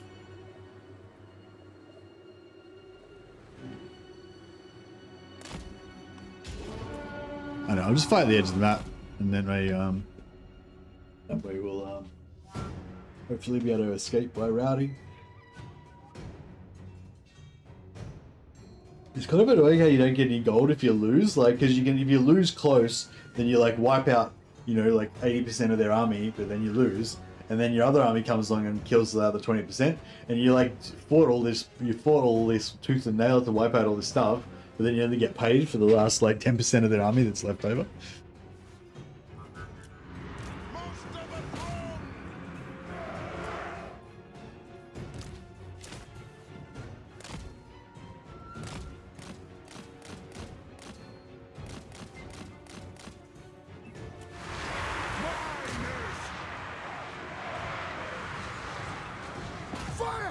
Reload! Fire!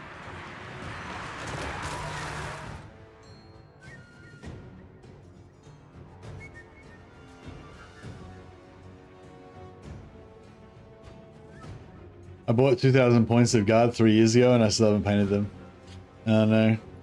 Yeah, I bought this Iron Warriors Terminators squad about a year ago and haven't painted them, and then I bought like a Space Marine Terminator squad about 6 months ago and I haven't painted them either. 5 months ago. Oh, actually, I've half painted the Iron Warriors. I did like the main colors, and then I did some of their the hazard stripe shoulder pads and stuff. But yeah, then I just didn't finish them and actually do the detail and the final highlighting and stuff. And then I think the cat came and like sat on one of their chain axes. It's kind of bent now.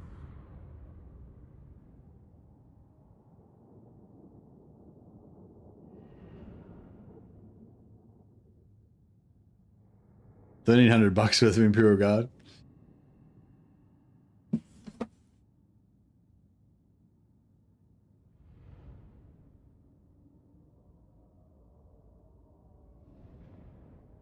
It's so crazy how like, it's so funny how like Warhammer is just this completely like mercenary thing. Like the whole existence of the fluff of Warhammer, like that's what they used to call it, the fluff or the lore, you know. The whole existence of that is like purely just like the trashiest, like easiest shit they could spew out to make the miniatures seem cool so that they could pay, people would buy them. But like somehow from that basic philosophy of just write whatever shit, who gives a fuck, as long as it sounds cool and it sells miniatures, for some reason that philosophy has turned into like the coolest thing ever, you know, or in my mind like the coolest thing ever.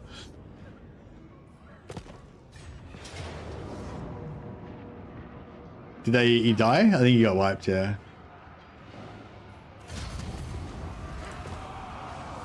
I think maybe it's a good example of that theory of like, I remember, I don't know if it's a true story or whatever. There's like this story about like some sort of test they did where they got a whole bunch of people who had never done pottery before to make some clay pots, and they had two different groups. And the one group, they said, you know, take as much time as you can, take as much time as you want. You know, you've got like a week or whatever to make this pot, and just make the best pot that you can make.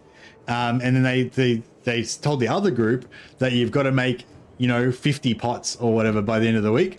And the people who made the 50 pots, you know, they were just making them as fast as they could. By the end of it, their pots were really good because they'd had 50 pots worth of iteration to practice it. Whereas the people who spent the whole week just making one pot as perfect as they could, you know, just made pretty shit pots. And I feel like the whole like Warhammer background is like a great example of that in action. Like it's just like throw as much shit at the wall as you can and see what sticks, and then over like because they don't like, there's not a very high quality standard, you know what I mean, or there hasn't been a very high quality standard, you know, for like what makes good Warhammer lore throughout the history of Warhammer. So all this stuff's just got spewed out, and then the coolest shit that was cool kind of got kept, and the shit that wasn't cool kind of faded away, and then they just kept making, you know, and now they just make, now it's like they're better at making cool lore, you know. Holy shit, I'm stealing that story for meetings. It's one of those classic like corporate fucking stories, yeah. And then they wrote nothing but Ultramarines lore. Yeah, that's right, but they got really good at writing Ultramarines lore. Some of the best Ultramarines lore that's ever been written. The High King acts. The runes are cast. Force March Suicide Squads. I love it. Oh fuck, we're not doing very well on our grudges, are we? Maybe we need to go and get some grudging happening. How many more points do we need? Oh shit, why is our grudge target 2600? I feel like that's pretty high. Everyone else's grudge target's like 1800, isn't it? For some reason Thorgrim's got like more grudges. Aye. Oh no, he survived. He survived. He bounced off and fucking came. So he retreated from there and somehow went and over here. That's cool. I like it. To war.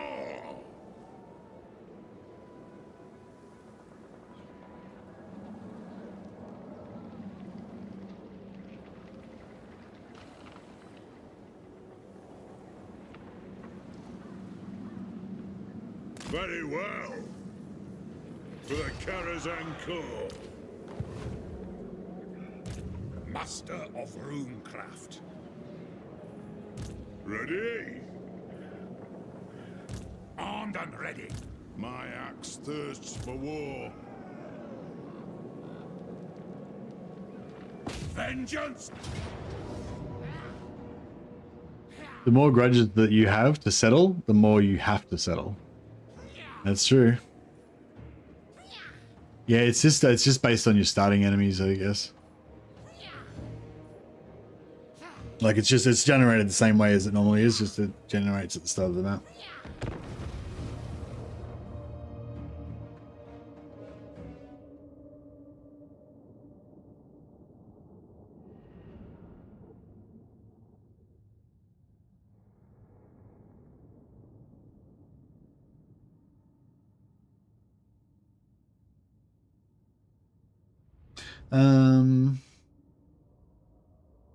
Just a question of giving Norska a unique path to, high level content. Currently, it seems like Norska is a very rich faction with poor late game potential. You can print armies like crazy, but they're just not up to the same level as other factions. Give them a long-term path to accessing the limited number of elite units would make them feel unique. Use existing content to help prevent their late game from becoming a game of moving 2 to 3 armies everywhere. Yeah, actually, it'd be kind of cool, like if they were a bit like be kind of cool if Norska was a little bit like Chaos Dwarfs in that way, but but kind of reversed. So it's like with Chaos Dwarfs, it's like you only have a small number of Chaos Dwarfs, and then you have to make up the rest of your armies out of all your Hobgoblin slaves. Whereas I feel like with Norska, you could be like the opposite. It's like you've got shitloads of shitty Norskan berserkers just going out everywhere, just being all like, Axe Father, witness me, and just fucking suiciding themselves into the Empire guns and shit. And then you get like a very small number of like kind of foreign Chaos Warrior troops that are like your elites. That'd be cool, actually.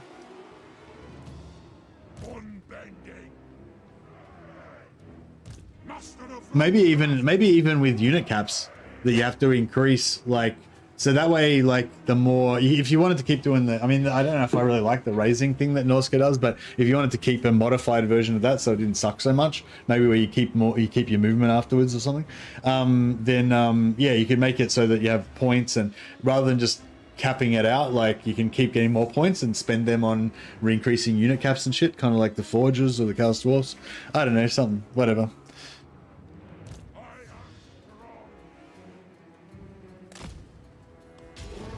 I know. I just want a human melee hero for Norska, like maybe a Norskan, like a Forsaken sort of dude, like a Norskan Marauder, but with like one crab claw whip arm or something, blade arm or some shit.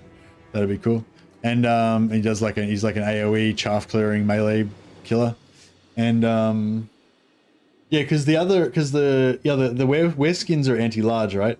So yes, they should make it like a melee infantry killer. That'd be cool.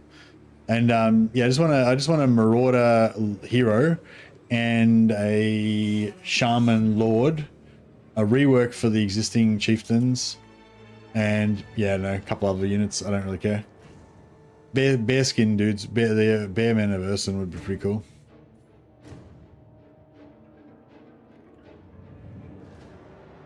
Actually, I wouldn't mind if they do like some other lords like the Hung and stuff.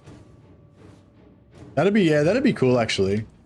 If they did like a maybe if they did like if they do another Cathay themed DLC, maybe they could do like the Hung or one of the other Horse Lord type factions of Norskans, and then maybe bring in some more, I don't know, Horse Lord related shit.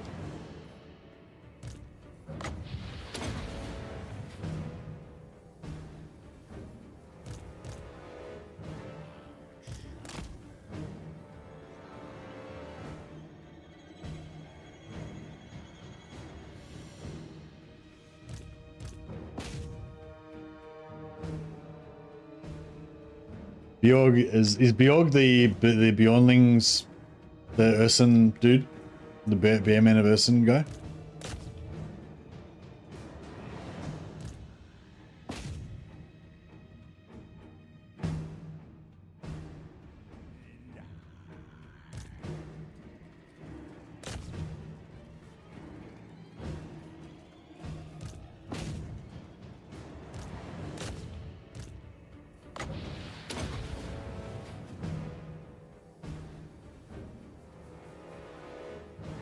It's not very delicate, but it ain't pretty, but it gets the job done. Was that it? I thought that was only 4, wasn't it? Oh, maybe they don't have as much corruption because I captured their settlement. Alright, let's set up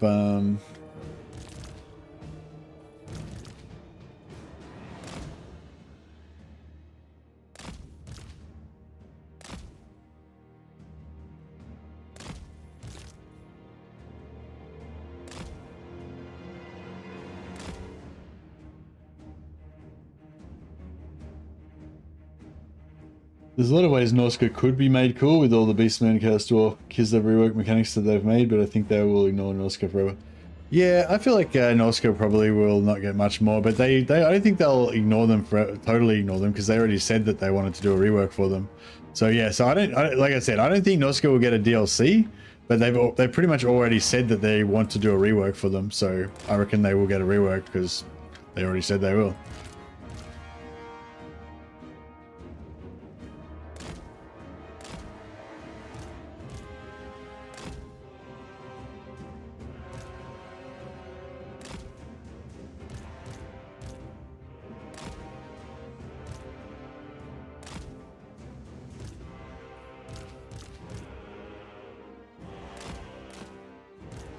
Alright, let's go and mess these dudes up. Oh yeah, they've got a wizard. Yep, he doesn't have...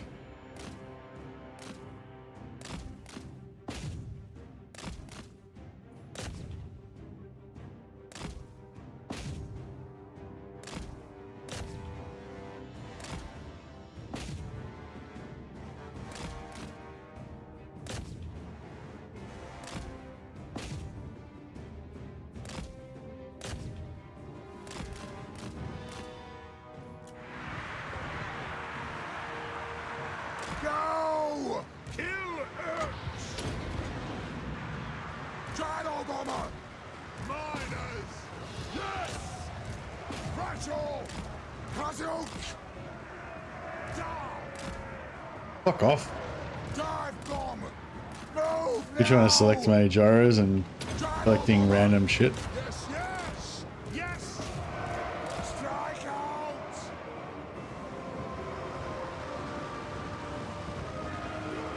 Let the vengeance begin! Plow through! Range fast!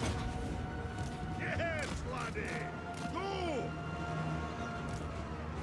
Pump those dwarfen legs! Ah, that's right, they're already routed. Nothing can stop us! Anu! Move! Charge! Miners! Nothing can stop us! Strike out! Move now!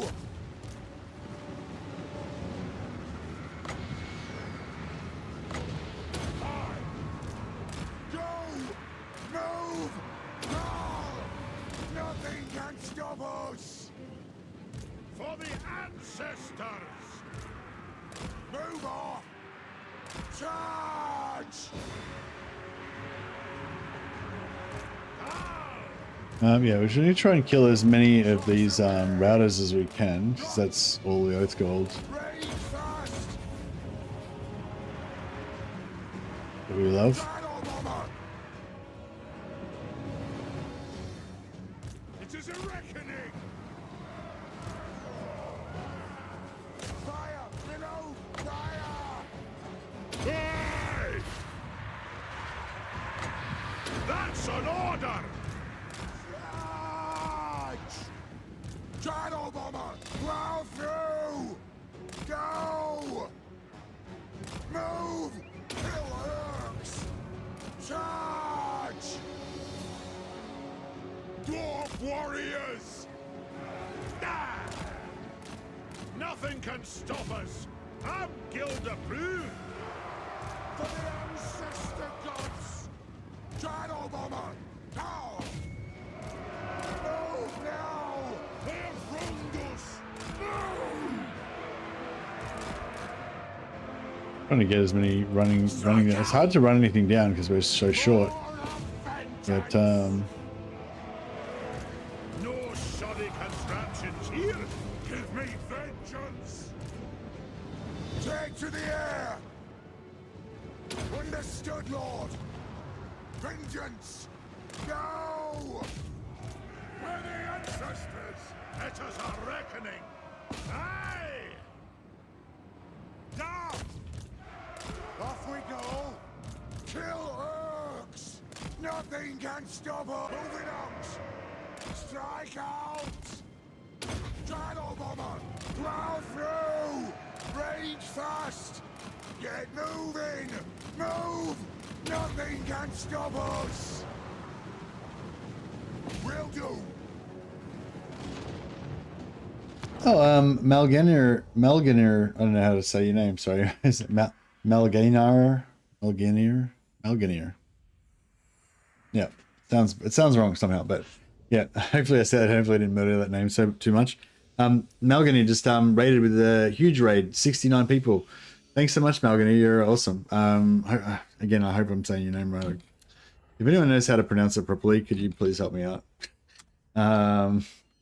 But yeah, thanks so much for the shout out, which I totally fucked up. Did that not work? God damn, can't do a shout out. Can't say your name. Struggling. There we go. Got it. But yeah, thanks. Yeah, I think Malgan's hosted us before actually. Yeah, so thanks again for another host. You're awesome, buddy. 69 people. Yeah, nice. But yeah, really appreciate it. I hope you guys are having a good stream with Malganer, and yeah, welcome to the Dowie. So yeah, we're just trying out the Proving Grounds beta AI. I assume you guys were probably playing the Proving Grounds beta AI with Malganer as well. If you didn't already, go through all this stuff before, just real quick, basically, this is if you want to hear my full, talking about it, if you go back to the start of the VOD on YouTube, you can see me talking about it for about 10 minutes. And I've pretty much been talking about it on every stream that I've done for the last few days. But basically, these are the 4 things that we're testing in the Proving Grounds. Anti-player bias. They've basically got rid of a bunch of the anti-player bias stuff so that the human player gets treated a bit more like just a normal faction, same as everybody else. Distance scaling. They fixed a bunch of stuff about how the AI calculates its decisions about whether it should attack or whether it should move armies to a certain location, depending on the distance and how many turns it's going to take to recruit before it's ready to do it and stuff, which basically seems to have resulted in the AI being way more decisive and active on the campaign, and just not faffing around and just being indecisive and not doing anything. It actually seems more active and decisive now. So that seems to be a really good success so far. Aggression changes, basically saying that they kind of change the aggression a little bit, but they also tend to tweak some of the more defensive, cowardly factions to make them, I guess, not so aggressive or not so cowardly. I don't know. I didn't really understand that, but basically they tweak some of the aggression stuff that's similar to what they've done in the previous beta. The faction potential, they've tweaked a bunch of the faction potential ratings. So if you don't know, every faction gets a faction potential roll at the start of every campaign, and it's randomized. So in one campaign, a particular faction might be a bit stronger. In another campaign, they might be a bit weaker. It affects, the main thing it affects, probably the most important thing it affects, is the auto-resolve strength of that faction when they're fighting in the Shroud, in the area of the map that you have not uncovered yet. But apparently it also affects a whole bunch of other stuff, including their faction strength rating, the economy, all sorts of stuff. Yeah, basically there's major factions that have a huge boost to their faction potential, and then there's minor factions that traditionally have shitty faction potential or are kind of weak. And they've now made a new category, which is sort of this selected group of minor factions that are kind of important minor factions. Is there an official name for them? I don't know. I'm just calling them important minor factions. And they're basically got a higher faction potential or stronger faction potential than other minor factions. So there's kind of major factions, minor factions, and now there's a separate category of important minor factions that are kind of in the middle somewhere. But yeah, those are the headlines of the beta Proving Grounds AI beta. If you want to check out the beta, I highly recommend that you take advantage of it while you can. It's only going to be up for another 2.5 weeks. So fucking abandon your campaign that you're playing right now, get on the proving grounds and start a new campaign. But yeah, basically you just go into your library, right click on Total War Warhammer, go properties, and then betas, and then choose the proving grounds beta. And yeah, that's the whole spiel. Anyway, welcome everybody, and you know, well, hope that was useful for anyone else who had joined lately and hadn't heard the original spiel. And yeah, I've been playing. I was playing Karl Franz because I sort of think that with the betas, it's kind of cool to like check like factions that you normally play a lot anyway, so that you're kind of familiar with how the campaign normally goes. That way, you're more in a position to give a comparison. If I shoot these guys, we get more oath gold, but if I shoot these guys, we get more actual gold probably. Gyro bomber!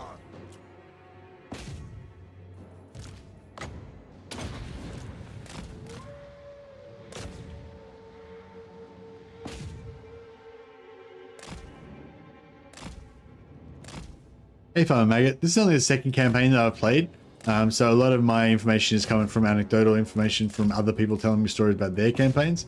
But yeah, I feel like I've noticed the AI being more decisive, yeah, and that's probably the biggest thing I've noticed. Oh yeah, I've noticed that the factions seem more random than normal, like minor factions that you wouldn't expect to do anything. You know, more often seeing them doing stuff and not getting wiped out as early. Sterling, like when in my Empire campaign, Sterling was still going strong after like 20 turns. They never actually got wrecked by a Vlad or anything. They just held the line, or they never really got attacked actually. Zufbar, yeah, Zufbar's really strong for some reason now. So a few changes like that, but also just in general, factions that go to war seem to be more effective and more active. But I bet, yeah, that's just my initial impression from only like 2 campaigns. It may be that it's not that simple. It may be that like factions are more, you know, decisive and active in a lot of situations, but in other situations they're still really passive or whatever. I don't know. I haven't seen any real passivity yet, but yeah, like I said, it's not, you know, one campaign basically, or 1 and a bit campaigns is not enough to really make a, you know, to really get a good idea of it.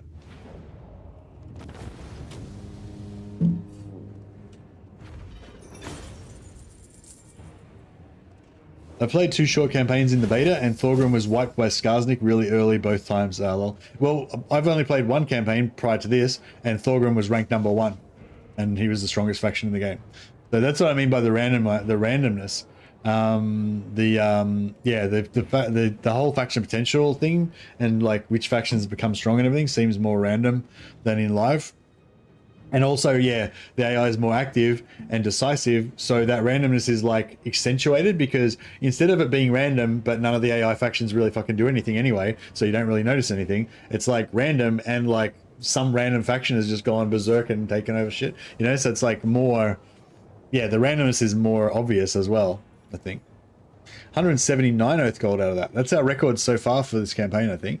It's still pretty I think my overall record for oath gold in one battle was like 500 or 700 or maybe even like 1400 or something, like, I don't know, but yeah, so this is relatively modest, but still it's a good chunk. It's a very good chunk.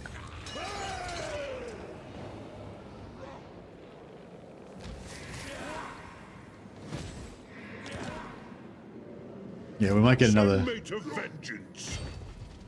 tanker this turn if we're lucky. We mark another grudge.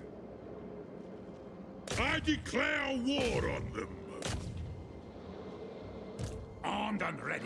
I suppose so. I'll get on it.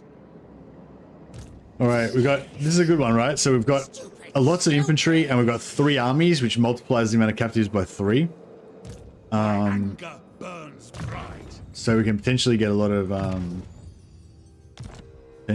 captives out of this one. Also, like we did last time, we want to try to kill all of the menace belows if they get any. No point. Yeah, they should still get some. To war!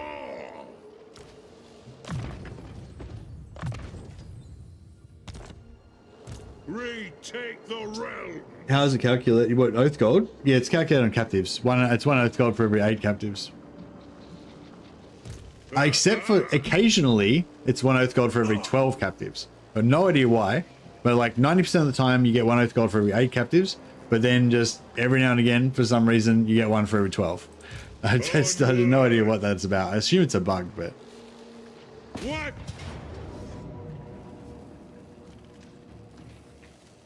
But yeah, if anyone's interested, I've got a video on my channel, on my YouTube channel called "How to Get Hundreds of Captives" or something. Yeah, if you haven't already seen it before, I recommend you check it out.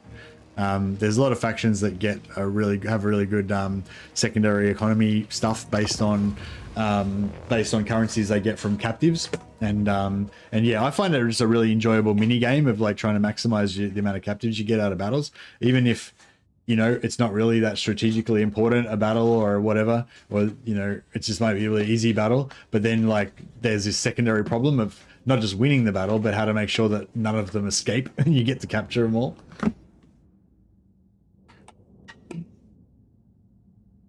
I don't know. I really like fighting manual battles as well, I guess. Oh, did anyone see how many menaces there were? I assume there's like 4.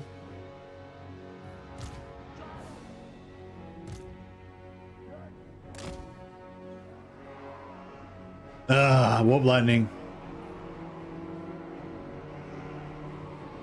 Warp lightning and howling warp gale. Ugh. They do have menace, but you didn't check the charge. Oh yeah, I needed to mouse over the charges in order for you to be able to see it, hey?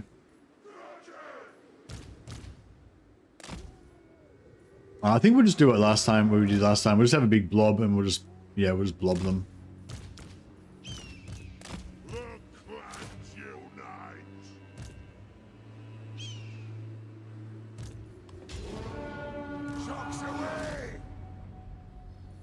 So first one will come at 45 seconds. Oh yeah, we'll move into the middle a bit more so that they don't get too close to the edge. Otherwise we won't be able to capture as many of them. So the goal is you want to route them as fast as you can. And then once we route them, we want them to get killed.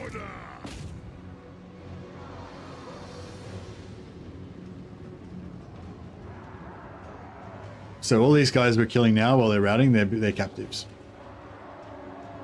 I would guess 1 to 8 charges. Is that because, are you guessing 1 to 8 charges because that's the only numbers that it could be?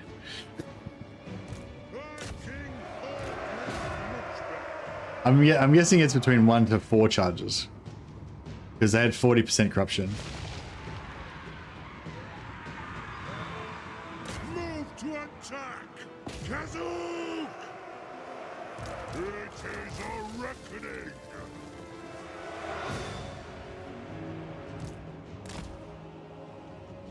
Actually, yeah, if I can bring him closer, hopefully he'll waste his Howling Warp Gale, waste all his Winds of Magic, because, yeah, if he uses Warp Lightning on us when we get close and with heavy armor, it's going to be really brutal. But if we can get him to waste all his Winds of Magic by just casting Howling Warp Gales on me over and over again. Howling Warp Gales is a...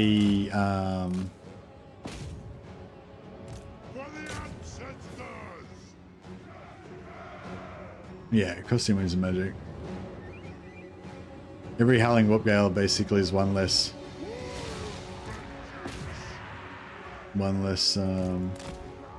Warp Lightning.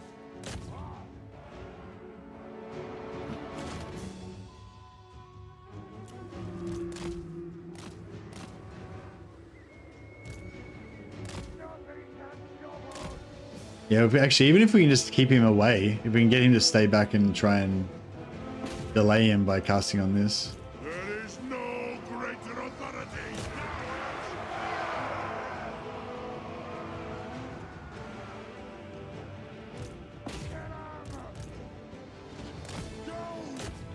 Move now!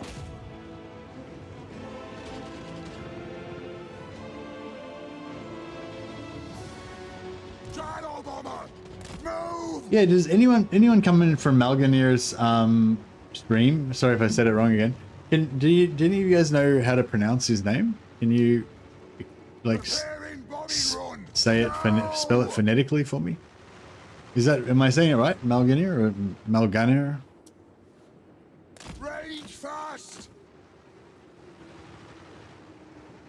I don't know, I just figured since he's like done me the favor of giving me this awesome host, I could at least show, you know, learn his name. Charge!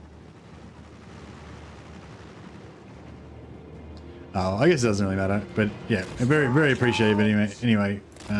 Yeah, people on Twitch have been really nice, I gotta say, since I've been on Twitch for, I don't know, a while now, maybe a year now I've been on Twitch. And yeah, I've gotten like so many huge hosts from like heaps of different people on Twitch. One Pitchman was one of the first bigger creators that hosted me heaps on Twitch. Yeah, like fucking Lionheart always hosts me heaps on Twitch. He's hosted me a bunch of times on Twitch. He's like, you know, got a really big channel, so he, you know, it's a pretty significant bump to your viewers, you know, when you get a Lionheart host. And yeah, and Malgan, big raid from Malgan there as well. Hey, Real Zito, how you going, buddy? Plow through! I am strong. It'll get done.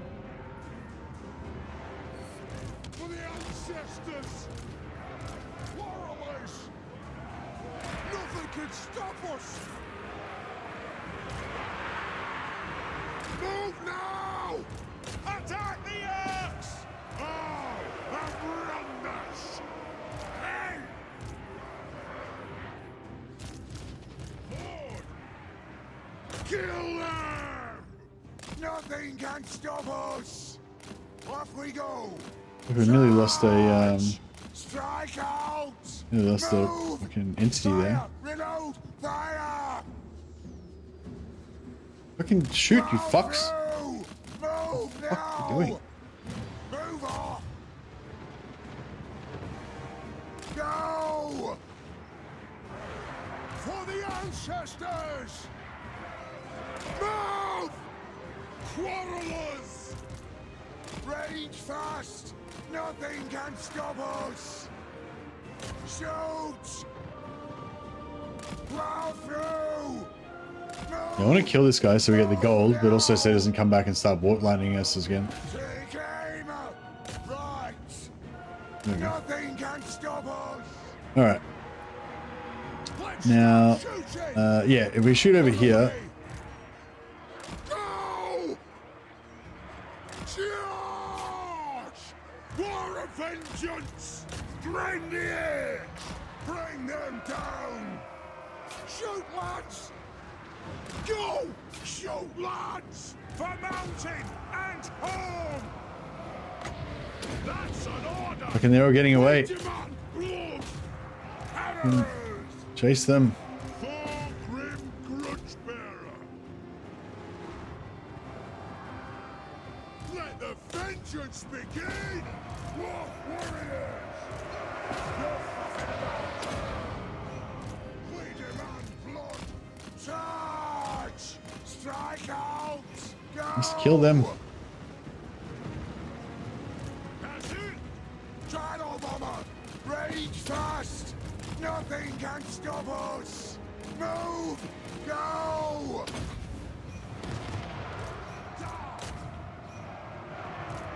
Drag the earth! Let's start shooting! Fire on the foe! Strike out! Rage fast! Move now! Plow through! Understood, Lord! Charge! Go! Cattle can, cattle kick hard! Rage fast! Strike out! Move! Move now! I don't know if this is effective or what. Charge! Warriors! Satisfy the grudge! Nothing can stop us! Gyro bomber! Plow through! Or not! Nothing can stop us! Dwarf warriors! Move to attack! That'll do! I know! Gyro bomber! Moving out! Strike out! Move! The people from Mago in his chat are not very chatty. Maybe, that's right. To the air! Go! I appreciate the host anyway. Charge!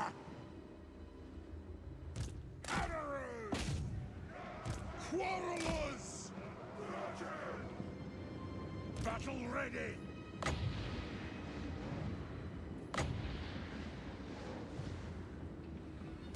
Shocks away! Gyro bomber! Let's try and get as many Oath Guard as we can here.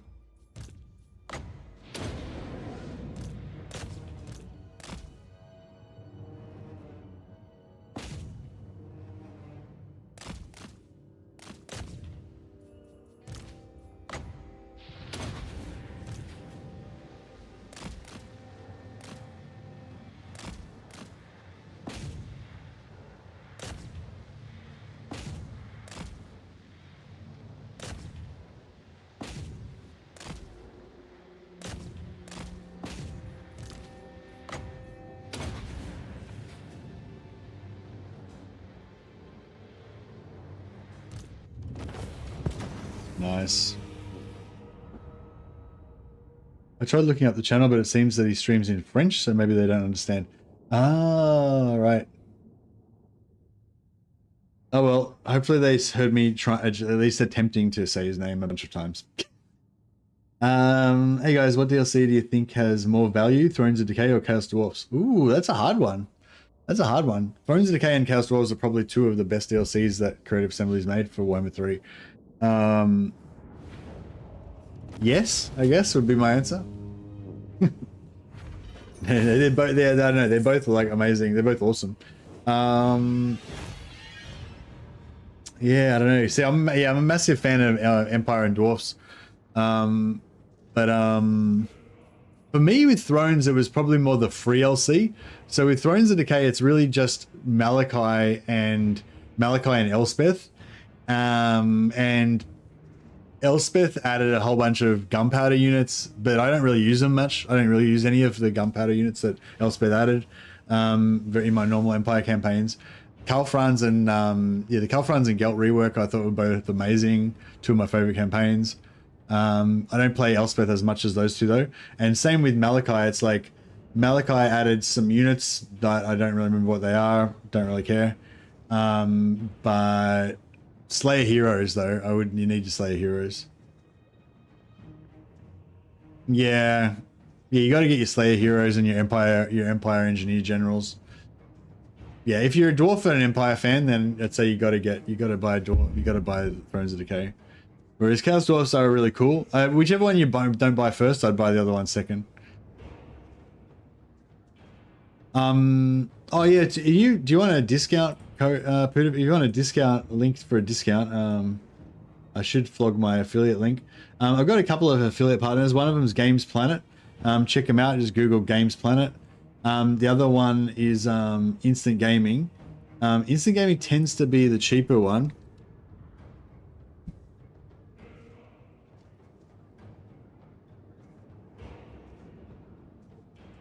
Yeah, so the Chaos Dwarfs is 50% off on Instant Gaming right now.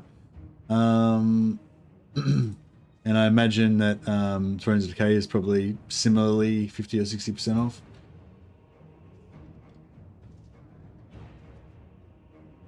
But yeah,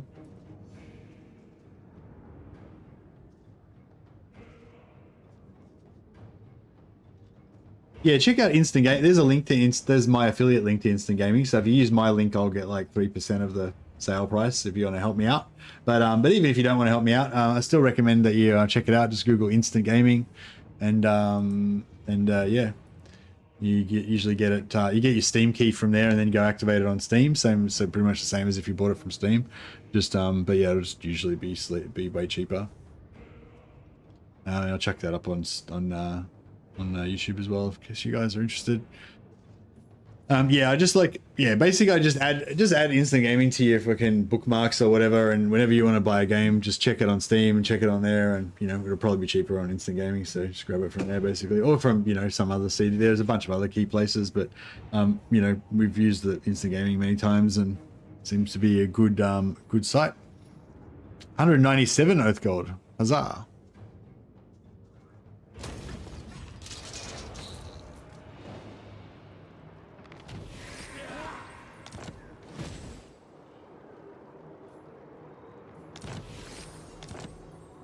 Plus a Tormentor Sword. Very nice. Well, I think we've beaten the living shit out of Tretch now. I don't think he's Call me having a Lord good time anymore. Raventail. He still doesn't seem completely destroyed though. Send me to He vengeance. may still be dangerous. I agree. Armed and ready. My axe thirsts for war. Moving. Is he gonna get ambushed? Nope. Drang them. Alright. Let us settle this. Lord of Clan Thorgrim. Hog them. So we'll just replace this guy with the Slayer Lord, because the Slayer Lords get Siege Attacker. Death beckons. Not bad. Throw bearers. Let's march. Force March Thorgrim in there. Onward. And we're not level 12 yet, so we gotta keep waiting. I'm gonna have 7 points. One rug. 1, 2, 3, 4, 5, 6. So we've got 1 extra point we can spend, I guess.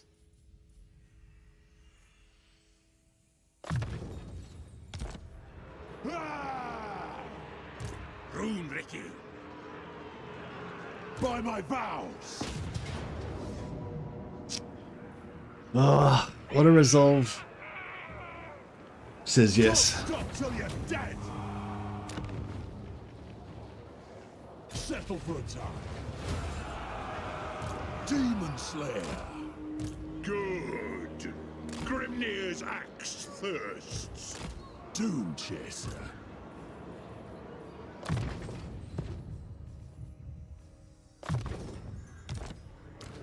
We're 11. One more level.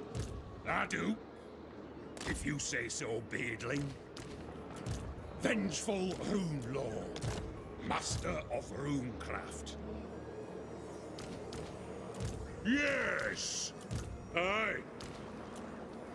To war.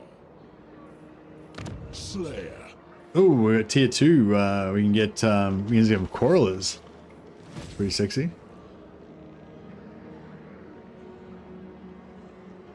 Surely Queek is not ready. Nah, I just killed Queek like I just killed Tretch like 2 turns ago. Is the AI gonna be a toggle or just implemented into the game? Neither as yet. Pseudo FX.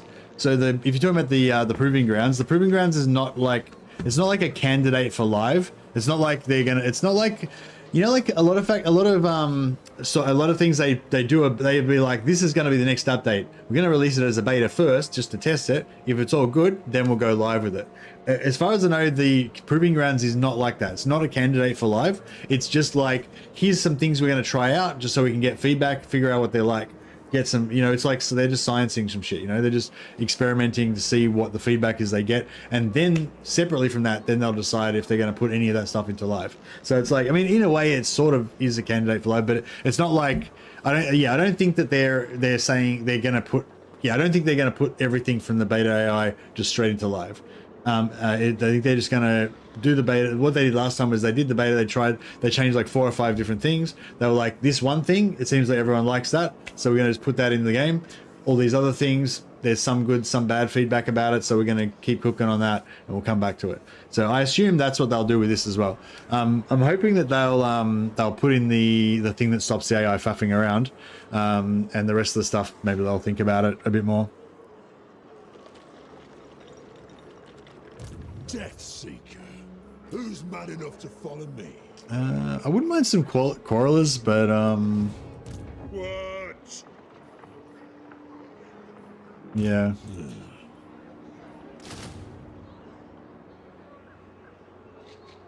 Just picked up Malachi with your link. Oh, sweet.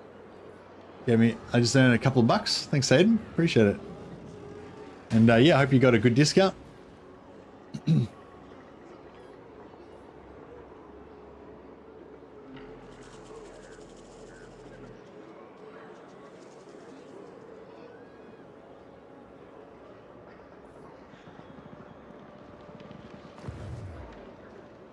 The ancestors agree.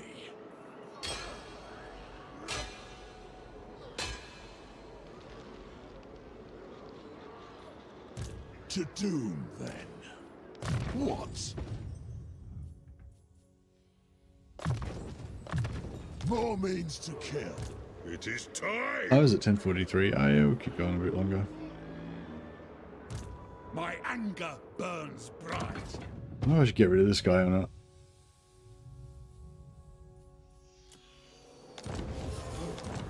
Who's somebody who's like tier level 1 but just about to hit level 2?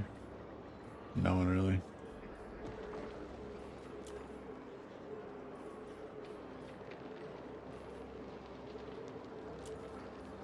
Let us begin. Ready. An ad! Yeah, we'll go for tier 3 on Gunbad as soon as we can. And then I'll probably go tier 3 Gunbad, then tier 2 High Place. Maybe leave tier 1 World's Archway just in case it gets taken at some point. We're not bothered. And then go for tier 4 Gunbad. I think is the plan. And maybe similar with Garza Karak. Might leave these two until we've conquered more of this territory there.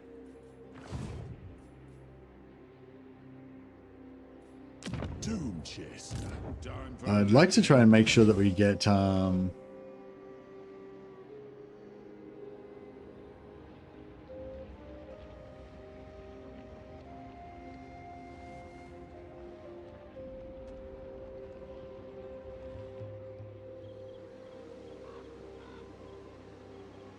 Move.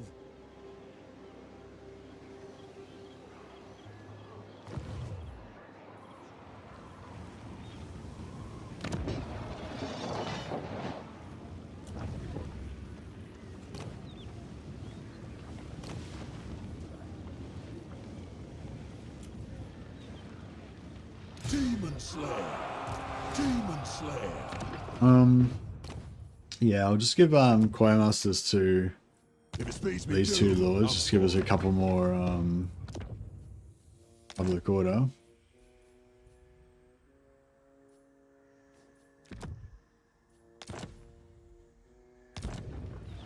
Dishonored.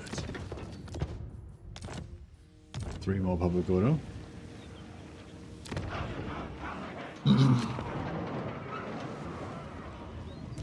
Ready.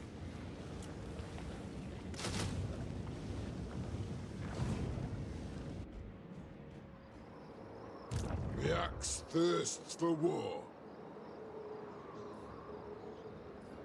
The High King acts. Onward. Hey up. Summon me if you dare.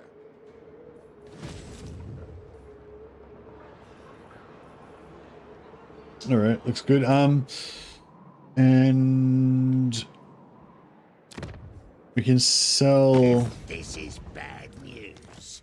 I'll poke Yeah, we at can sell you. that to them for 5.8k. Who are they with these guys? Agreg Ekta!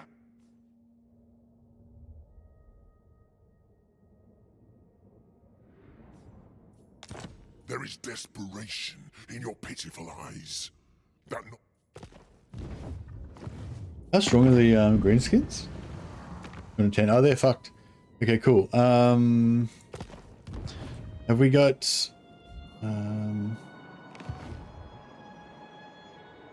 Yeah, cool. All right, so we can get one more lord here.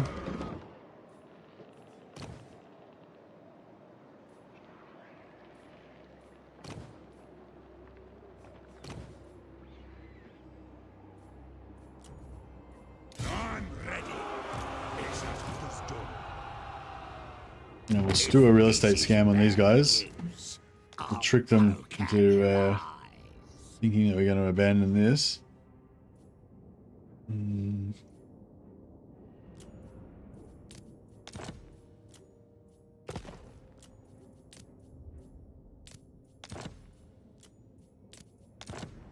For 5.8k. Very nice. And then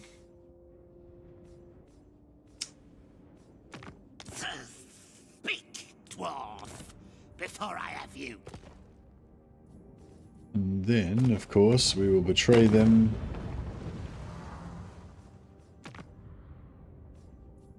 The last time I killed a dwarf, I sucked the marrow from his iron-fed bones. But do go on.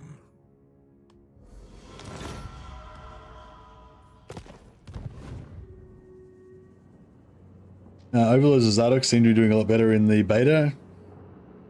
I know you defeated Twitch though. Yeah, I mean, Twitch isn't there to fight them, I guess. I'm at war with them. They don't seem to have gone after me yet. Armed and ready.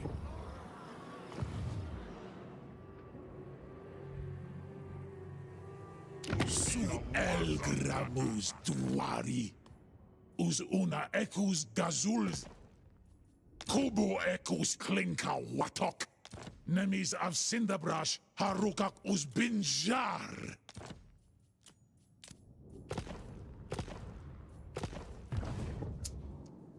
I could get I could do some Royal Region trade cheese on Draz as well. I don't know if I want to hold. I don't know if I want to hold this or not. I don't normally like to hold the Ducklands because I just want to get down and deal with my own like neighborhood. But I guess we could sell it to Karakazul. I'll probably just lose it eventually though. Karakazul are alive. Yeah, it's only turn 10 though. Early days. Don't get too excited.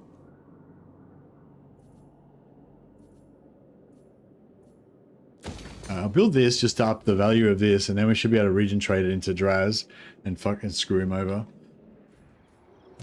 Lord of Clan Thorgrim. Ready?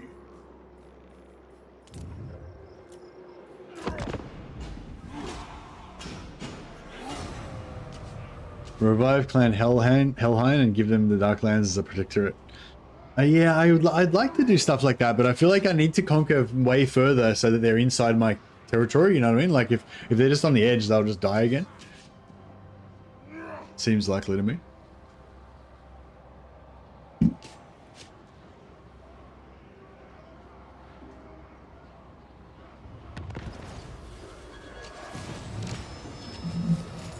Oh, if anyone wants to hear my thoughts on the AI, like I've gone through it, like this will be like the 4th or 5th time now.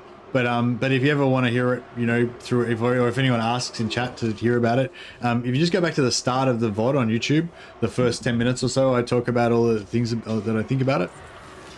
But in general, yeah, it seems good. It seems much more active and aggressive and more decisive. Doesn't faff around as much when it goes to war with somebody. It actually does stuff. And also there seems to be more of a higher degree of randomness as to which factions become dominant and stuff in the current Proving Grounds beta. Onward. Aye, grudges will be settled. Death Seeker. Okay, I'm going to jump him to there. This way. To war.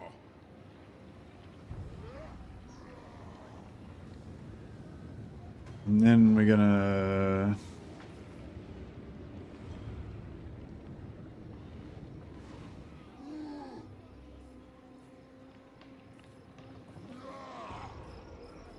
My axe thirsts for war.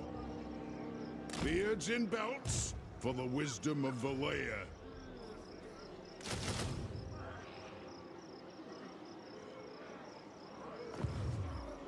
What? Man, if I could have gotten one more level. I can get one more level. If I initiate... For the Karazhan Corps. What? Nah, can't get it. Retake the realms. I don't know. Potentially if we take this... To war. Ha ha. The clan demands war. Throne bearers, let's march. Throne bearers, move.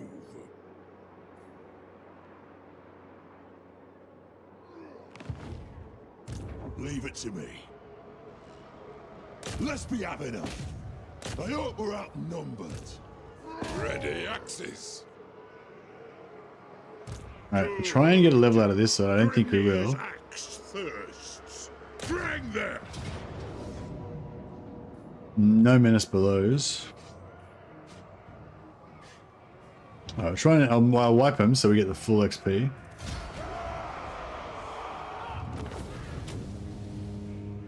Hmm, 1800 maybe. Might be enough to get a level.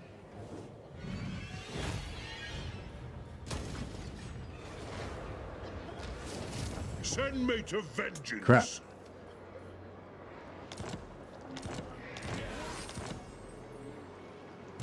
It is time.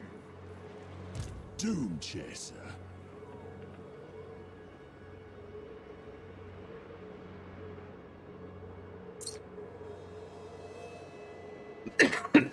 All right.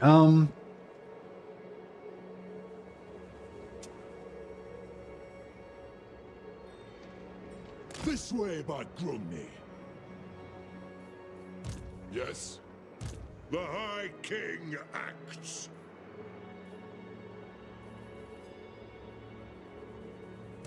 Slayer. But that armor's heavy, eh?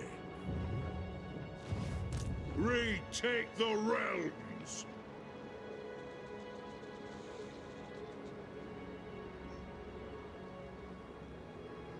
Beards in belts. Alright. For the wisdom of Valea. We march.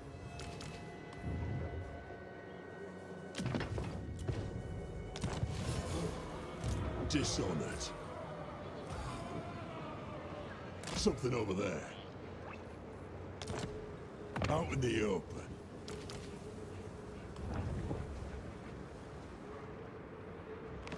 All right. So we'll keep him here so he can take Greyhag, and then they can keep moving on.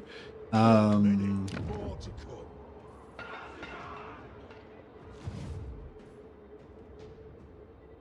I should have put him back there. Oh, that's all right. No, actually, no, we didn't need him there. That's fine. My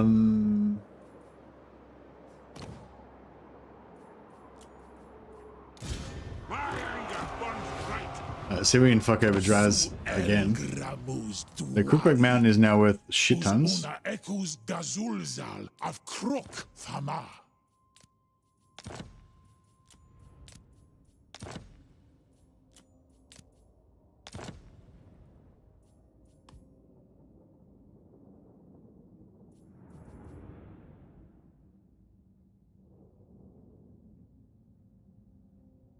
How strong is he? 50. He's stronger than me. If this is a bad idea.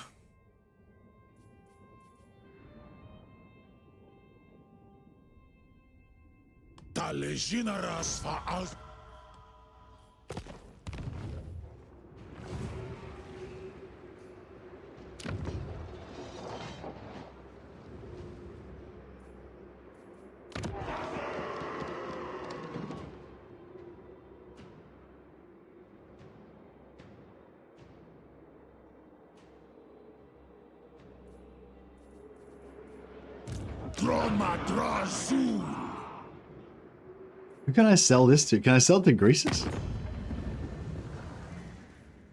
trying to like assassinate him with region trading, sell all of his shit to other factions, but I can't. I don't know if I can find anyone else to sell it to. Oh, I could bring Rictus back. You dare come approach Clan Rictus, most powerful of all clans, not lying. I could sell him. I could sell him the Sentinels, but I'm just about to. No, I'm just about to take him out though.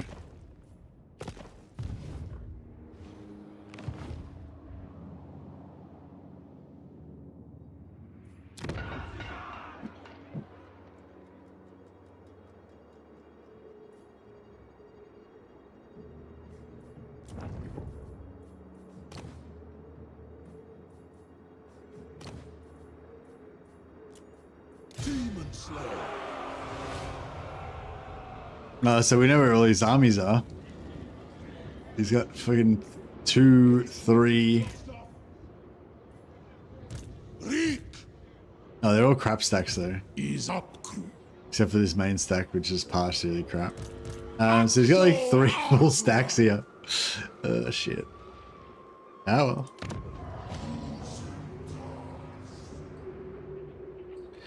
Sell the overlords for peace. I think they join. Nah, I don't think that they hate my guts. I don't think they'll join. I don't think they'll make peace no matter what. Demon Slayer. Us wangli fa'al gramus kith. Oh yeah, nice. I get Darkhold as well.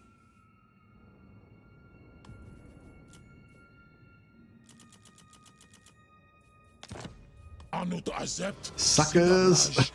Suckers. Take all your shit. Eat it. Oh, I can sell the shit to Imric. And Filthy Knife Ears can look after it for me.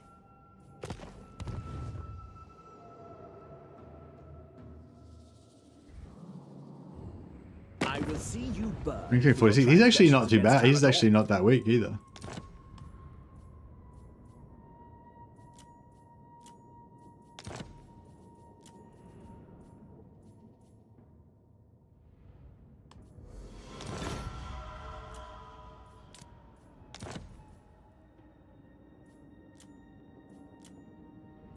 Oh, I can't sell him Sentinels.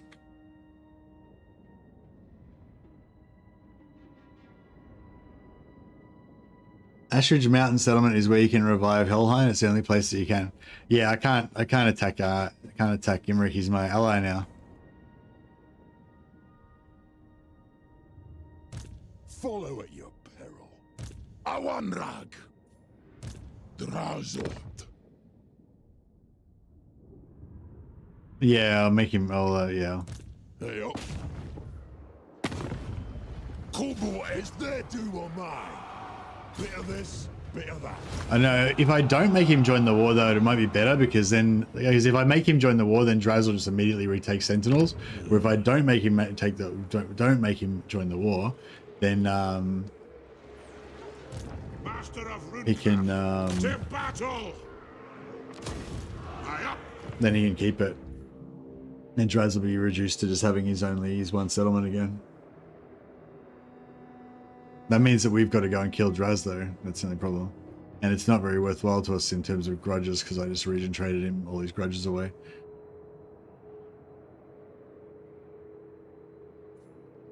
Who's stronger though? I think he's stronger, isn't he? Oh no, he's strength 50. Imric's 46, yeah. So Imric's actually stronger than him slightly.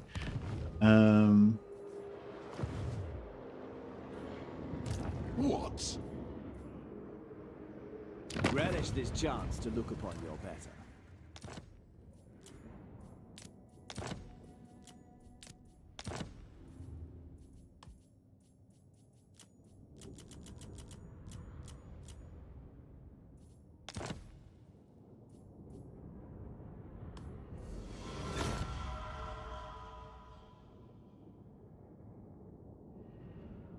The AI betas only applied to map campaign or battles as well? The AI map is a campaign AI beta.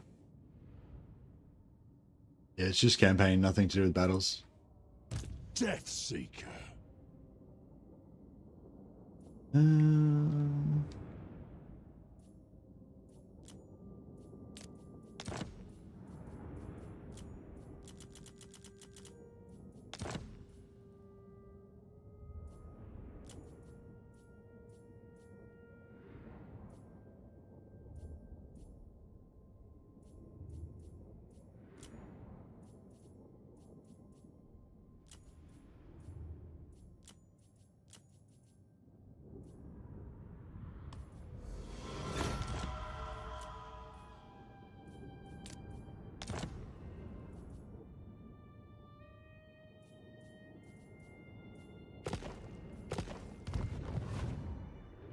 Maybe we should keep Silver Spear and Crookback. Actually, I might keep Silver Spear and Crookback and everything as like a buffer zone, just so that, like, not so much because I really care about this settlement, but just so that if anyone attacks me, they'll go after this hopefully first, rather than going straight after Gumbad. I might be alright.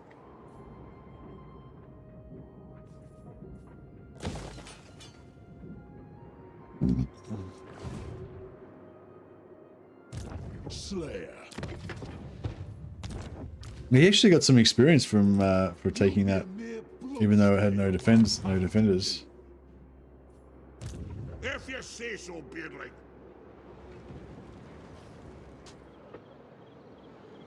Yes. What?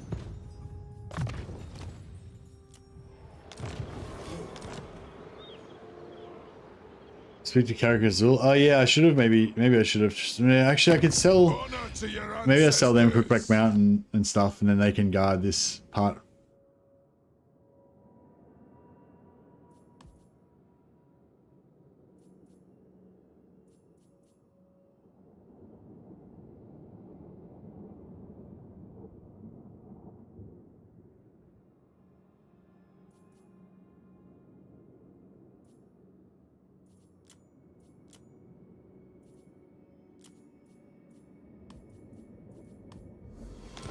I'll just get a trade agreement with them for now.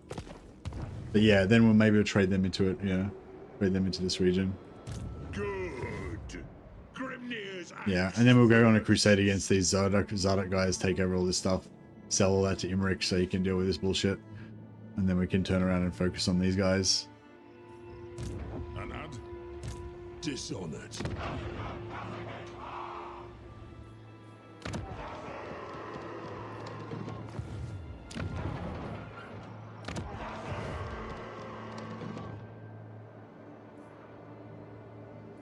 All right, I think we're good.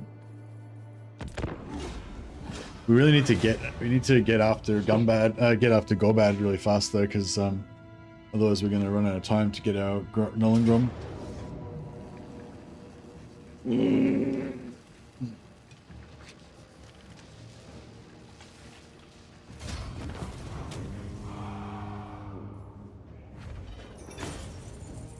That'll do.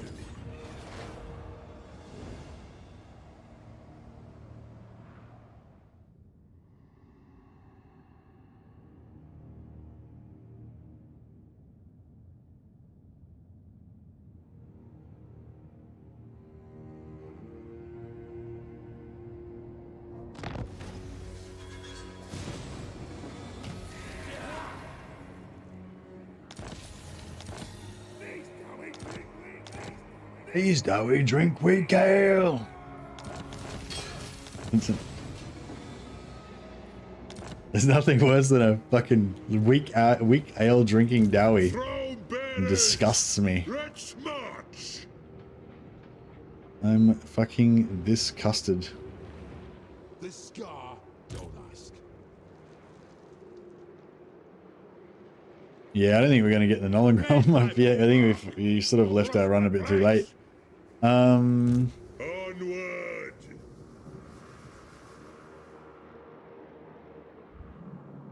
Troll fat makes for the sturdiest crest I find. There be... To do!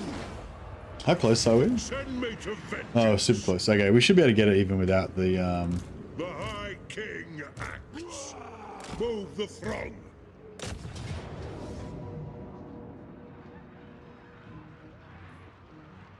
Die gloriously!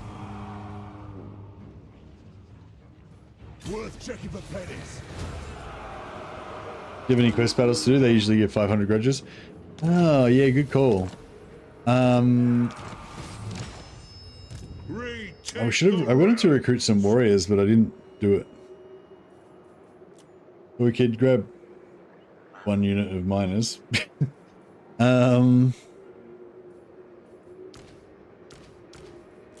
Throw bearers. Let's march. You reckon we're strong enough to do a quest battle with this? Ready.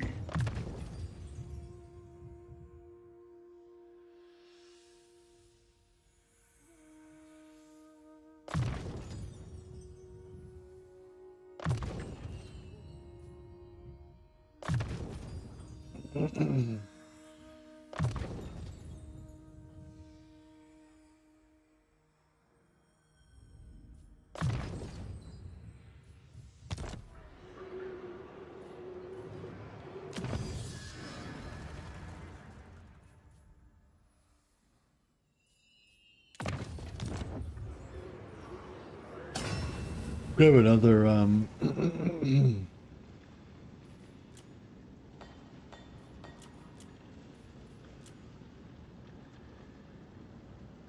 grab another tank head. And then Tom can have one as well. Grimnir's axe thirsts.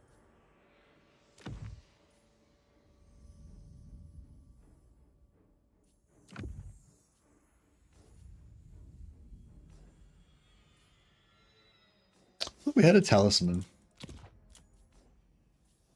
Oh, Deepwood Branch, yeah, it's not very good. Oh, actually, missile resistance on Thorgrim is not bad because he is a big target.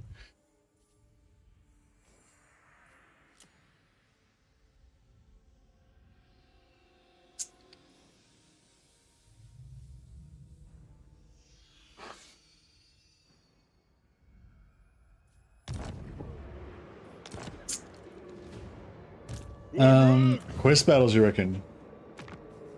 Axe of Grimnir is the only one that we've got.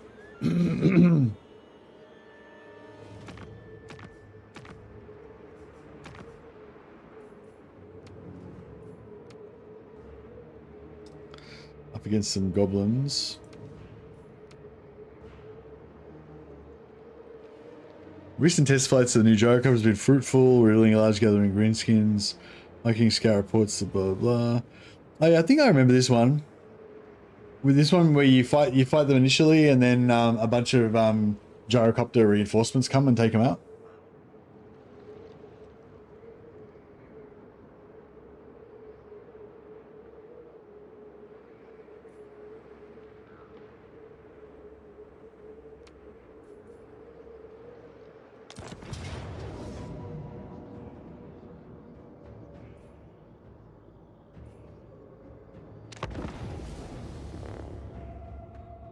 Yeah, is this the one where you you have like the you're in the underway and then you have it's a totally different one. I don't remember this one. Oh, is this one we have like the 3 different armies of greenskins from all different directions and you have to like take out the shamans or something?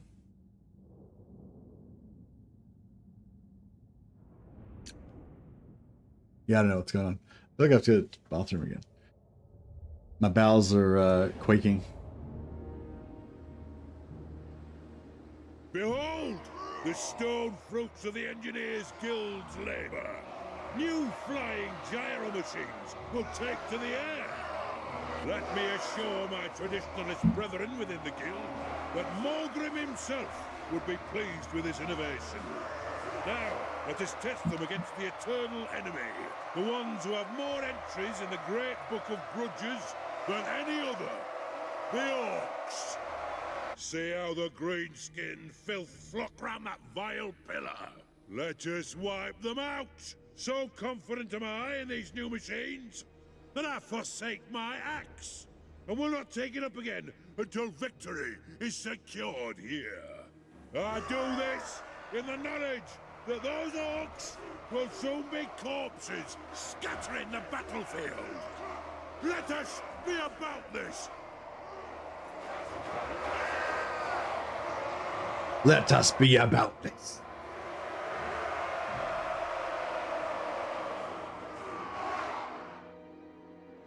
So we have to kill or rout 4 greenskin shamans. So I don't know. There's a goblin shaman there. There's a goblin shaman. There's an orc shaman, and then there's like 2 other shaman heroes as well. That's are they all in the one army? Is that what's going on?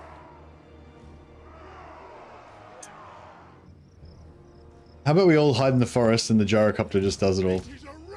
Will that work? For the Carrier's Anchor! No shoddy contraptions here. Kill the Oath Splitters! Miners! Hammer us! They have wronged us. Our fire undimmed! The clans unite! Miners! Yes! Whee! They have wronged us! All right. Hopefully the AI won't know what the fuck's going on because all of our dudes are invisible. Gyro bomber! Charge! The shaman's on the hill. Yeah, so there's like 3 or 4 shamans over here. Yeah. Flow! Do they keep getting more and more reinforcements, or do they just get the one? They just get this amount.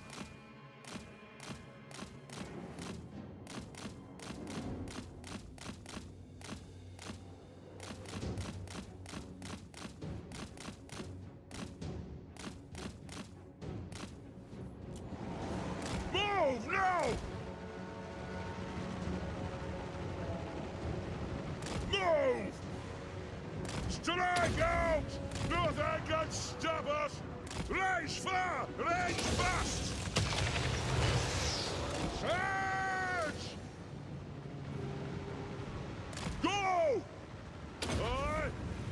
Move now! For the High King! Nothing can stop us! Move! Strike out! Moving out! Get Trying to- moving! Oh, shit. Range fast! Kazuk! Dodge! Flow! Charge! Kazukan! Kazukan! Ah! Move now! Strike out! Move! Range far! Range fast! Go! Come on! I was hoping I could like shoot their shamans to death, but I don't know if that's gonna happen. I don't know if I can win this. I feel like I don't have enough shit. Nothing can stop us! Range far! Range fast! Go! Move! Cut!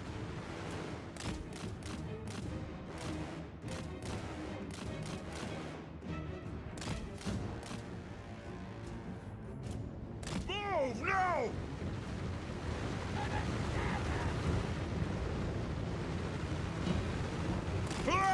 Flow! Move! Strike out! Nothing can stop us! So it's a slow 45% speed debuff. Charge! Move now! Move! We are relentless! That was pretty good. Range far! Range fast! Took out like 10% of his health. Flow! Yes, Lord! Strike out! So if we just kill the 4 shamans, like, is that it? Game over? Charge! Move now! Oh, we can rout him. Actually, he's right near the edge. If we just get him, if we just rout him a bit. Go! Ja! Take him! Range far! Range fast!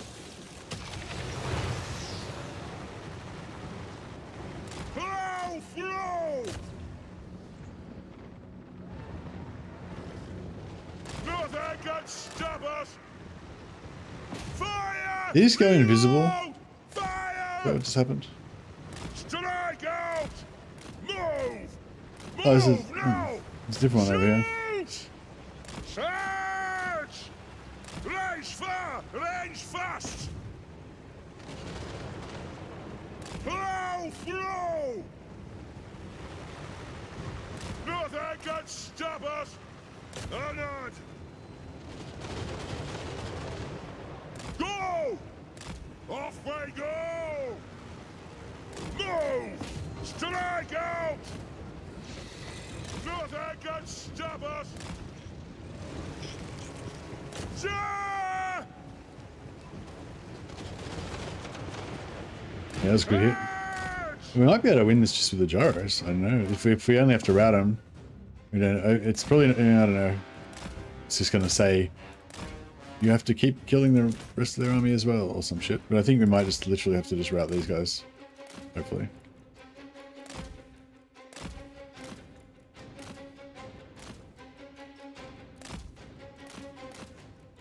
One down. All right, beautiful.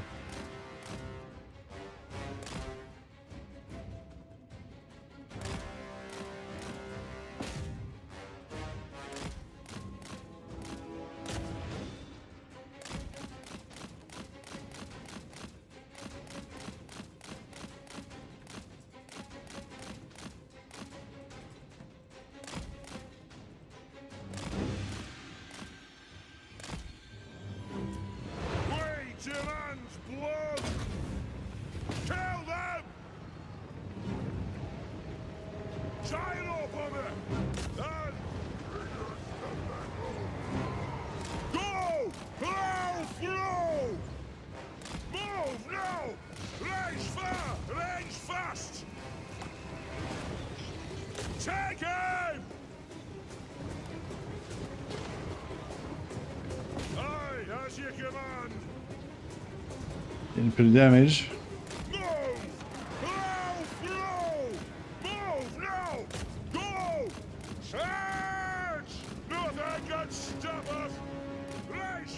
Try and get on the inside of him so we can push him towards the edge once he routes.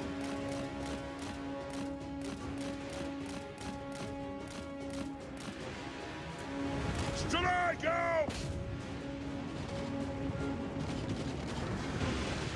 Gosh! Get moving! Go! Fire! Reload! Fire! I'm going to get a good bombing in here. Right! Move! Charge! Shoot! Nothing can stop us! Strike out! Range far! Range fast! Blow through! Move now! Move! Taking a bit of damage. Come on, shoot him. Yes! Nothing can stop us!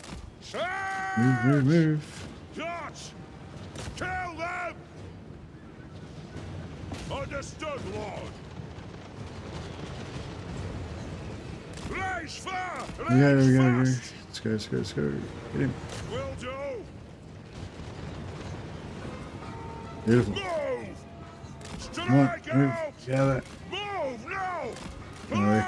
this is the closest we've probably come to losing an entity so far. Strike out!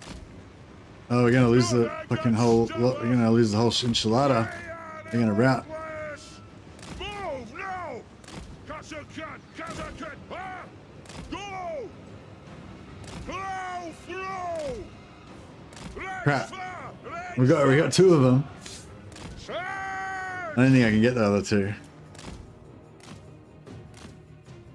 Crap, I should have been more careful. Been more patient.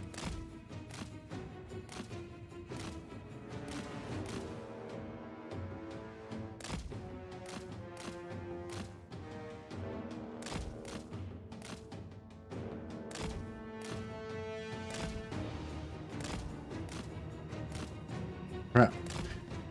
Yeah, if I'd have been more patient, we could have got this, but now I'm like, it's too late and I've already fucked up my health of my gyros.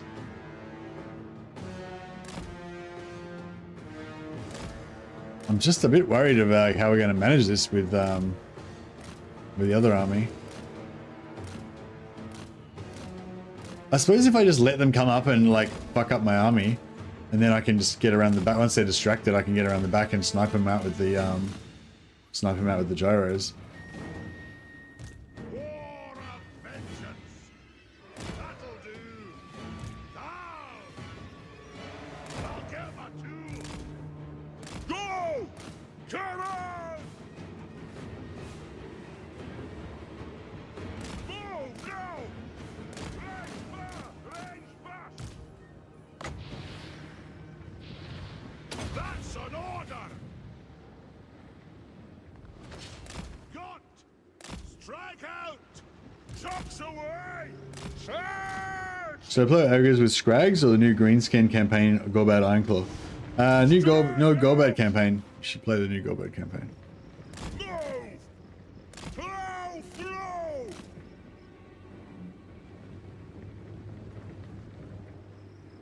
Vengeance! Nothing can stop us! I was wondering if we can sort of get her in the back and maybe...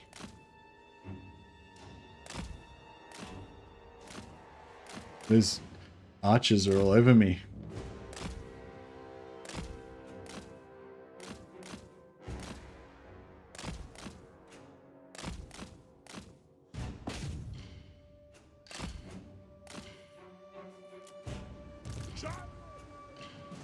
All right. Dwarf warriors!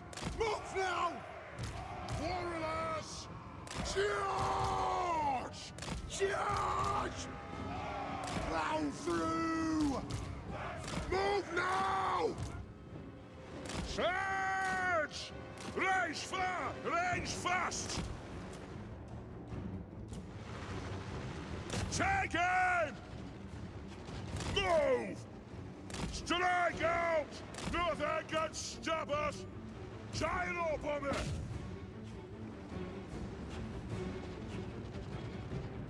Move now! Fire! Reload! Oh, I might hit one, might miss. Yeah, nice. They're both together. I can shoot them both at once. Go! Shoot! Plow through! Should try and bomb these Ja! archers. We are relentless! Move! Range far! Range fast! I know! Strike out! Gas! Go! Move now! Plow through! Yeah, the Kill them!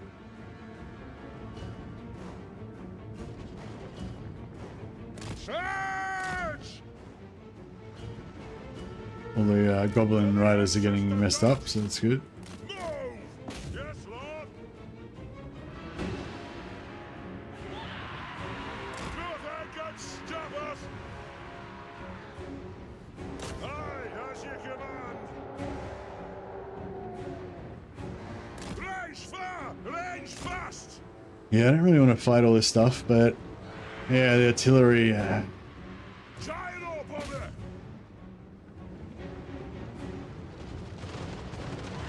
Fuck, maybe I should go and try and. Charge!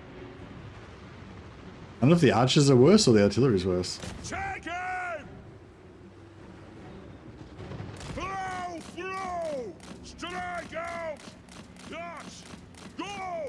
Move! Come on! Move now! Nothing can stop us! Charge!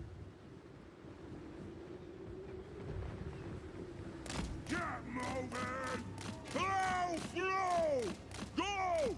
Move! Strike out! Move now! Nothing can stop us! Range far! Range fast! Plow through! Charge! Understood, Lord! Nothing can stop us! Yeah, but the artillery's not doing too much damage to our. It seems like so. Honored! I might just see if keep trying to snipe these guys and see how we go. Off we go! Range far! Range fast! Plow through!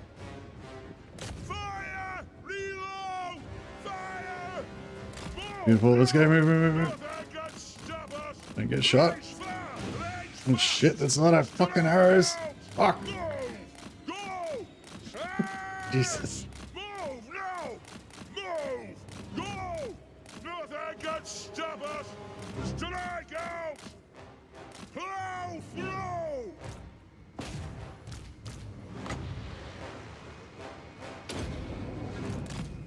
Charge! Alright, get the shit show out of you, bro. Have wronged us!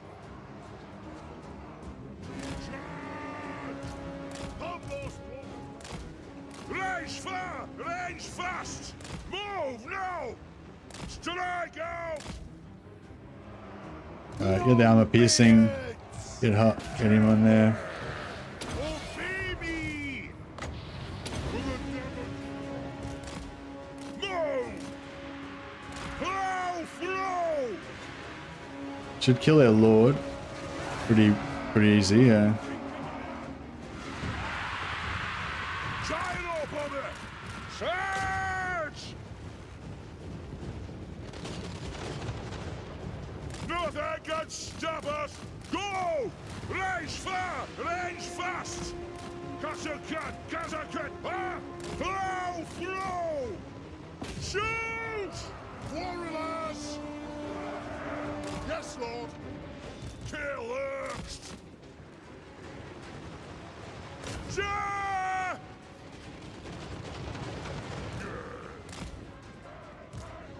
Strike out! I've killed a brood! Gyro bomber! Move now! Go! Search! Kill her out of all of them. Now what do we have to do? Just win the battle? Oh, that's it? They routed? Ah, beautiful. Whew. And we didn't lose the gyro. That's the closest we've come to losing a gyrocopter that time. Got him down to like 10% health. Huzzah. That was fun. I reckon it would have been pretty hard if I didn't have the gyro bomber though. Oh, maybe not. I think I fought it. I think I fought that one more legit before, and it was you know, not as bad as I thought, kind of thing.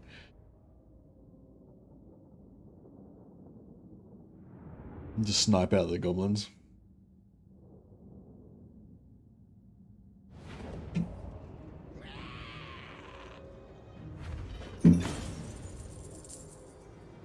Gyro bomber deserves the action Grimnir after that one. He did.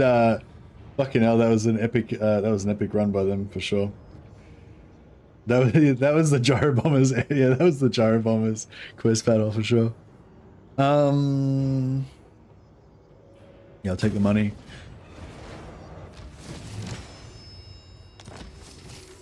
Well, we're a bit more in range of it now. We still need like 900 grudges though, so yeah, I don't know. Unless this guy starts fucking getting to work. Thirsts for war.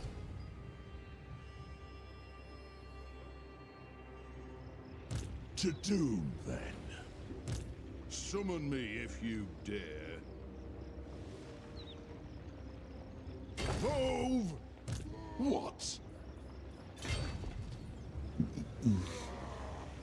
I'm keeping me chopper in the air. If the Stunty says it. 10 words. That's all you're getting. Killing you. Alright, let's go to war. You get his next quest battle next turn, unlocked at level 12. Oh, okay, cool. So that should be enough to get us over the line. For the wisdom of Valea. Can we get there? Can we get a higher level? We kind of need a Slayer Lord for the Demon Slayer. kind of need a Slayer Lord for the Siege Attacker.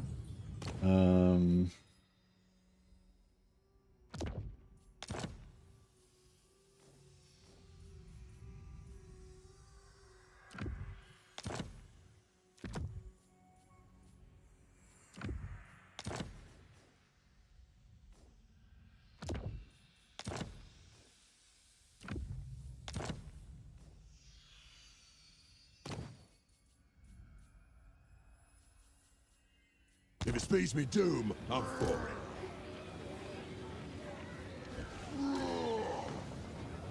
Actually, if any Iron Hammer, you probably have the Spite Rune.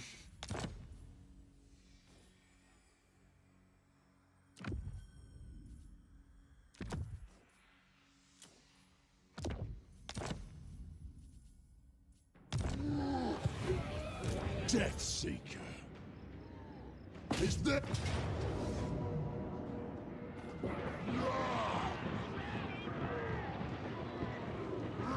Only vengeance interests me. Is that what you offer?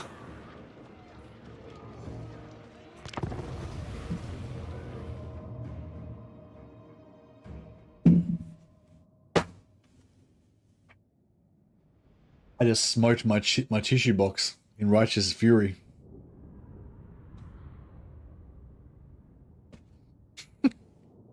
Smoten. Smited. Smote.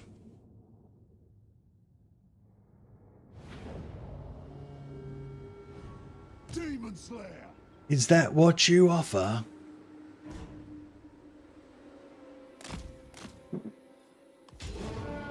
Finally! Why are you all following me? It's really, really annoying. Just go and kill something! Go! This dude's like just some commando.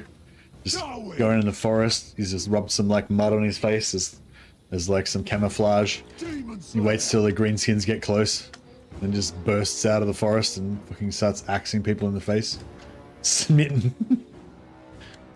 Smitten. Smash at first sight. Mohawk's doubling his height, yeah. He just put some leaves in between his mohawk as camouflage.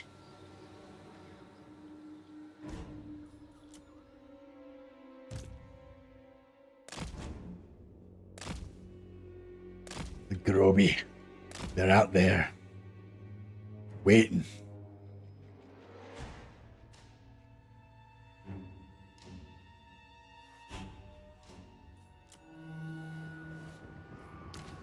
Doom Chaser!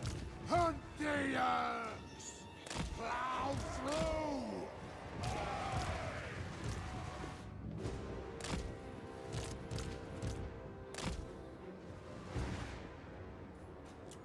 All right, let's start dismantling armies with gyros.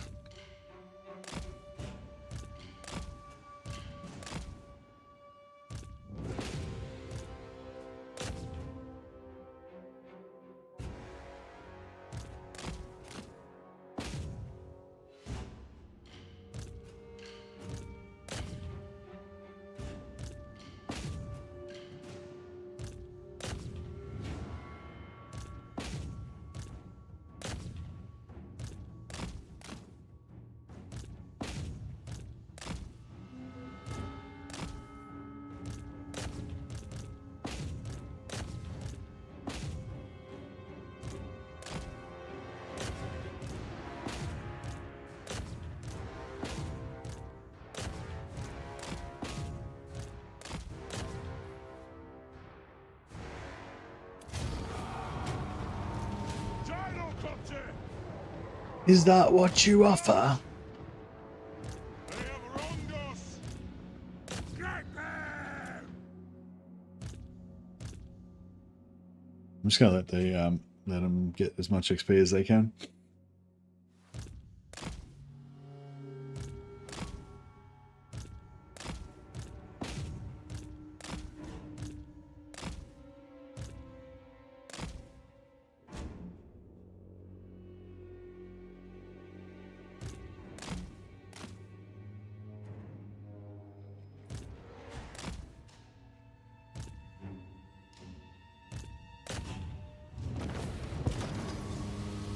Oh, what is it? No, is it only true vengeance will satisfy me? Is that what you offer? Yeah, I love that. I can't remember the exact line. I think that's it. It's like, only true vengeance will satisfy me. Is that what you offer? Just like, I can just imagine Belagar just being a fucking psycho, you know, like they just take you into the like the hall of the king, you know, and he's just like there brooding over his like lost inheritance and the shame of his ancestors and shit, and he's like, you know, only true vengeance will satisfy me. Is that what you offer? Just with like the mad eyes.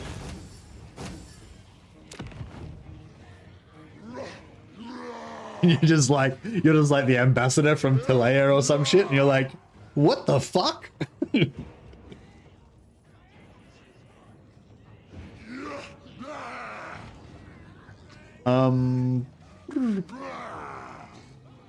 checking for pennies. He said it's worth checking for pennies. Just like after when they loot, it's like it's worth checking between the couch cushions.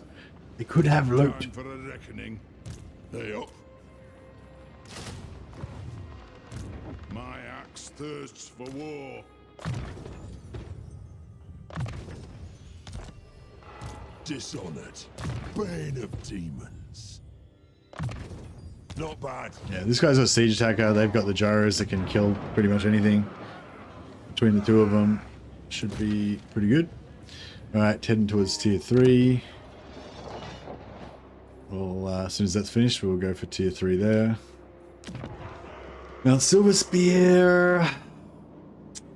Don't know. Demon Slayer. I don't know if I want to like.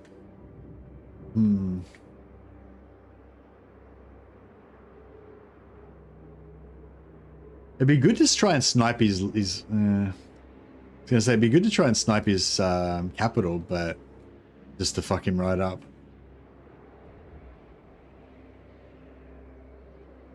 Follow at your peril.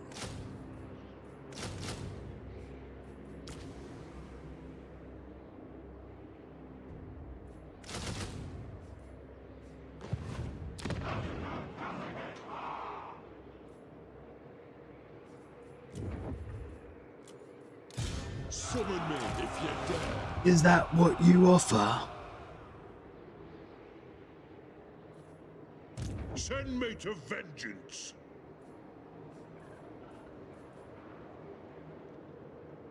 Lower the throne. I need to I'm strengthen. sort of thinking we just hang out here and try and ambush some of his armies, maybe, or I don't know. I don't really like the idea of fucking hanging around, but The High King acts. because we could take out Gorgoth next turn if we don't care about not having any replenishment.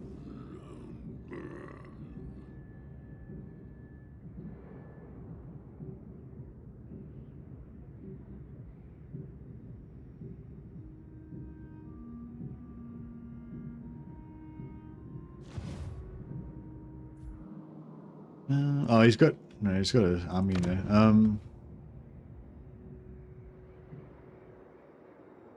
3. Oh, it's only a tiny. He's only got 9 units or 10 units. Oh, although the AI can recruit like 8 units in a single turn or something now, can't it? Throne bearers, let's march. March. One rug. Onward. Maybe let's just Move the throng. get replenishment. We'll just chill. Blades in belts. All right, we'll just chill here. We'll get a full turn of replenishment. Death Seeker. Life will be well. Aye.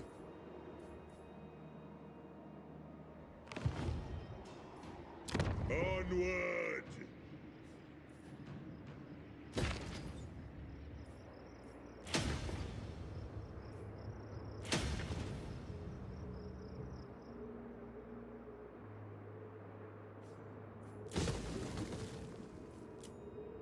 Alright, see how that goes. Yeah, I think it's going to take at least 2 turns before Draz can get here, but I don't know if we'll have enough time to recruit it. Actually, I should have recruited here probably. Oh no. I don't know.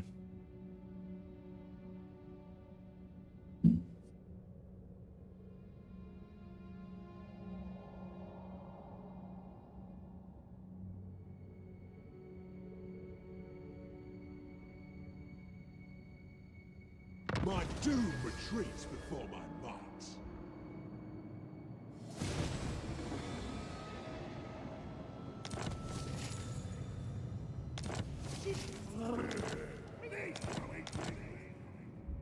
Thief Snatchers got confederated, so Gorbad got a little bit bigger, a little bit badder. You look right in the head. And he's also offered up this army we can kill.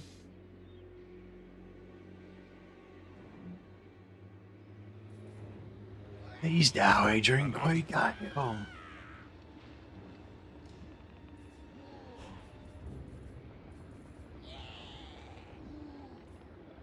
Yes, yes. Slayer. To doom, then. For a change, doom can come to us. Aye, by the grudge bearer's will.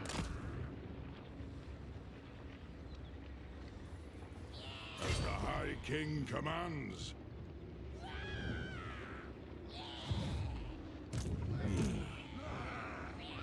Got then. What?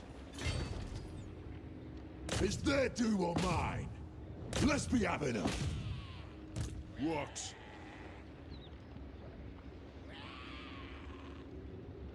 More for me axe. Follow at your peril.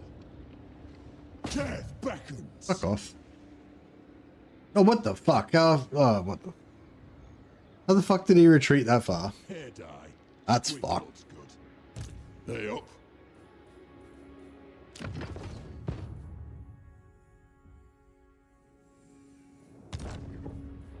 Flattening me crest. Moving! My axe thirsts for war.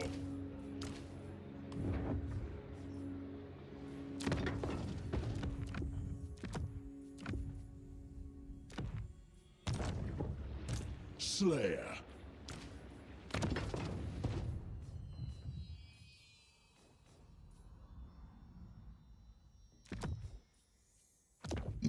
Excuse me.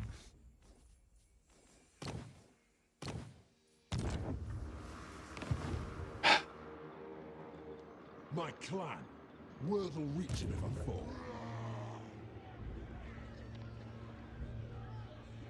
Let us be about this.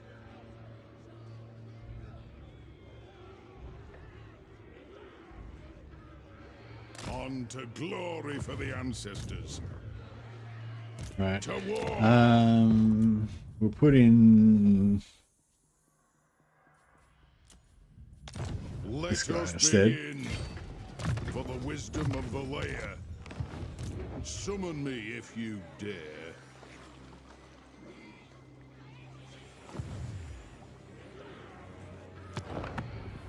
Shouldn't be able to retreat when you're in underway stance. Yeah, I don't know.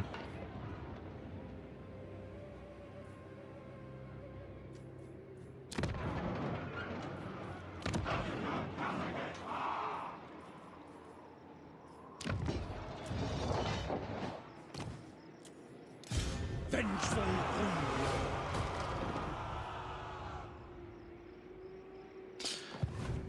All right, we might have to sell. We might have to sell Crookbrook Mountain.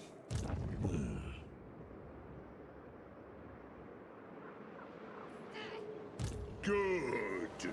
Grimnir's axe thirsts.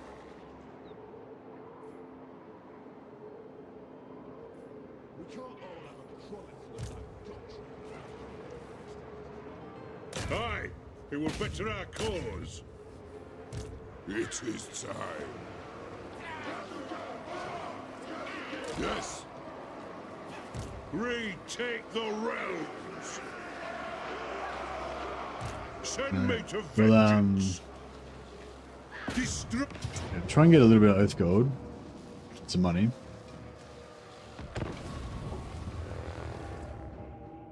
Hey, I'm a newbie with 1,500 hours in the game. When am I considered a regular Sag? What's a Sag? I don't know what a Sag is. Oh, sorry, Unholy Ralph. But yeah, I think if your hours in the game are numbered in the hundreds, then you're probably not a newbie anymore, I would say. It's a Twitch emote, sad frog face. Ah, okay. Yeah, I don't know. I'm totally ignorant of all Twitch stuff. I don't know any of the Twitch lingo.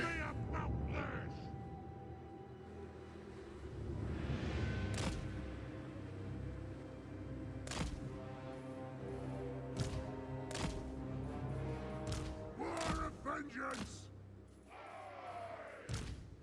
Gyro bomber. For the Eye King. That is an emote that you need the BTTV add-on to see. Ah, okay. But yeah, like I don't really I'm not really sure exactly what you mean by Sag in that particular context, but I assume you mean, you know, you want to be a veteran or whatever. But I don't know. For me, like the way I think about it is that it's more about like the enjoyment level. You know what I mean? Like when you first start playing the game and you've got less than 100 hours, you know, you're on your first couple of campaigns. Like everything's new. The game, you know, the game's really exciting. You're learning stuff all the time. Like every time you play, you're learning multiple new things about the game. And you're kind of having that delight in everything, all the cool little dudes doing the little things, little animations that the units do, and all that shit that we can't, like, I don't even remember that shit anymore, you know? Like it's like, you know, and then you know, you kind of go through a more of a different phase where, like, when you've got you know, a small few hundred hours in the game where you're kind of like familiar with all of the basic systems and everything, but maybe you still have a bit of trouble with some of the things, but you still, like, there's still heaps of factions you haven't even played yet, and there's still, like, you've still got your whole life of Total War ahead of you, basically, you know what I mean? Like, you're just getting into it, but you're not like a newbie, you're not like overwhelmed by all the new shit anymore, you know what I mean? Like, you're now like kind of into it a little bit more. And then there's like, yeah, where you're up to now, like you're 1,500 hours. You probably played every faction a few times. You're probably, like, you know, pretty good at the game and stuff like that. But there's still, like, so much more depth that you can still learn, and there's still so many more factions that you can try playing, like alternate variations that you haven't played before. And, you know, like you might have done, like, you know, a dwarf gyrocopter campaign, but maybe you haven't done a dwarf like max fire damage campaign, you know, whatever, you know, or maybe you haven't done like a Belagar hero hammer migration campaign or something. You know what I mean? So yeah, so it's like, it's, for me, it's not so much about like whether you're a noob or a veteran or whatever. It's about like what level of enjoyment you're at now, you know? Like at the start you're in this like kind of wonderment phase, but also confusion, because everything's like, you don't know how the fuck anything works, and you keep getting surprised by things like not working the way you thought they did and shit. But you're also like really enjoying it because it's all new and exciting and shit, you know? And then, yeah, it's like it's a different level of experience. And like, yeah, like when you're at 1,500 hours, actually another thing about 1,500 hours, when you're at 1,500 hours, you're probably very concerned with what the most powerful builds are and shit like that. Like what's the best build for this? What's the most powerful build for this? But then once you get to like 6,000 plus hours, then you don't care what the most powerful build is because you already did all that shit. Now you want to do all like the weird memey builds that don't fucking make any sense, but you want to try to make them work anyway, you know? Like so it's sort of like that, you know? It's not like, for me, it's all about the hedonism. It's all about what type of joy you're trying to experience at that moment in time. The clans unite! That's true. I learned a lot of tips off creators such as yourself, so thank you. Especially your confederation for Sarthoria with Kairos. Oh, no worries, man. Yeah, I hope that brought you some enjoyment for your campaign. What are we doing here again? I forgot what my purpose was. We're trying to kill this dude and get lots of oath gold. Yeah, that's my motivation. Nothing can stop us!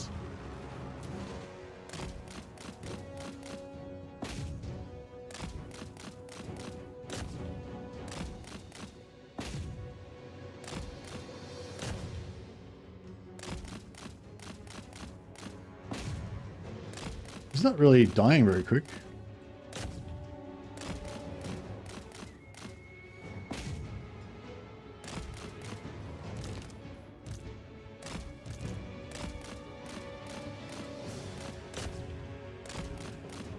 If we can kill this guy before we get into combat, then he won't be able to use warp lightning on us, which will save a lot of Dowie lives. Unfortunately, we've got to risk the lives of our pilots to do it.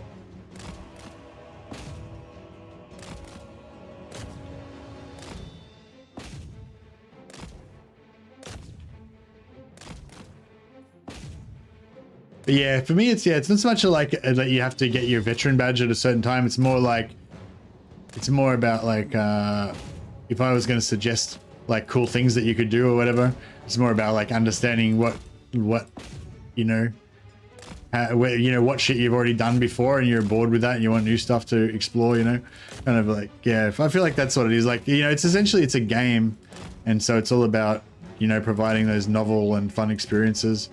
But what that means to you is going to vary depending on how many hours you got in the game, basically.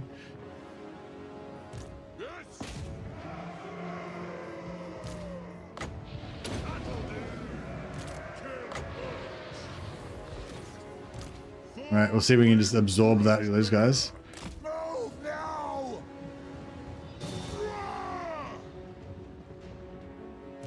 Take to the air! Rage fast! Go! Go! These fuckers are getting away from us.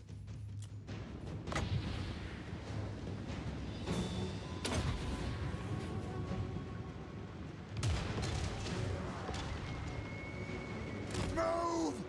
Maybe if I bomb in front of them, it'll like knock them back towards my dudes. Now! Rage fast! I don't know. Warriors! Let the vengeance begin! We stay put! Shocks away! Strike out! No shoddy contraptions here. Plow through! Take aim! Kill! You get some runesmiths happening as well at some point. Nothing can stop us!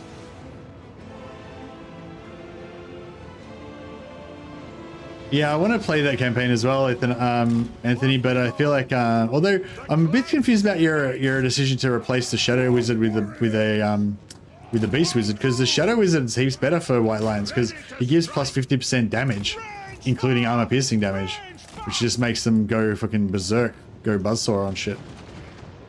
So I feel like the Shadow Wizard's better. Occam's Razor, bro. It's all about the Occam's Razor. The clans unite! Vengeance! Oh shit. Bit of friendly fire. Bit of a blue on blue incident there. Attack the earth! Dwarf warriors! Warriors! Plow through! Pass through! Will do! Move! Yes! Yes! Go! Move! Go! Charge! A little more thematic with the whole Beast Hunter vibe. Okay, nice. Well, Beast still gets the 25% damage, I think it is, and it also gives extra armor, so it kind of plays into it more. Like if you have to overcast it, but still, it's pretty cool. Like gives them extra armor, which kind of accentuates their toughness thing. I think that's the other thing about White Lions, apart from them being hunters and all that, is that they're tough. They're not like fucking glass cannons or wilting flowers like some of the other high elf units. They're like big manly elves with great axes. Dwarf warriors! On! Warriors! Try and kill some more of these guys to get some more. Gyro bomber! Plow through!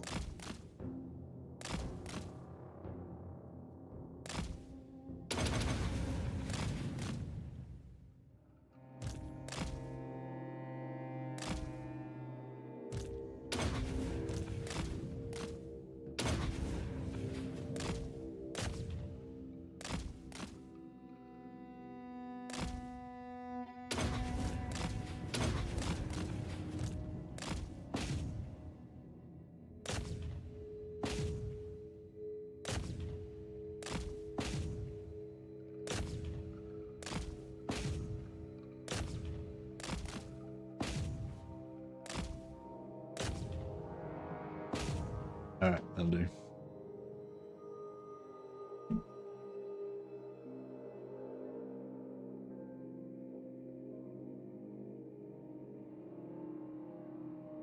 The Doom rocket, like, do they have a nuke? That one? Did they have a nuke? Yes, they did have a nuke.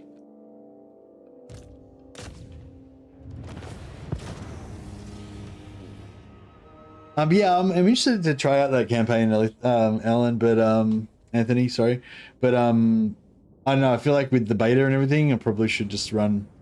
The beta thing is so annoying because like I want to play the beta, but then in 3 weeks, like the beta's going to be over, and then we're going to have no beta anymore. It's going to feel like we're going back to the shit version of the campaign again.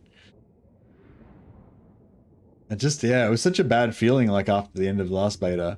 Just be like, I can either not play or I can play the shit version. It just doesn't, it didn't feel good.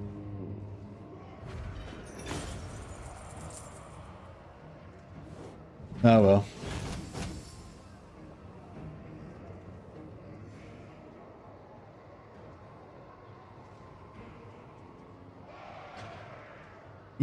So another bit of feedback that some people have said is that the beta AI is too passive to the player. The lack of anti-player bias means that they don't attack the player as much. Yeah, I was wondering if any of you guys, what you guys think about that. I think I maybe don't notice it too much because we're like, you know, you're sort of too aggressive. Like, you know, the AI doesn't really get a chance to attack you because you're too busy fucking rolling over everything all the time. For the wisdom of Valea. But yeah, I was just wondering if anyone else has kind of experienced that or felt that.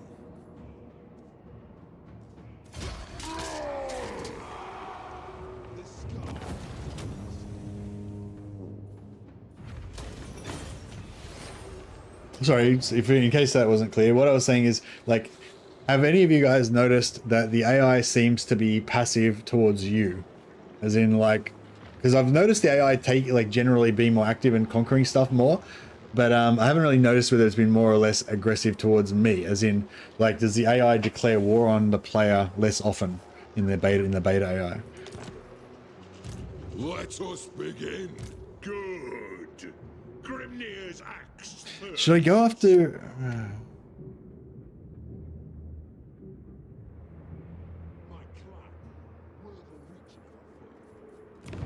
What's this other quest? Armor of Skaldor. Shitloads of trolls. What's the story? What are we got to do? Emissary from Cracker brings word. Troll country, malign wilderness, southeastern Norska, city rise number of hideous creatures. Displaced by the fucking blah blah. I don't know. I don't remember that at all. I have no memory of this. The AI seems more passive to me, but it's opening up more chances to diplomacy my way into more money. So it's even easier than you're saying. So it's easier because they're not attacking you, and then it's even easier because you get more diplomacy.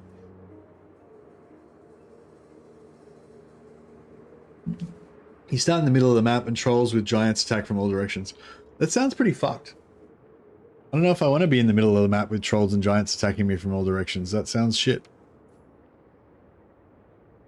I mean, my gyrocopter can only kill so much stuff. Unless we start in the middle of the map inside a forest. Yeah, I feel like this is going to be a hard one because, and the giants will wreck my heroes, and yeah, we don't have enough. Yeah, I don't know. I feel like it's going to be rough. If we had a gyro army, it'd be easy, but.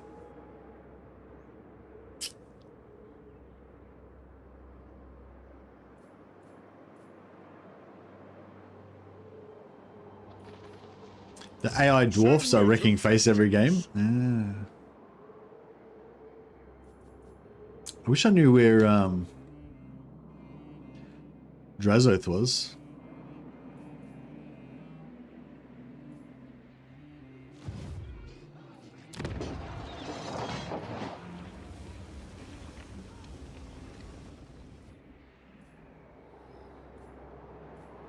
Demon Slayer.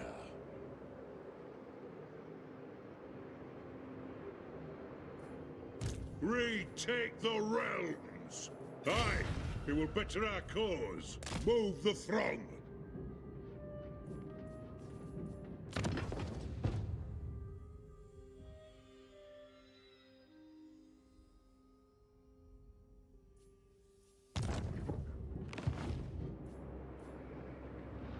So, yeah, so if he's coming, then being an ambush here so I can catch him unawares would be good. But if he's not coming, then I'm just standing around like a dickhead. Yes. The axe thirsts for war.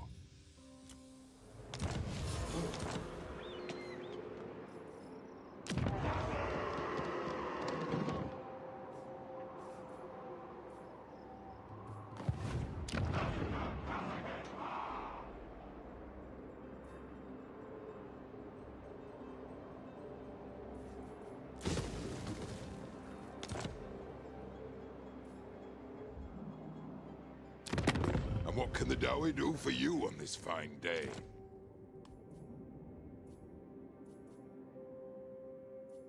All right. We stand with Karakazul, our brothers. Very well. As long as they guard our eastern flank against all of our enemies. Oh wow, they're actually doing all right. Well, they're not very high in strength rank, but they've got a few territories.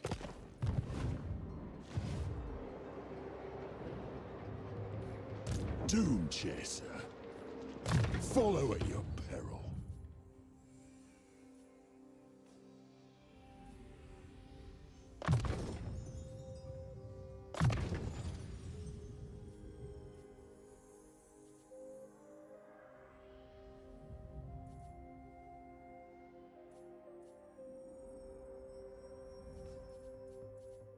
What's he running? This guy's gonna die probably. Slayer. Yeah, I'm gonna respec him out because he's probably gonna get caught by Draz and killed. So we'll just put like a tier 1 lord in there for now. Demon Slayer. Because I'm thinking Draz is probably like here and he's about to take this guy out.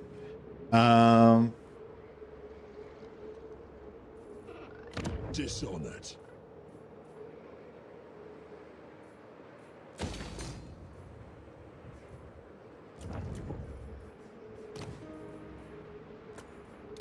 If you say so, Beedling.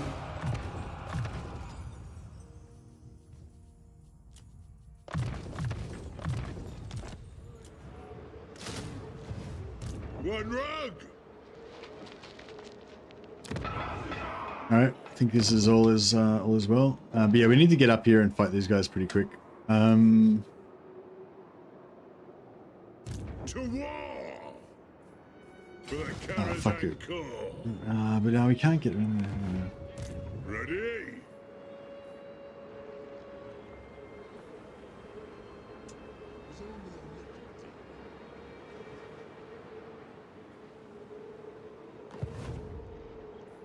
The High King acts. Actually, if I come up here, then there's a bit less chance that he'll kill them, because... Death Seeker. And then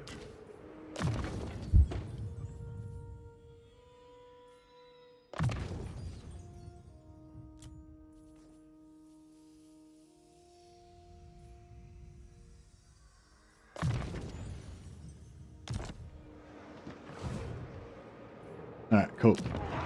Yeah, I'll sell Silver Spear to him next turn. We'll build gold. And then, yeah, we'll build the other landmark after.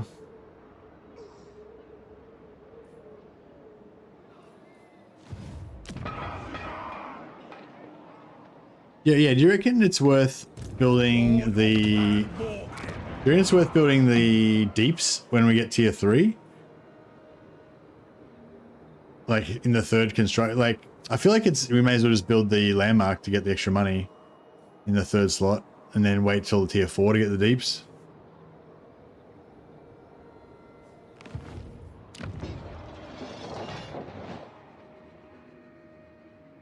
Yeah, if we only had 2... If we only had 3, potentially we could have done it there, but...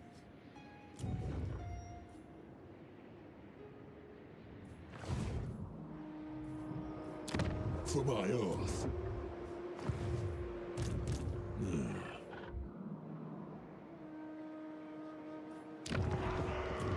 Is that what you offer? yes. What orders?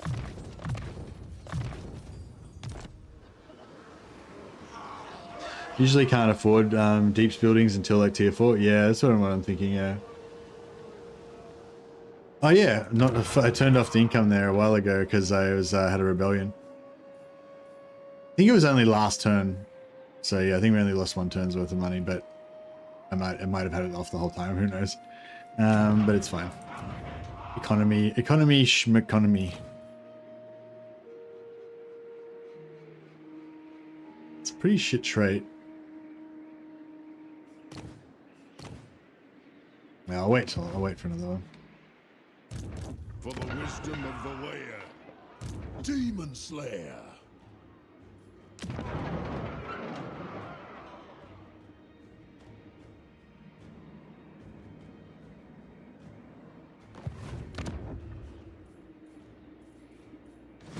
I don't know if we should get another army up here, or we can't really afford it. Yeah, I think we'll just go what we got. It's good. Yeah, thanks for the heads up on that income. Yeah, I hope Draz doesn't kill my gyro recruiting. But on the other hand, I kind of hope he comes close enough so we can attack him so we can get some grudges. Huzzah! Fuck, that's a fucking, I feel like that's a little bit uncalled for. Are you serious? Just like casually wipe out entire army. Seems unrealistic to me. Let's try that again, shall we?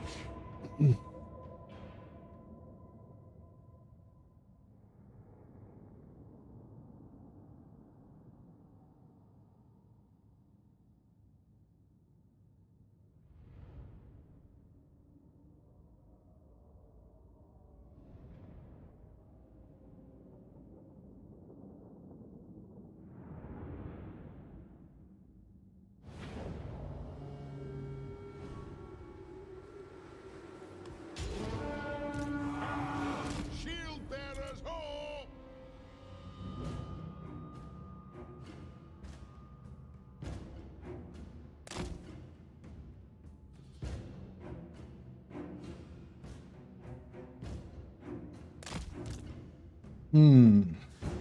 Hopefully it should be pretty handleable. That's already 12. Shit. I'm thinking, yeah, I was thinking about doing a longer session today. Like I was thinking about going for another probably 5 or 6 hours. But probably need to get another drink, maybe grab a sandwich or something. So I don't know how you guys feel about a bit of chair stream for a while. But yeah, I reckon if I could get a little 5-minute break to grab something to snack on and a drink, then I reckon I'd be good for another 6 hours or so.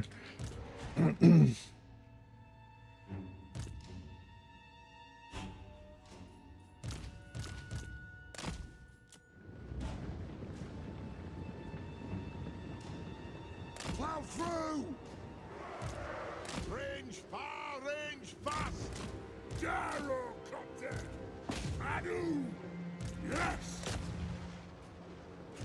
Nothing can stop us! Go! Maybe a nice educational video about who is the hammer. Yeah, yeah, we could put on one of the trailer videos. Move! They have wronged us! Move! Do you guys have a favorite trailer from Warhammer 2 or Warhammer 3? Fire on that foe! Pick your target! Oh, actually, the Gotrek and Felix, not Gotrek and Felix, the Malachi one, or Elspeth one or whatever is pretty cool, I reckon. Dive bomb! Immortal Empire's trailer is dope. Is that the one? Oh, the short one. Yeah, that's pretty good. What's the longest one? You kind of want a long one because if I'm going for 5 minutes, you won't have to watch it as much. If it only goes for a minute and I'm going for 5 minutes, that means it'll play 5 times while I'm gone.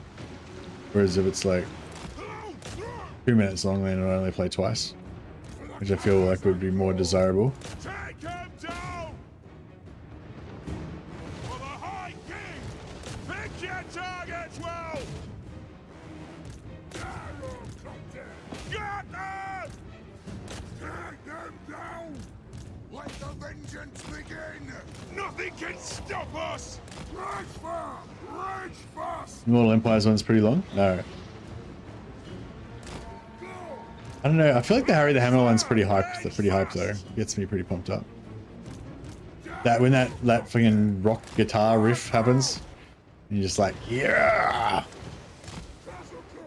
Even the ending when you see Vlad getting up kind of wearily, like another upstart that I need to, you know, punish. Moving out! Gyrocopter! Wall of vengeance! Immortal Empires is 3 minutes. All right, sounds good. We'll do probably do 2 run-throughs of the Immortal Empires trailer. Well, I don't know. Maybe I shouldn't get maybe I shouldn't get anything to eat. I might just make a cup of tea. Will do! Too fat anyway. Break fast! Preparing bombing run! The close unite! Go! Oh yeah, I should get rid of the archers. Fuck. I just forget. It's like, just kill the archers and then they can't hurt you and then you can just do whatever you want. Set to the air! Attack! Vengeance! Gyrocopter! Dive bomb! Gyrocopter! Shoot our wazards! Take to the air! Now, Kazuk! Fire on the ball! Will do!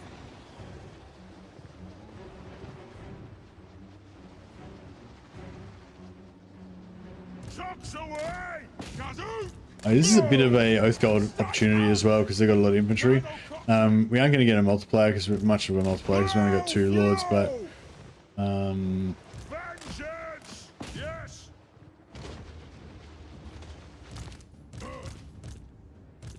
Gyrocopter! Honored! Wolfrick's pretty cool as well. Has some cool lines. Yeah.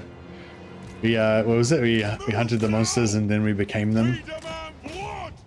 It's pretty epic. Gyrocopter! Strike out! Vengeance!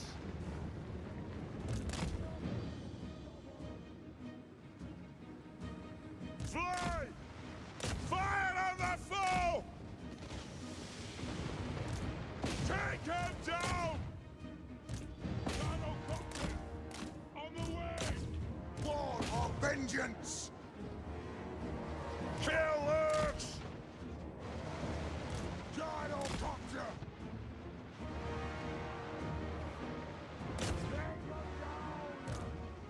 We demand blood!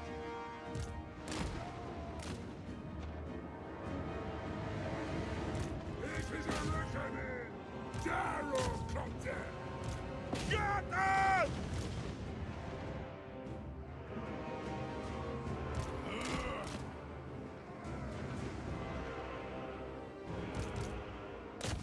Never seen a mass gyro team stack? Yeah, they're pretty meta right now. It's pretty yeah, pretty effective. Pretty, but you know, and a lot of armies just can't really deal with them at all. Like this army just is completely helpless, basically. Like it's not even like they're only tier 2 units. They've got like this thing is tier 4 or tier 5 or whatever. You know, and like I mean they haven't got very good army, but I mean, you know, we're potentially going to get away with like 0 casualties out of this. It's like pretty, yeah. Vengeance! Gyrocopter! Trooper weapons! Pick your target well! Take him down! Charge!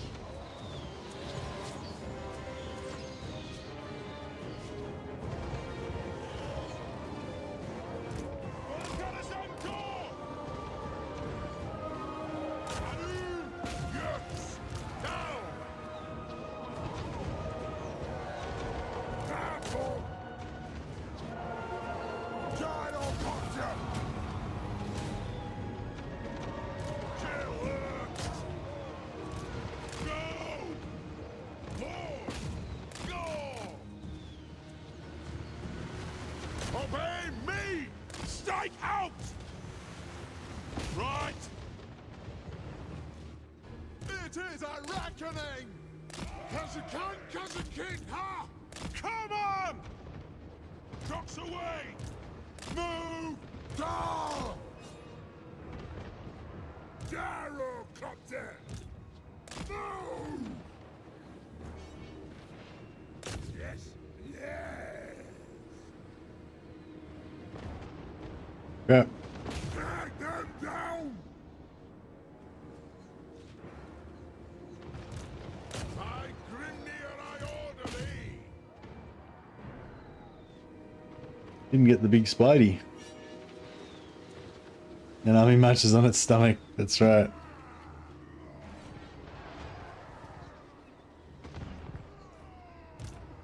Nothing can stop us! For the High King! Rock out! War of vengeance! Move now! Nothing can stop us! Gyrocopter! For the ancestors! Blow through! Gyrocopter! Get moving! Charge! Yes, Lord! Range far! Range fast! Strike out! Move now! Blow through! Range far! Range fast! Move! Just getting Oath Gold. Go! Got! Gyrocopter! It is a reckoning! Pick your targets well! Pursuit!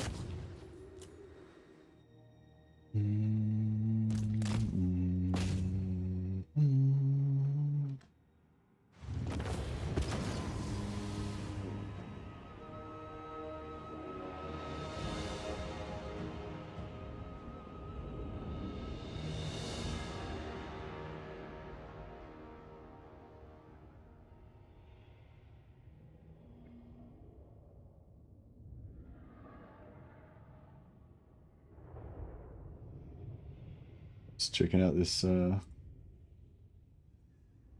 how's our sizing? Oh yeah, that's pretty good. Pretty good. Alright. So yeah, we got the most Oath Gold we could possibly get out of it. Pretty much killed every single infantryman in the entire army. But oh, where's the oh, is that 2 armies? Oh shit. Oh yeah, it was 2 armies, wasn't it? Yeah. But yeah, we won't get that much Oath Gold out of it, but there should be a little bit of a heroes plus gyrocopters equals win. Yeah, indeed. So yeah, that's sort of one of the things I wanted to try with this campaign as well. I wanted to like come out like pretty aggressive, like with Thorgrim's starting army, and just conquer a bunch of stuff with it real quick, which I think we did a really good job of that. That's probably the best I've done with that first few turns with him. And then yeah, and then get a second army of gyros, which can now go off and pretty much be a doomstack by itself as well. And then try to like, you know, crush that sort of early mid game is what we're trying to do right now.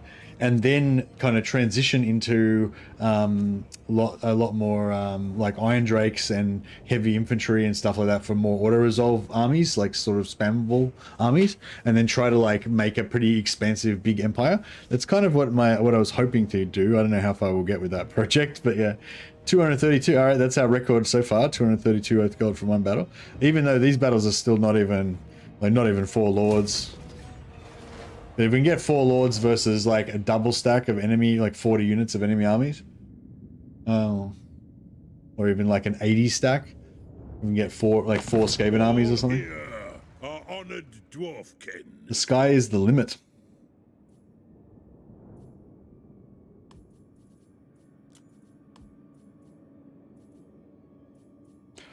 $12.38 for a military alliance. How much for a Federation? Nah, I don't want a confederation. Take the military alliance.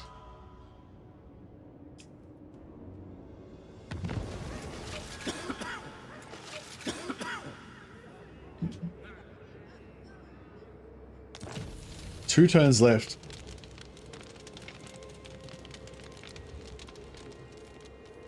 Two turns left, and we need another 500 grudges.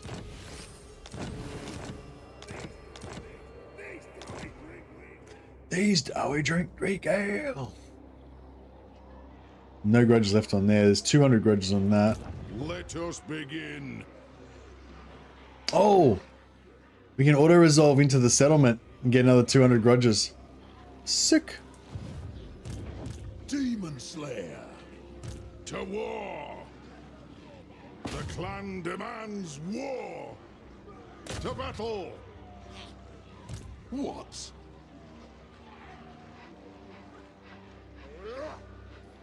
Doom's taking its damn time.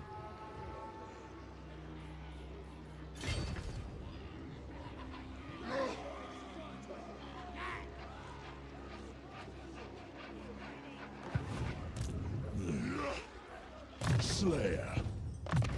I'm sorted.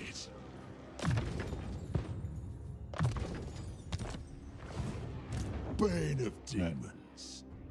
Okay, bear me a sec. I gotta go to the toilet. Back in a second.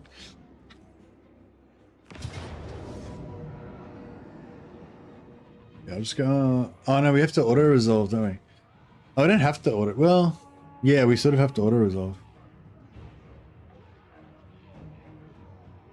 It's gonna be rough. Oh, it was not rough. Not rough at all. Infantry just took it all. That's alright. Excuse me. I've been mucking around with the Karas campaign, decided to try and save the other Zisha minor factions that start with a lot of change, and managed to get 4 of them by like turn 15. Oh, really? So you got Sartorial. Oh, wait, you mean when you say got them, you mean like confederated them, or you mean like just saved them?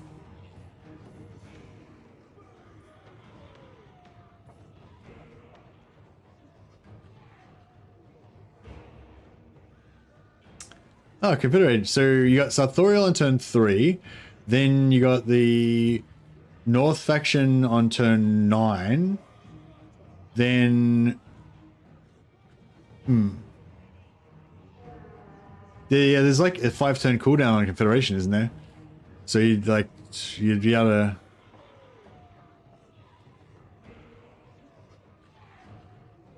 Yeah, 3, 9... 15. Yeah, you'd be like turn 20. You would have gotten by turn 20, yeah?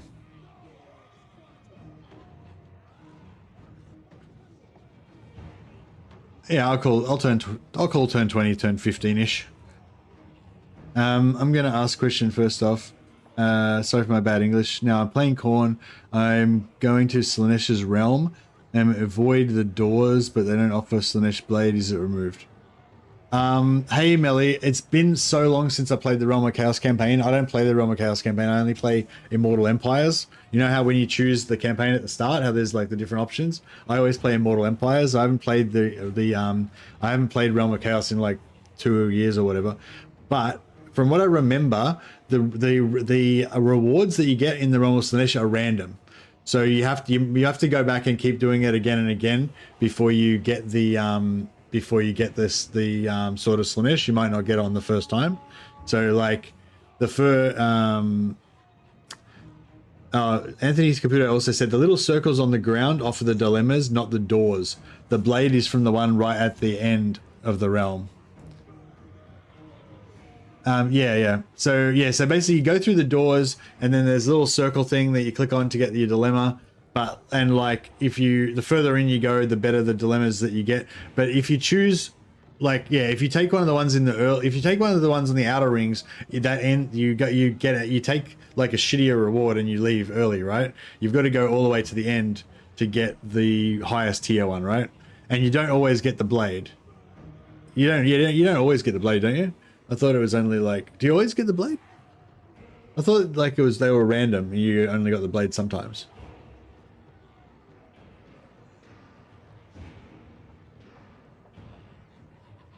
Yeah, but anyway, so you want to go through, it's always the blade. Oh, okay, cool. So you want to go through all the gates till you get right to the middle, and then click on the circle thing to get your reward, and then that should be the blade. Hopefully that makes sense. And hopefully I'm remembering correctly, or with Anthony's remembering correctly.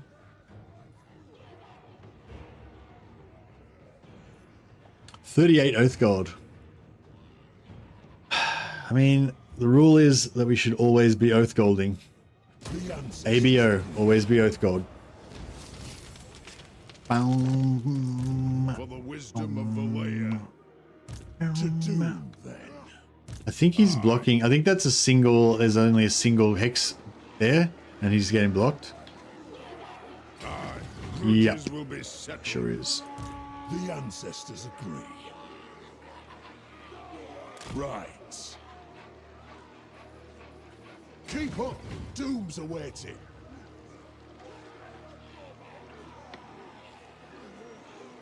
Come with. Out in the open. Summon me if you dare.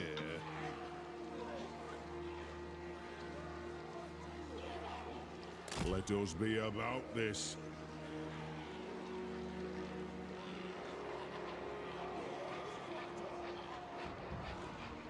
As the High King commands. Demon Slayer. I hope we're outnumbered.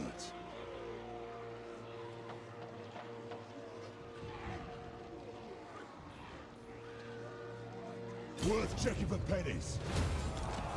Worth checking for pennies. Or is. Pennies could save your life one day.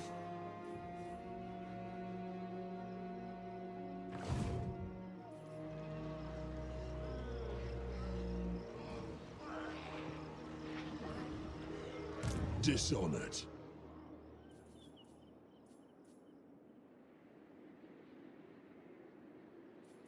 Killed many, more to come. Don't rush destiny. Fuck, I could have stopped a bit shorter and we would have been. Keep your axes close.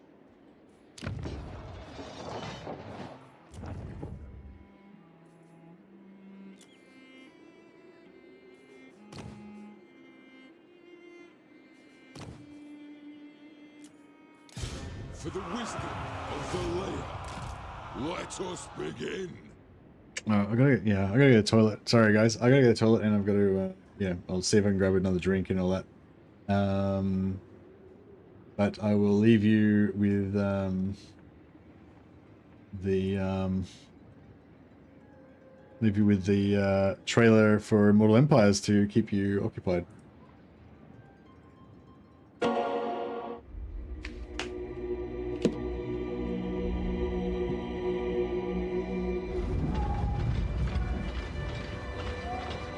Storm clouds gather. Our borders are beset by evil, both mundane and immortal. How long can we withstand this onslaught? We must form an alliance. We either die alone or survive together. I concur. This threat is beyond any of us. With the Azur's guidance, This is just another Elgate's game. I see many leaders here, but you even speak for your people. High King, this is not the time for short-sightedness. Short? There'll be no alliance with elves while I'm High King. Only a reckoning.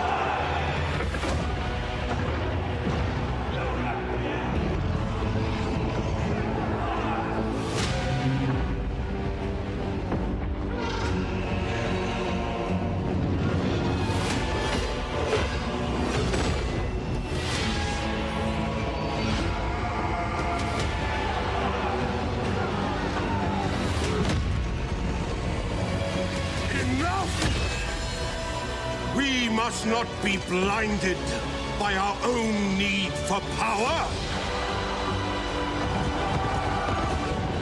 This is the moment.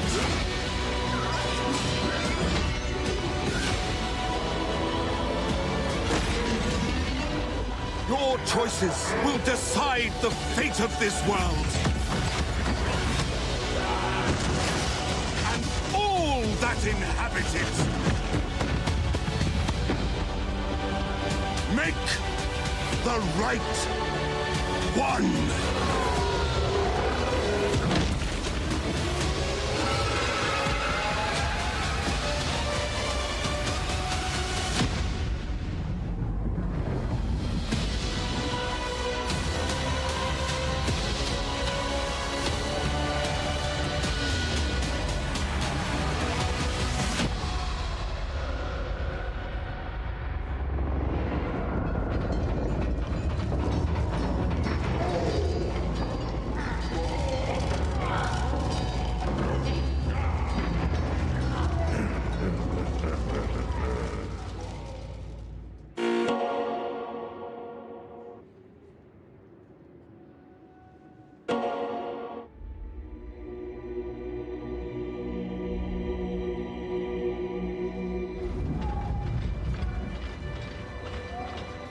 Storm clouds gather.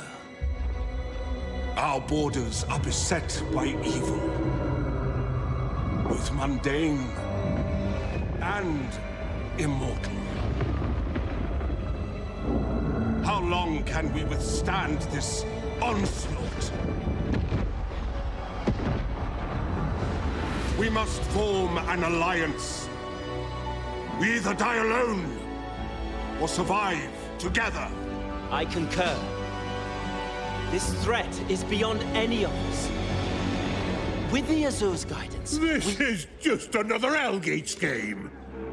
I see many leaders here, but you even speak for your people? High King, this is not the time for short-sightedness. Short? There'll be no alliance with elves while I'm High King. Only a reckoning.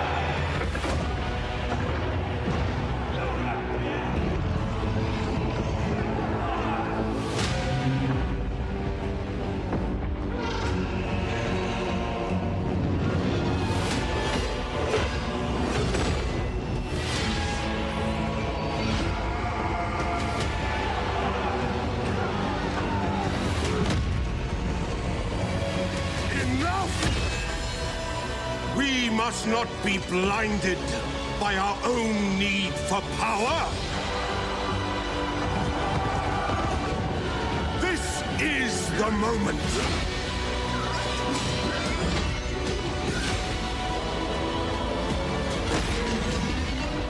Your choices will decide the fate of this world. And all that inhabit it. Make the right one!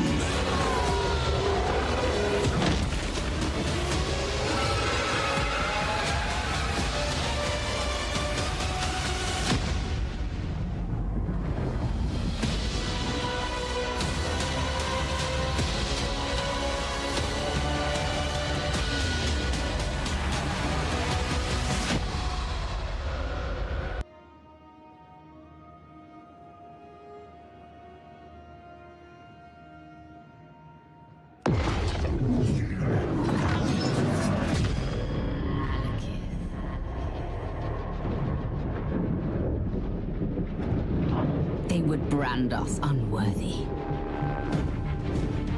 These usurpers. For though you have been burned, it only takes a cinder for a phoenix to rise.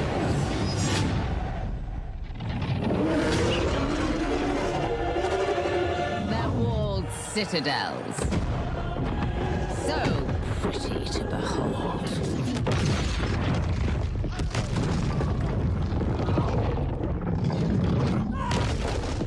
Swiftly! Hurry!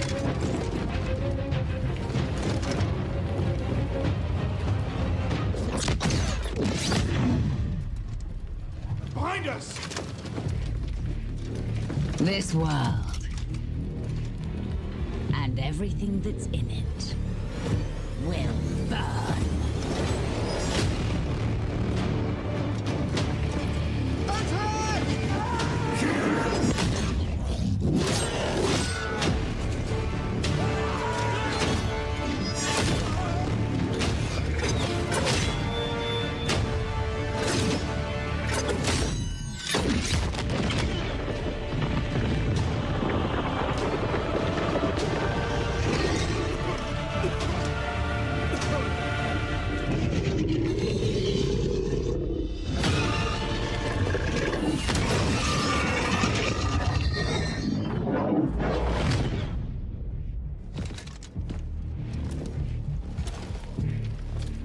And with these ashes, my son, we have our revenge.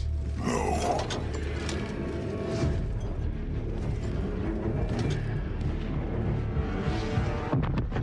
I've only begun.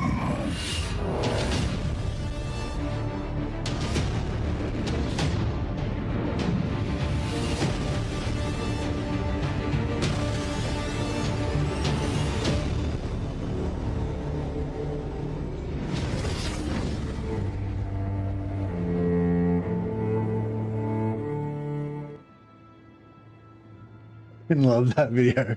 So I just love that line at the end. It's like, no, only begun. Such a Chad. It's only a little demon.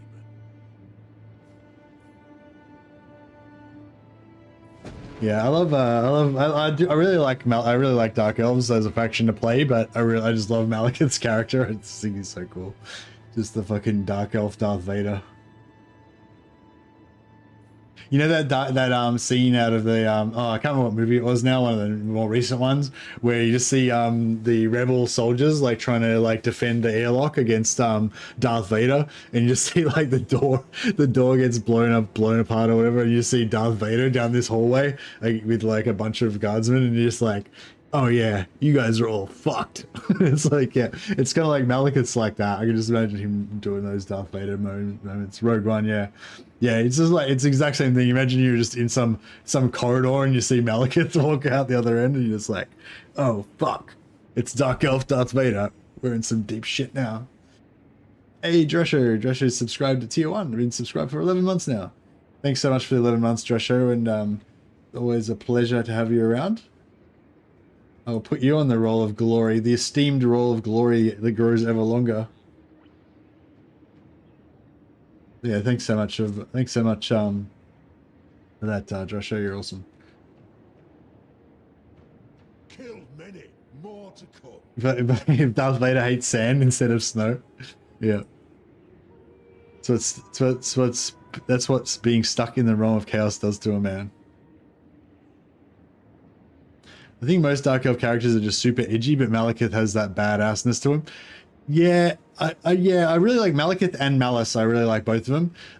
If you read the Malice Darkblade books, like he's actually really cool. Like he's a bit, yeah. Malekith has got this like, yeah. Malekith is like the Dark Lord. You know, he's literally like the Dark Elf Darth Vader. He's got that like that aura of terror kind of vibe about him. You know, Malice is a bit more like, Malice is awesome as well though.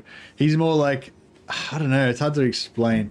He's like he's cruel and evil kind of, but he's also like brave and like proud, and you know, he's kind of got these kind of cool qualities to him and stuff, and you know, he's very much got that like you know, like I can't remember, there's some scene where he's about to be overwhelmed by like shitloads of enemies, you know, and he's probably gonna die, and he just, you know, he just says something cool like, you know, come ahead and die on my blade, if you know, if that's what you wish. I was like, I can't remember.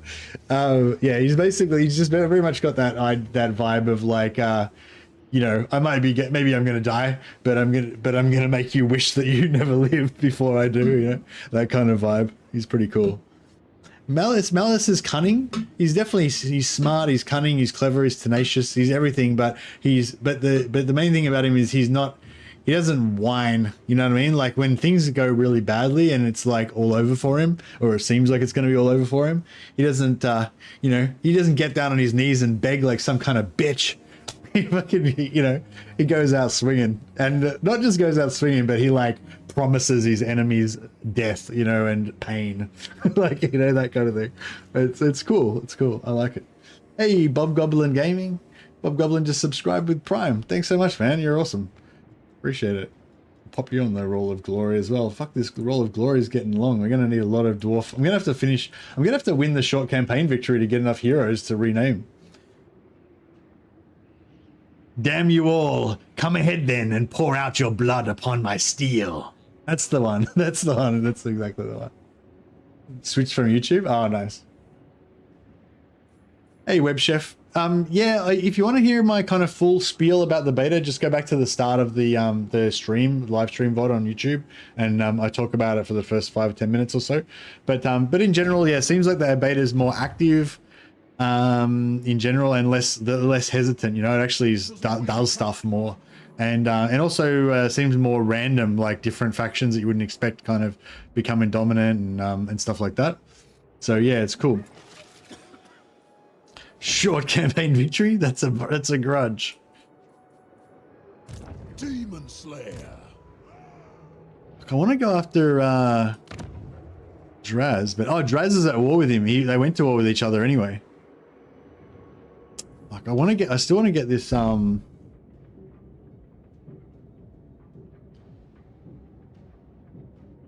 Still want to get this as well. Wait, 2 turns. So we got this turn and next turn, right? So we can get 190 there. That gets us to 2,500-ish. We still need 140. We can maybe get through and get there, but I don't know if we can. Death Seeker. 140. There's 48 there. If he's got any armies... excuse me. Can we just no.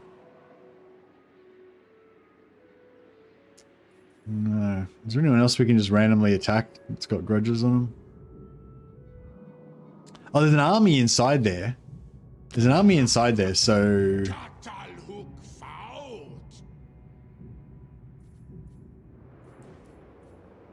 I agree. The High King moves. fuck. Ek-Uti. I gambled and I lost. I hoped that they were going to have a heap of grudges, but they did not have a heap of grudges. They got 3 fucking grudges. Fuck.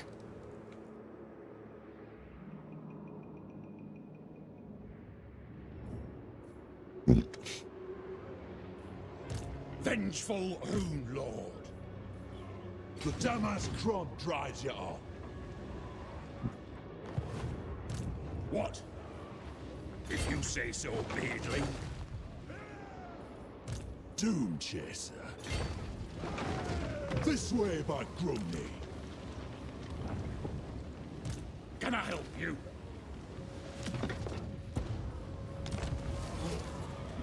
Even the high elves have no grudges. Quest battle for grudges? Yeah, well, I don't really want to do the quest battle if I don't have to. Because apparently it's a pretty hard one. The one we've got to do is this this Armor of Skaldor one, where we've got to fight a shitload of trolls coming from all directions. So I don't really want to do that unless I really have to. We've got one more turn. If we have to do it next turn, then I guess we have to do it, but we'll see how we go.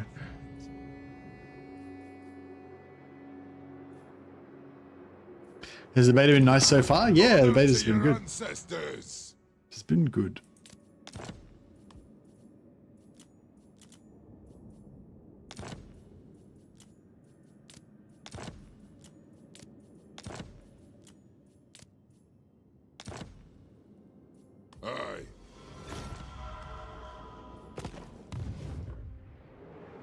Haven't played enough to notice any big differences yet. You'll probably notice it pretty early. Yeah, pretty quickly.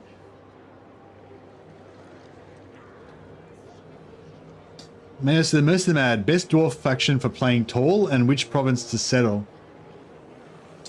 Depends what you mean by best, Plush. Like, do you mean easiest campaign, like easiest to win, most interesting start position, most action, most fun? You know what I mean? I assume you mean like which factions give you a mechanical advantage that you know work better with playing tall. Yeah, I don't know. I haven't really thought about it. And economic profit and easy to defend the province. Oh, okay.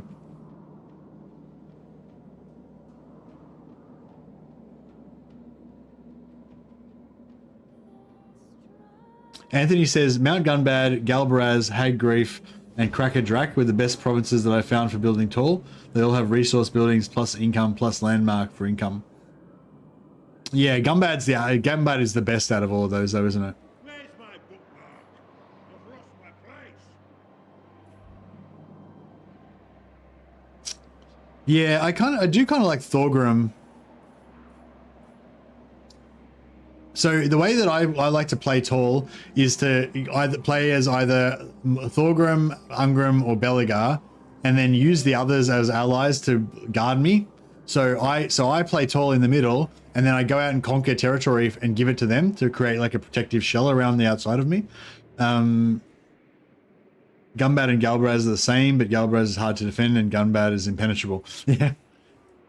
So what I could do is I could play as Thorgrim, go up here, you know, do what I've done here, then like conquer all this Badland stuff, give all of that to Ungrim. So I've got like this massive shield of Slayers to the north, and then over here I can like conquer a bunch of shit over here, give that to Belegar. So I've got a big shield of Belegar over there, and then I just take over this little area in the middle that's got Karaza Karak, Mount Gumbad, and Black Crag.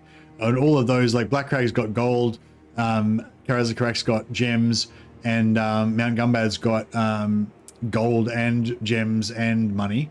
So if you just build those 3 settlements and build deeps under all of them, that would, you know, give you heaps of cash. If you really wanted to, you could give away the rest of the province and just have the capitals, you know. Yeah, so I guess Thorgrim, I would say. Anthony said he likes Ungrim the best. Why do you like Ungrim better than Thorgrim, Anthony? Master of runecraft. Lord of Clan Morgrim. Oh yeah, I recruited this guy in order to save money on the construction, then I forgot to disband him, so I had to pay like an extra fucking 400 plus the extra 700 gold in upkeep for having him. Oh well.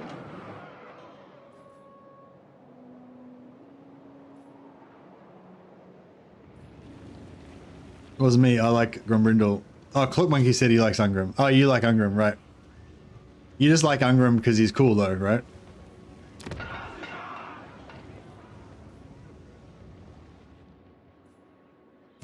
A binding oath. Aye, that is an agreement.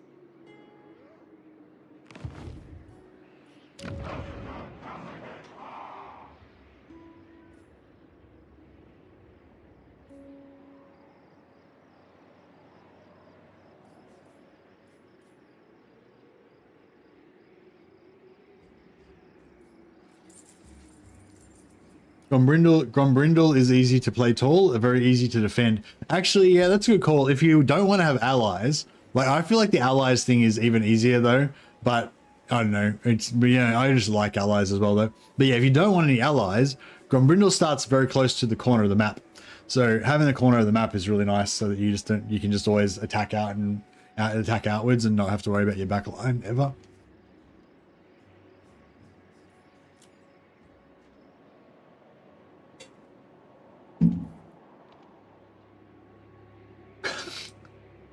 I do. I hope.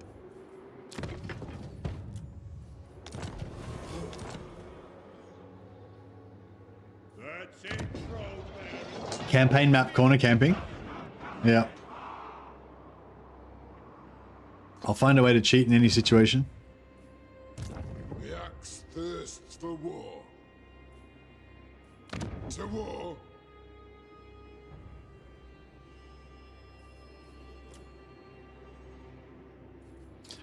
Hey up. Time for a reckoning. For the wisdom of Valea. Move. Forwards. Summon me if you dare. One rug. All right. Yeah, we'll see what happens. Oh yeah, we've got What? this guy's in force march. Is that bad? It's probably bad, isn't it?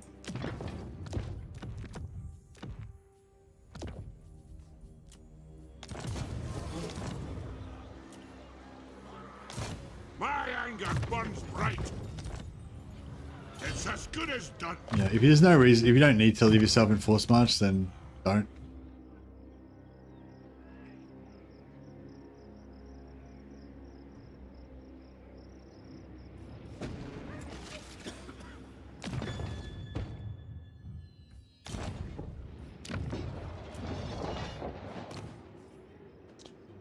I don't really like either of these traits, but I want to get an engineer out ASAP, but I just don't want to get a shitty trait. All right, let's see if we can get this. We can sneak in this Nollengrom.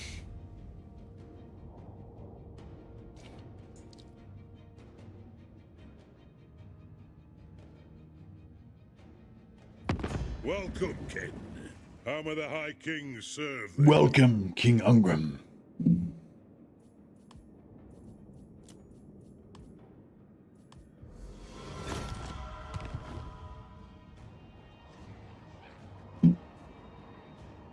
I like Thoric's campaign the best. Feels super thematic to fight your way up through the mountains to reunite all the dwarf holds. Oh yeah.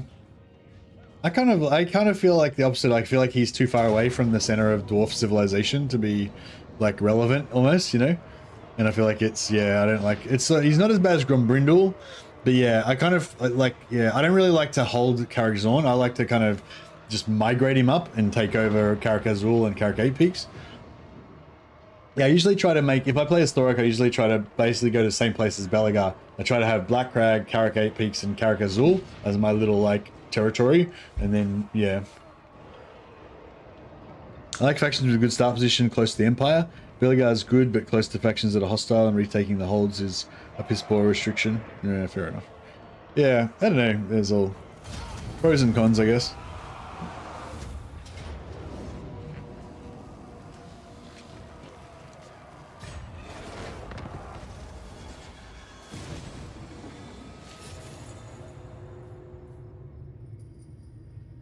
Okay, last turn. These Dowie drink weak ale. 333 grudges remaining. Yeah, there's no way we can make it to there. They don't give us any grudges.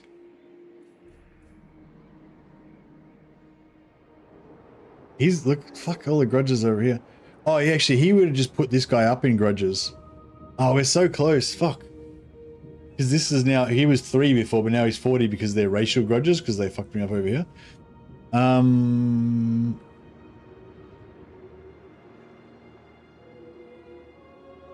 Check him out. Why is he rocking around 779 grudges? What's he been doing? Oh, he killed those. He killed Hellline Dwarfs. That's why. Because of crimes against the Dowie race.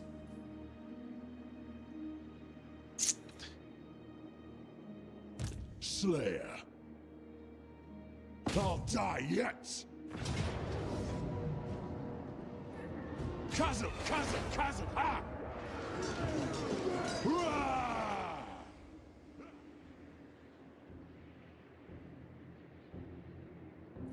Sorry, Emmerich. Time to taste the axe of Grimnir. Nah, I don't know. I feel like we need him.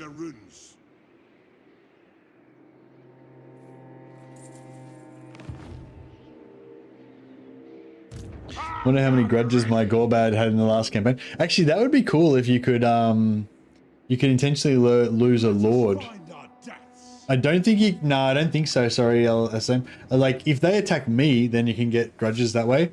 But if I attack them, even if I lose and die and shit, I don't think that they get any grudges. Yeah, it's been a while, but I'm pretty sure we tested that and it didn't work if you attack. But I don't know, maybe I'm wrong. Has anyone else done that?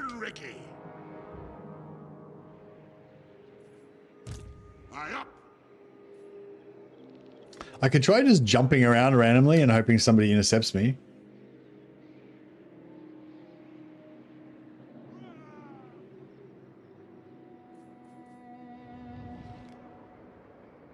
This crown digs into me dowers back too much.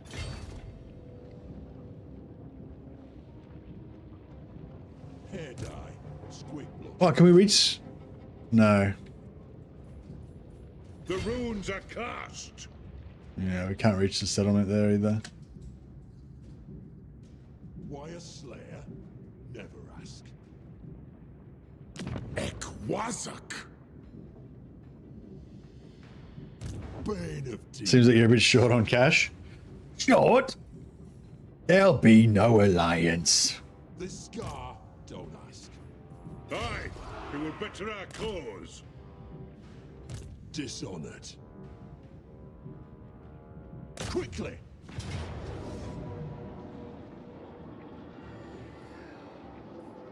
Don't stop till you're dead! By my vows! Don't stop till you're dead. It's pretty much, sounds like my old boss.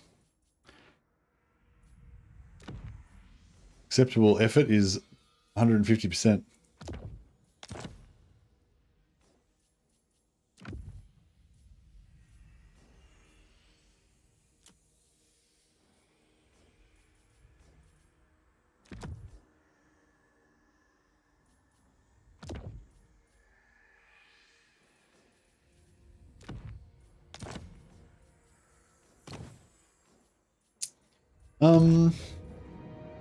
Throne bearers, let's march. I think it's about time we recognize the service of the Gyro bomber by giving it ward save and missile resistance.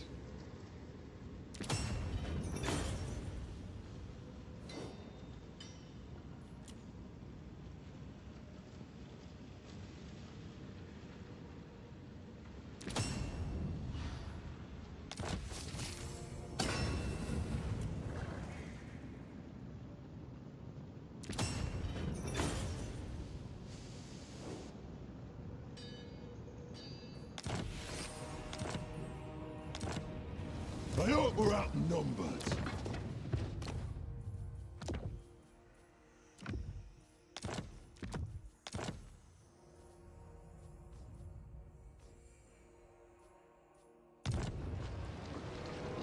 Aye.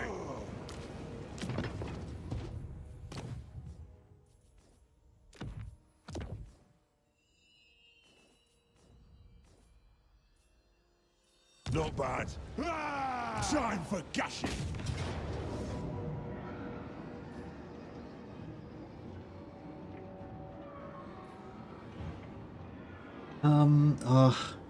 I've got about I've probably got about 4.5, 5 hours left, but I don't wanted to play a bit of Bannerlord today as well. Where I'm doing a what do you call it? I'm doing a campaign in vanilla where we're trying to create the ultimate Sturgeon shield wall captain. So basically like leveling up a captain to get all of the different captain skills that give you like extra, extra shield durability, reduced damage from incoming missiles, extra one-handed damage, extra throwing skill, and you just get everything I can to make like Sturgeon heavy axeman shield walls like as strong as possible. So yeah, I was gonna play. I'm gonna end this stream soon, but I'm gonna do another stream immediately afterwards, which is gonna be a Bannerlord stream. So yeah, it's a bit of a shame because we've got such a good crew here. And yeah, probably a lot of you guys aren't that interested in Bannerlord, but I'm sure a lot of you are also interested in Bannerlord. So yeah. But anyway, so yeah, if you're on YouTube, it'll punt you over to the new stream in a second. But I'll put up a link to the stream as well, so you can just click on it to go over to the new stream. So yeah, that's the link to the new stream. This battle then Bannerlord, but only if you win. Yeah, no, I thought it was save this as this could be the start of the cliffhanger ending, so this battle can be the start of the next stream kind of thing. That was my theory. But yeah, I'll just punt this over to Bannerlord stream. Yeah, I'm enjoying some vanilla Bannerlord, collecting my band of hard ass, Druzhina Viking Rus dudes, and yeah, it's good times. I got to change the title of the Twitch stream.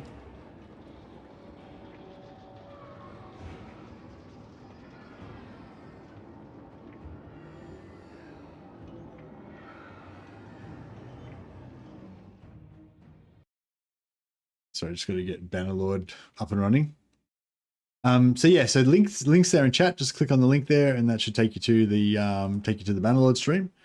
Otherwise, hopefully it'll redirect you automatically, but sometimes it doesn't work. So we'll see how we go.